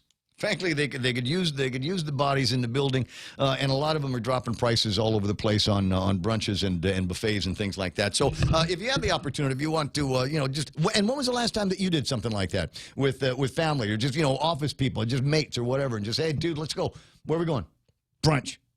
What are we gonna do? Oh, we're gonna eat. But the cool thing about a lot of the brunches that they do down in Tumon, alcohol involved. Beer. Did you know? Yes. Free-flowing beer. The place, yes, the place I was, love it, and I'm sitting there, and I'm a little bit of a traditionalist, right? And the only time that I will break the noon horizon is like if I'm on an airplane. If I'm flying someplace, if I'm headed, to Singapore, Manila, or whatever, and the plane leaves at 7 o'clock, so I got to be at the airport at like 5, right? So I go to the lounge, and I get in the lounge, and as far as I'm concerned, I'm in universal coordinated time at that point. And as far as I'm concerned, I'm an international time zone for which none of the rules exist. So that means if I want to have an Asahi Super Dry at 5 o'clock in the morning at the United Lounge, they're the same. They'll give it to you. Because it doesn't matter. The law about buying and selling and giving away drinks doesn't apply at the United Lounge over at the airport at 5 o'clock in the morning. So they'd be more than happy to, here you go, sir. Do you have San Mig Light? I'd like a San Mig Light after this. And more than happy to do that. But that's the only time I ever break the plane. So that, there I was on Sunday, and we're at the place, and it's 11:30. They just opened the doors. It's 11:30. And I passed by on the way to the table. They've got this thing with champagne in it and little long necks of Heineken Light sticking out of it. I don't know about day drinking. I mean, even it's the weekend. But, you get used to that real fast. It took me long enough just to take the top off of it. That was all the time it took to say, no, this is not a terrible thing. Not a terrible thing. 9:28 in the morning, 888-8255-888-TALK is the telephone number. Hit me up with your coronavirus memes or whatever else it is that you want to send, 988-5874. Marlu Berseman earlier sent me the video, the footage, if you will, of some of the comings and goings in the hostage situation up in Saipan. And you might have gone to bed going, wow, that's terrible hostage situation up in Saipan. I hope they get that resolved. It's 9:28 in the morning, and as far as I know, it has still not been resolved. About the same time as I was talking with my pal Brad Rosala up there, up in Saipan, it was about 20 after 7. There were shots fired from inside the house in what do you say, San Antonio, down in San Antonio in Saipan. And so at least 6 shots have been fired there between 7 and 8 o'clock in the morning. There are still negotiations. He has asked for, they pulled the plug on the phone, but he's been able to communicate with the negotiators, asking for food and drinks and things like that, send some pugwa. Can you go and get ice keki from the place, whatever? So that it is still an ongoing situation that they're dealing with on Wednesday morning. The area near the house has been evacuated. Nobody allowed to come and go and do that kind of thing. So it's one of those. It would be crazy if it was happening here. It's double crazy because it's happening there. You never hear. But what's the biggest trouble you ever hear of anybody getting into up in Saipan? This is hardly ever anything. And but apparently the guy, according to Brad, they think he might have something like a PTSD with everything that has been going on there in the last couple of years. It's just people have a hard time. And it is not as though they have the same kind of safety nets that we have here, smaller community, fewer opportunities for jobs and that kind of thing. And there are going to be people that just are going to find themselves incapable of, bootstrapping. And that's unfortunate. It is possible that this guy just hit the limits of his capabilities to cope with it. And there was apparently a warrant out for his arrest. The cops came to serve it, and he just lost it. And they're still dealing with that now. Fingers crossed that doesn't become something that we have to deal with around here. The larger population, more people with substance abuse issues, alcohol abuse issues, mental health issues. that they might not be able to get a handle on. And I think the biggest problem that we've got, of course, is ICE. And, no surprise. I've got these today's magistrates. On or about March 9th, 7:05 a.m. This is interesting. Which one is Route 11? Route 11? Route 11. All right, let me check. I can't believe I don't know that off the top of my head. Yeah, I'm trying to figure out why they're doing it this way. This is interesting. But where's the place here? Let me look at the traffic gizmo and see if I can figure out which one Route 11 is. Where is it on the map? 11, come to me. 10 is there. Where would 11 be? While you're looking for Route 11. That's a PD, the one that goes Oh, out that's towards, that's exactly what I thought it was. The port. Okay, that's exactly what, because I think I know exactly where this was. On or about March 9th at about 7:05 in the morning, officers stopped to investigate two men who were parked on the side of Route 11 and sitting along the guardrail. My guess is it is at the very end of the old USO, right where the fence ends. There's a nice concrete pad that they've got there for years, and then there's guardrail, and I know a lot of people. That's where they go swim. They go swim in the channel, and then they come out and dry off, and then usually buddy up with each other through there. And quite often at 7:05 in the morning, there are people that have been on the night shift somewhere. And that's where they bring their booze and sit out, and it's a terrible mess they've made out there. So I'm glad that the cops are surveilling the area. Anyway, two men identified as Ken Roland Iglesias Manibusan and Joseph Roque Dueñas Santos, who's been charged in a separate complaint, almost identical to this. GPA officers approached the man and inquired as to why they were stopped. An officer noted that the vehicle the two men were using for transportation had expired tags. Santos had a driver's license. Manibusan had no identification whatsoever. And this is weird because they're referring to them as GPA officers. Does the power company down there have their own security guys? Maybe they do. I know that GPA. Guam Port Authority. Oh, yeah. Yeah, they've got their own port police. There it is. KF Dueñas conducted a search of Santos's vehicle with consent. The search yielded a black backpack that Manibusan admitted belonged to him. He then consented to a search of the backpack. Officer Dueñas found a clear glass pipe with white residue inside the black backpack. Marijuana and a pipe used to smoke marijuana were also found on his person. A field test performed on the white substance found inside the clear glass pipe yielded a presumptive positive for crystal methamphetamine. 7 o'clock in the morning. Surprise, surprise. Hanging out, getting high. Getting high with our marijuana and our ice. Getting our ice fix right there on the side of the road. Both of them were brought in. Who's online? Who am I playing around with? DDB. Washington, D.C. is happening in there. My friend Julianne Dizon-Shin is online as well, who says, I'm a psychologist, hoping to be a part of the mental health support here on Guam. I know people that you ought to be talking to. PTSD can happen from natural disasters. So there it is, an absolute fact. I got a psychologist, former Marine. Well, sorry, I'm about to say former Marine, not going to because I know the difference. Marine pal Julian Chin. Good to have you back, and I'm glad that you've come home to try to help. Got another one of these magistrate reports, theft complaint. I don't know how much more. I don't know if I want to go all the way on this because it doesn't actually end up with the phrase crystal methamphetamine or white crystalline substance, presumptive positive or something like that.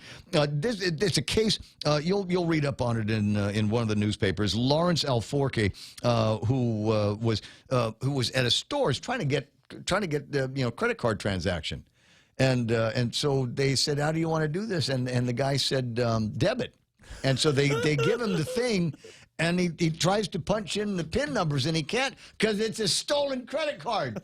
You dumbass.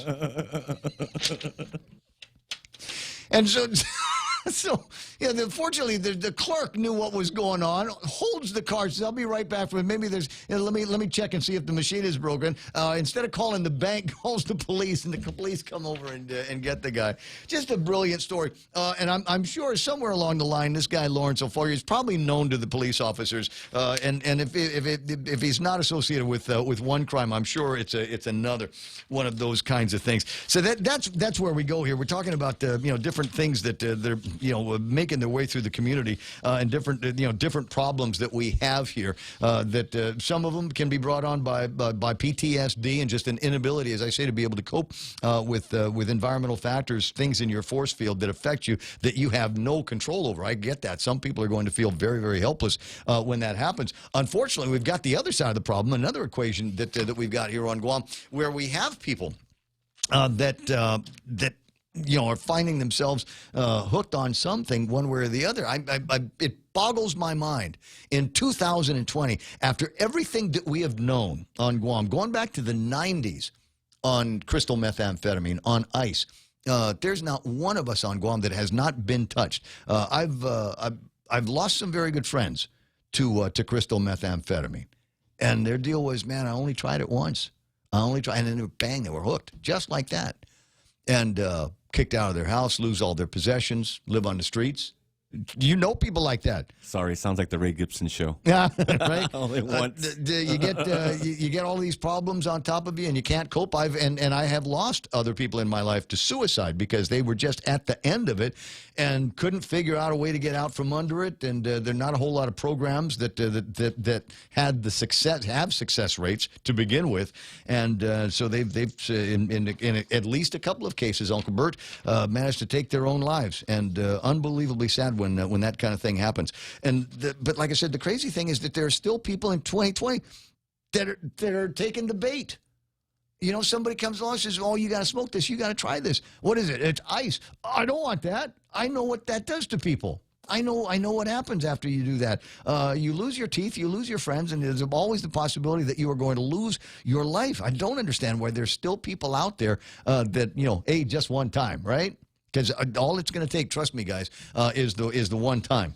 Alcohol abuse issues and things like that, and for which there are programs that will help people get out from under it. There's a couple of other stories. One of them I was going to print out, and I changed my mind because it's just depressing to see what happens when you get some of these guys that are on the combination of ice and alcohol, and then they get home, and it's a bad time because they get home and there's the wife, and she's going to lecture them about, man, are you high again? Are you stupid? Are you stoned again? And then that's usually when the fisticuffs begin. And against somebody that's been drinking or smoking or both, the women are always losing. The women are always losing. So that's one of those things, and I don't know what can be done about it. I hope that there's more by way of programs and there's more by way of institutionalized care that we can provide for some of these people. 9:38, heavy conversation. Let me move away from that into a couple of other things. Let me just take a quick look at the table of contents and see what it is in there that I wanted to talk about that I haven't had a chance yet. We do this from time to time at this juncture in the program. Where I realized that I'm almost done and we haven't hit everything that I wanted to talk about. While I'm thinking about it, Tina Blas. Do you know the name? Sounds familiar. Yeah, you know why? Because that's former Senator Blas' daughter. Oh, okay. Right? Defunto. And she got a new job.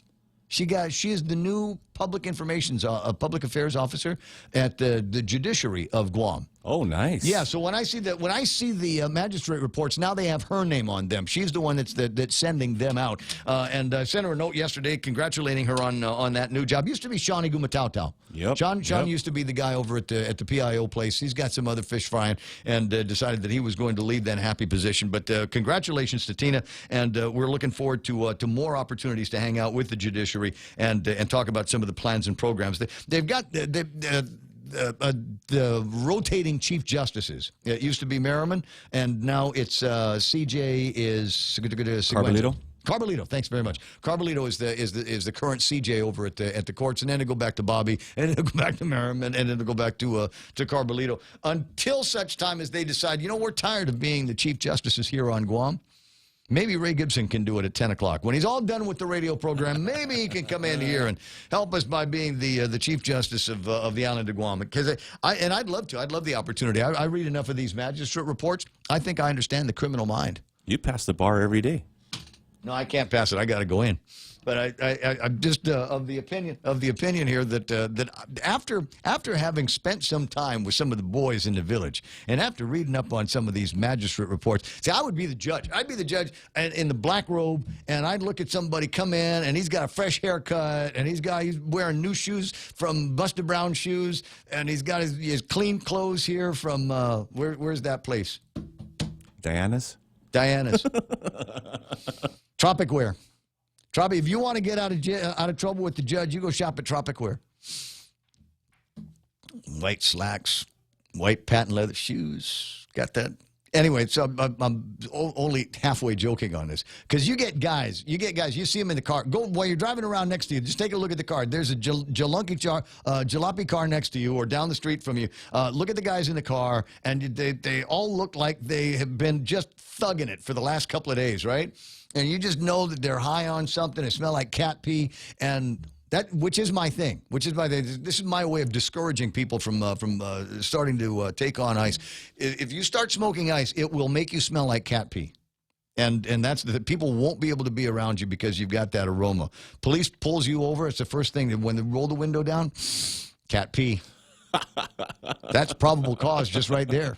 That's the probable cause. I got a guy on ice. He's high on it right now. I can smell it's more cat pee than normal because he's just obviously smoked. So don't smoke ice because it'll make you smell like cat pee. But anyway, so most of the time you get these guys and they look all thugged out. But when you see them at court, they got nice clothes. They got a brand new haircut. I would be the judge that sees right through that. I would be you can dress up all you want. I can imagine you saying, nice clothes you got there. Yeah, right. No, I think Anita Sokola said that to somebody once. I'm serious. She did. There was one of these guys. I don't know. One of these drug guys. I think it was a dealer that she let off.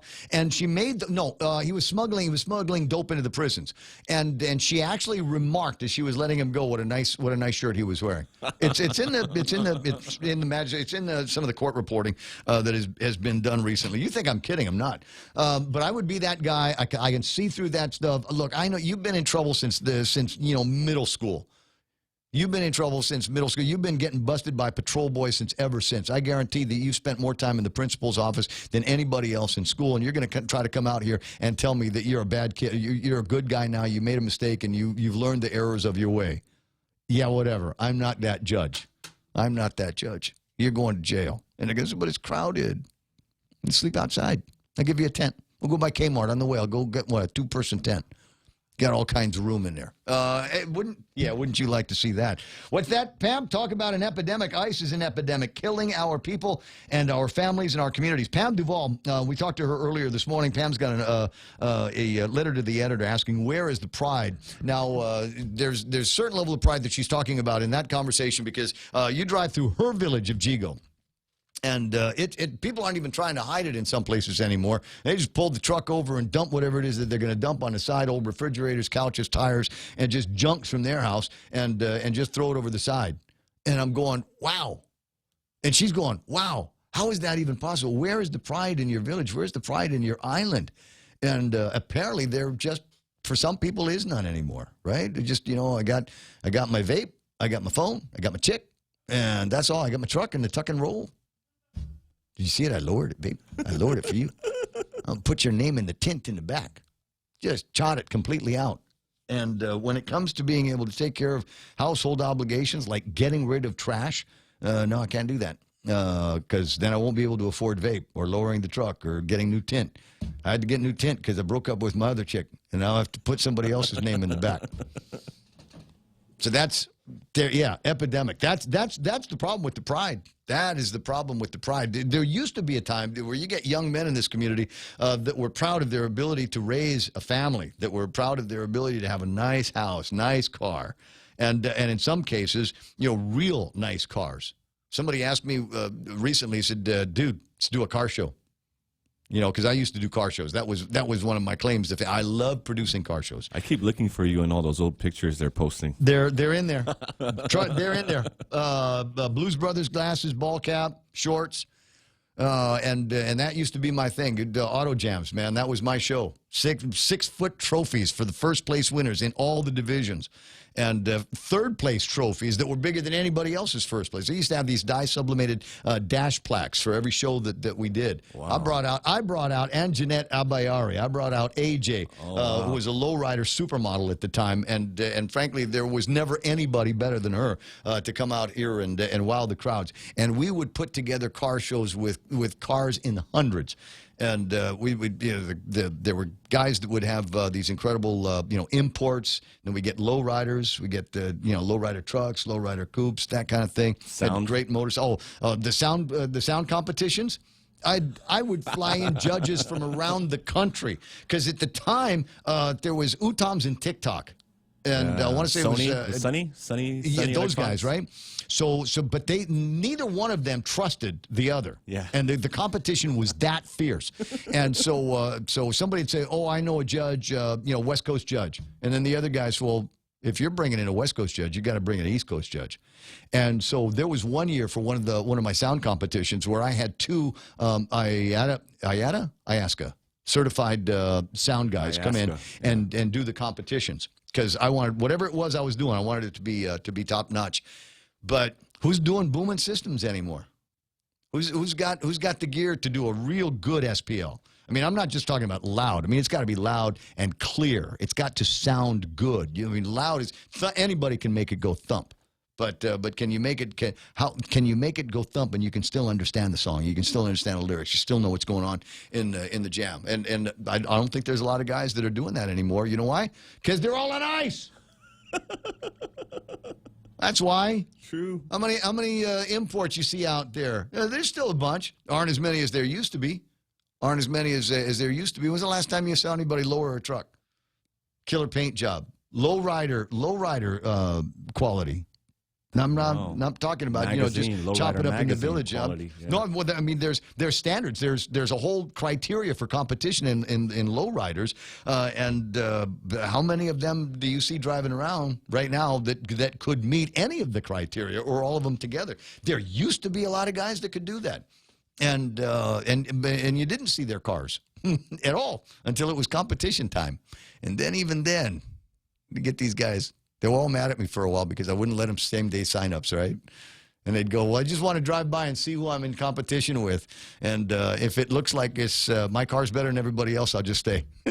Like, well, you can't. So there were two car shows. There was one inside the fence and the one outside the fence. I'm sorry. Great memories of a once upon a time where I think that there were a lot of people that, knew how to stay away from that hard stuff and had hobbies and vocations like that they could go and pursue.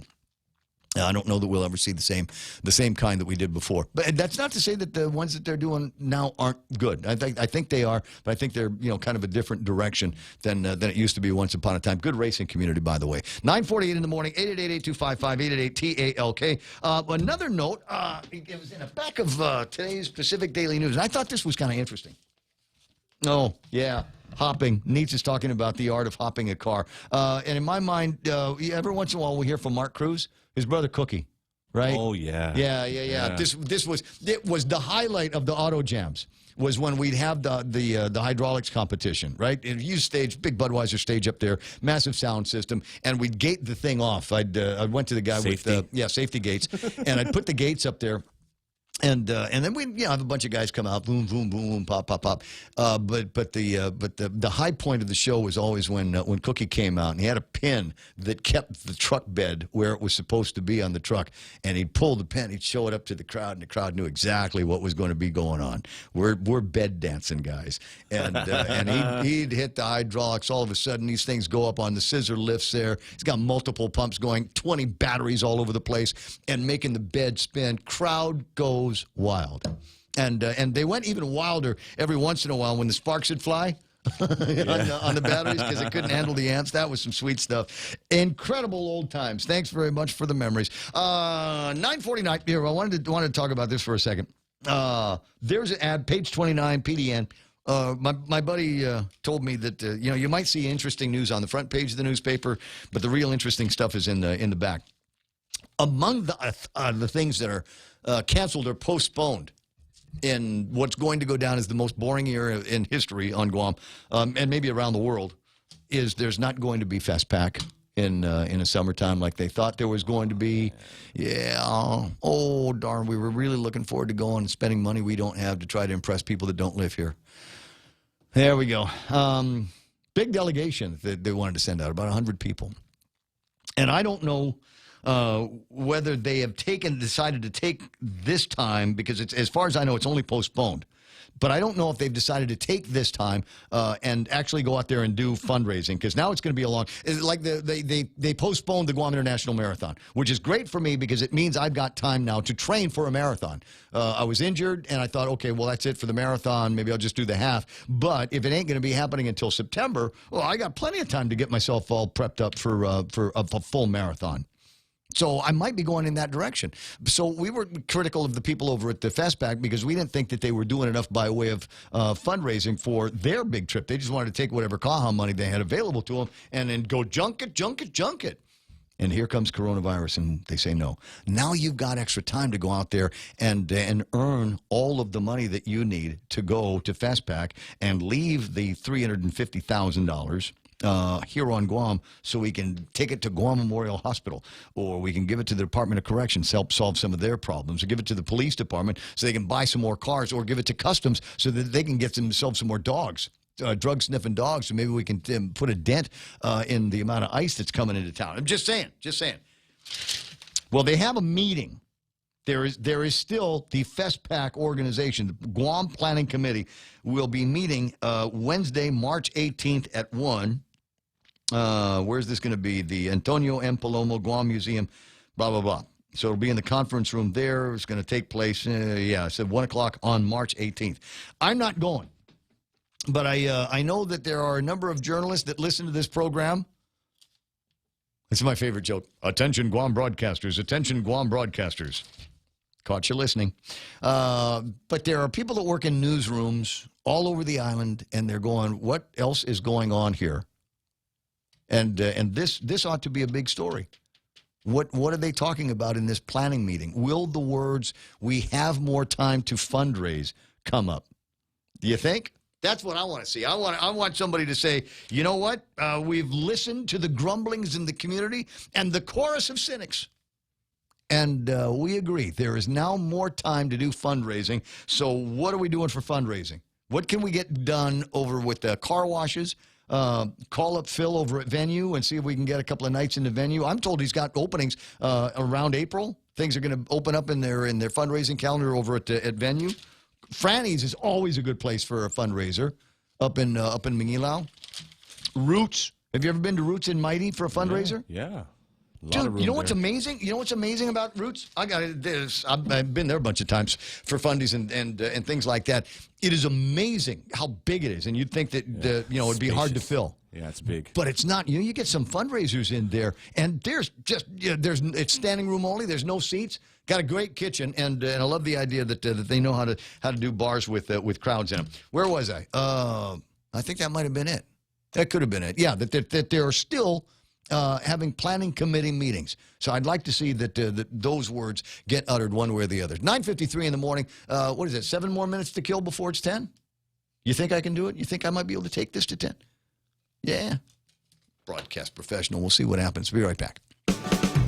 Live the balanced lifestyle. Take Care Insurance offers proven wellness and fitness programs to encourage individuals and families to live a healthy, balanced lifestyle through preventative care, being active, eating right, relaxing and unwinding, and being socially connected. They have the island's largest offering of free fitness classes and health education programs for all ages. Join the movement. Follow them on Facebook and Instagram, or visit takecareasia.com to learn more.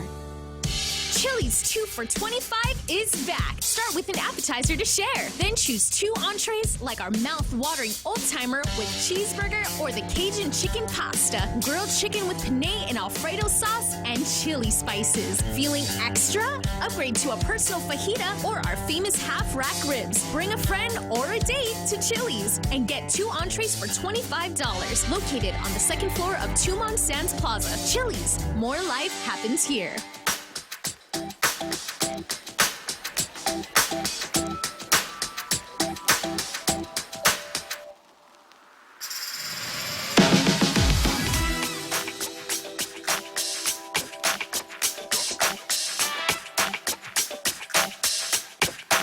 If you spell Chuck Norris in Scrabble, you win. Forever. Brilliant. Chuck Norris's birthday was yesterday. It's 80 years old. 80 years old, that Chuck Norris. And if you were looking for an excuse to go down the very long list of Chuck Norris jokes, then I'd take advantage of it. Look, there's nothing else going on here today, guys. If you've made it this far into the program, here's your clue. There's nothing going on Guam today. All of the action's up in Saipan or the coronavirus and its transmissions and things like that. But for all intents and purposes, I can't see anything major happening today. There's going to be a get-together over at the governor's office at 11:30. It has nothing to do with coronavirus that I know of. They are going to be signing some paperwork for the study for the Agana River. Which is an interesting concept-ish. If this is the same study I think that they're talking about, I've fallen in love again with Agana.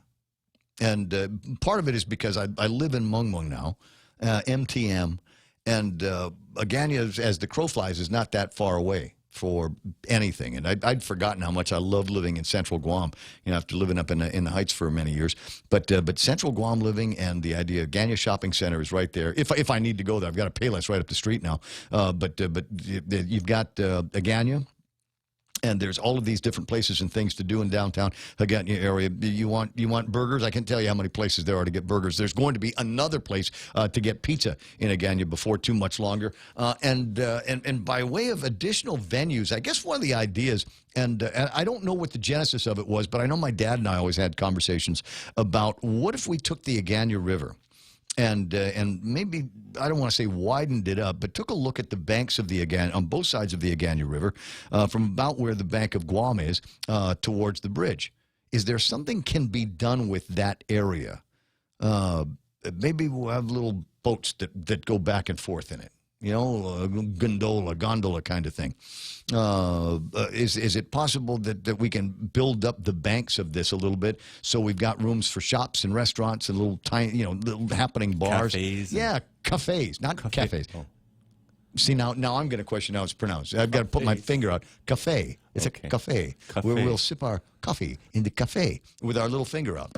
And it'll be $7, and nobody will complain because it will be this wonderful kind of riverwalk experience through there. So that's one of the things that they're going to be talking about. It's $3 million worth of study, and I guess they're going to be putting the finishing touches on the signatures on that today. But would that not be an interesting kind of thing to do? There's already so much going on in the downtown Agana area, what with the museums, and you got the food truck nights. And even if and Wednesday night market, and even if we're not doing that, I'm here to tell you that there's a whole lot of people that walk around. I'm not talking about the homeless, by the way.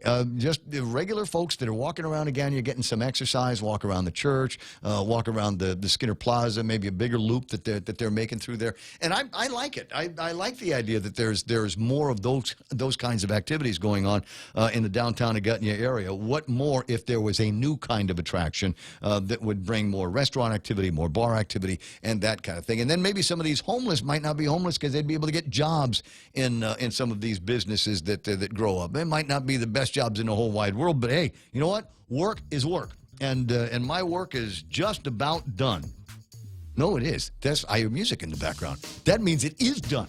How about that? So I got to go, and then it's going to be 10 o'clock. What day is it? It's Wednesday, so that means we got right-wing bomb throwers going to be talking on the radio all day long. Rush Limbaugh and his program. Tall Tales at 4 o'clock this afternoon with, what is it? Chuck Norris looks under his bed to see if Bob Klitsky's there. Right on.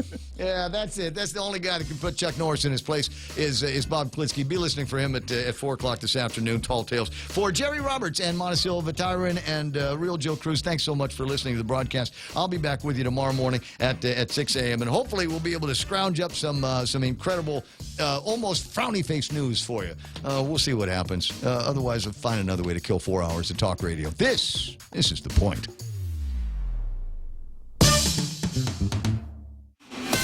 This is a Fox News alert, awaiting results. I'm Lisa Lacera. It's 8 o'clock on the East Coast, and the Fox News decision desk can now project that former Vice President Joe Biden will easily win the states of Missouri and Mississippi, where polls have just closed. further accelerating the Joe-mentum that Biden has been enjoying since his blowout victory in South Carolina just 10 days ago. Biden cruises past Vermont Senator Bernie Sanders in both states, making the state of Michigan, where polls close in an hour, even more critical to Sanders' once surging campaign. It's too early to project a winner in North Dakota, where polls in the Democratic caucus have just closed. The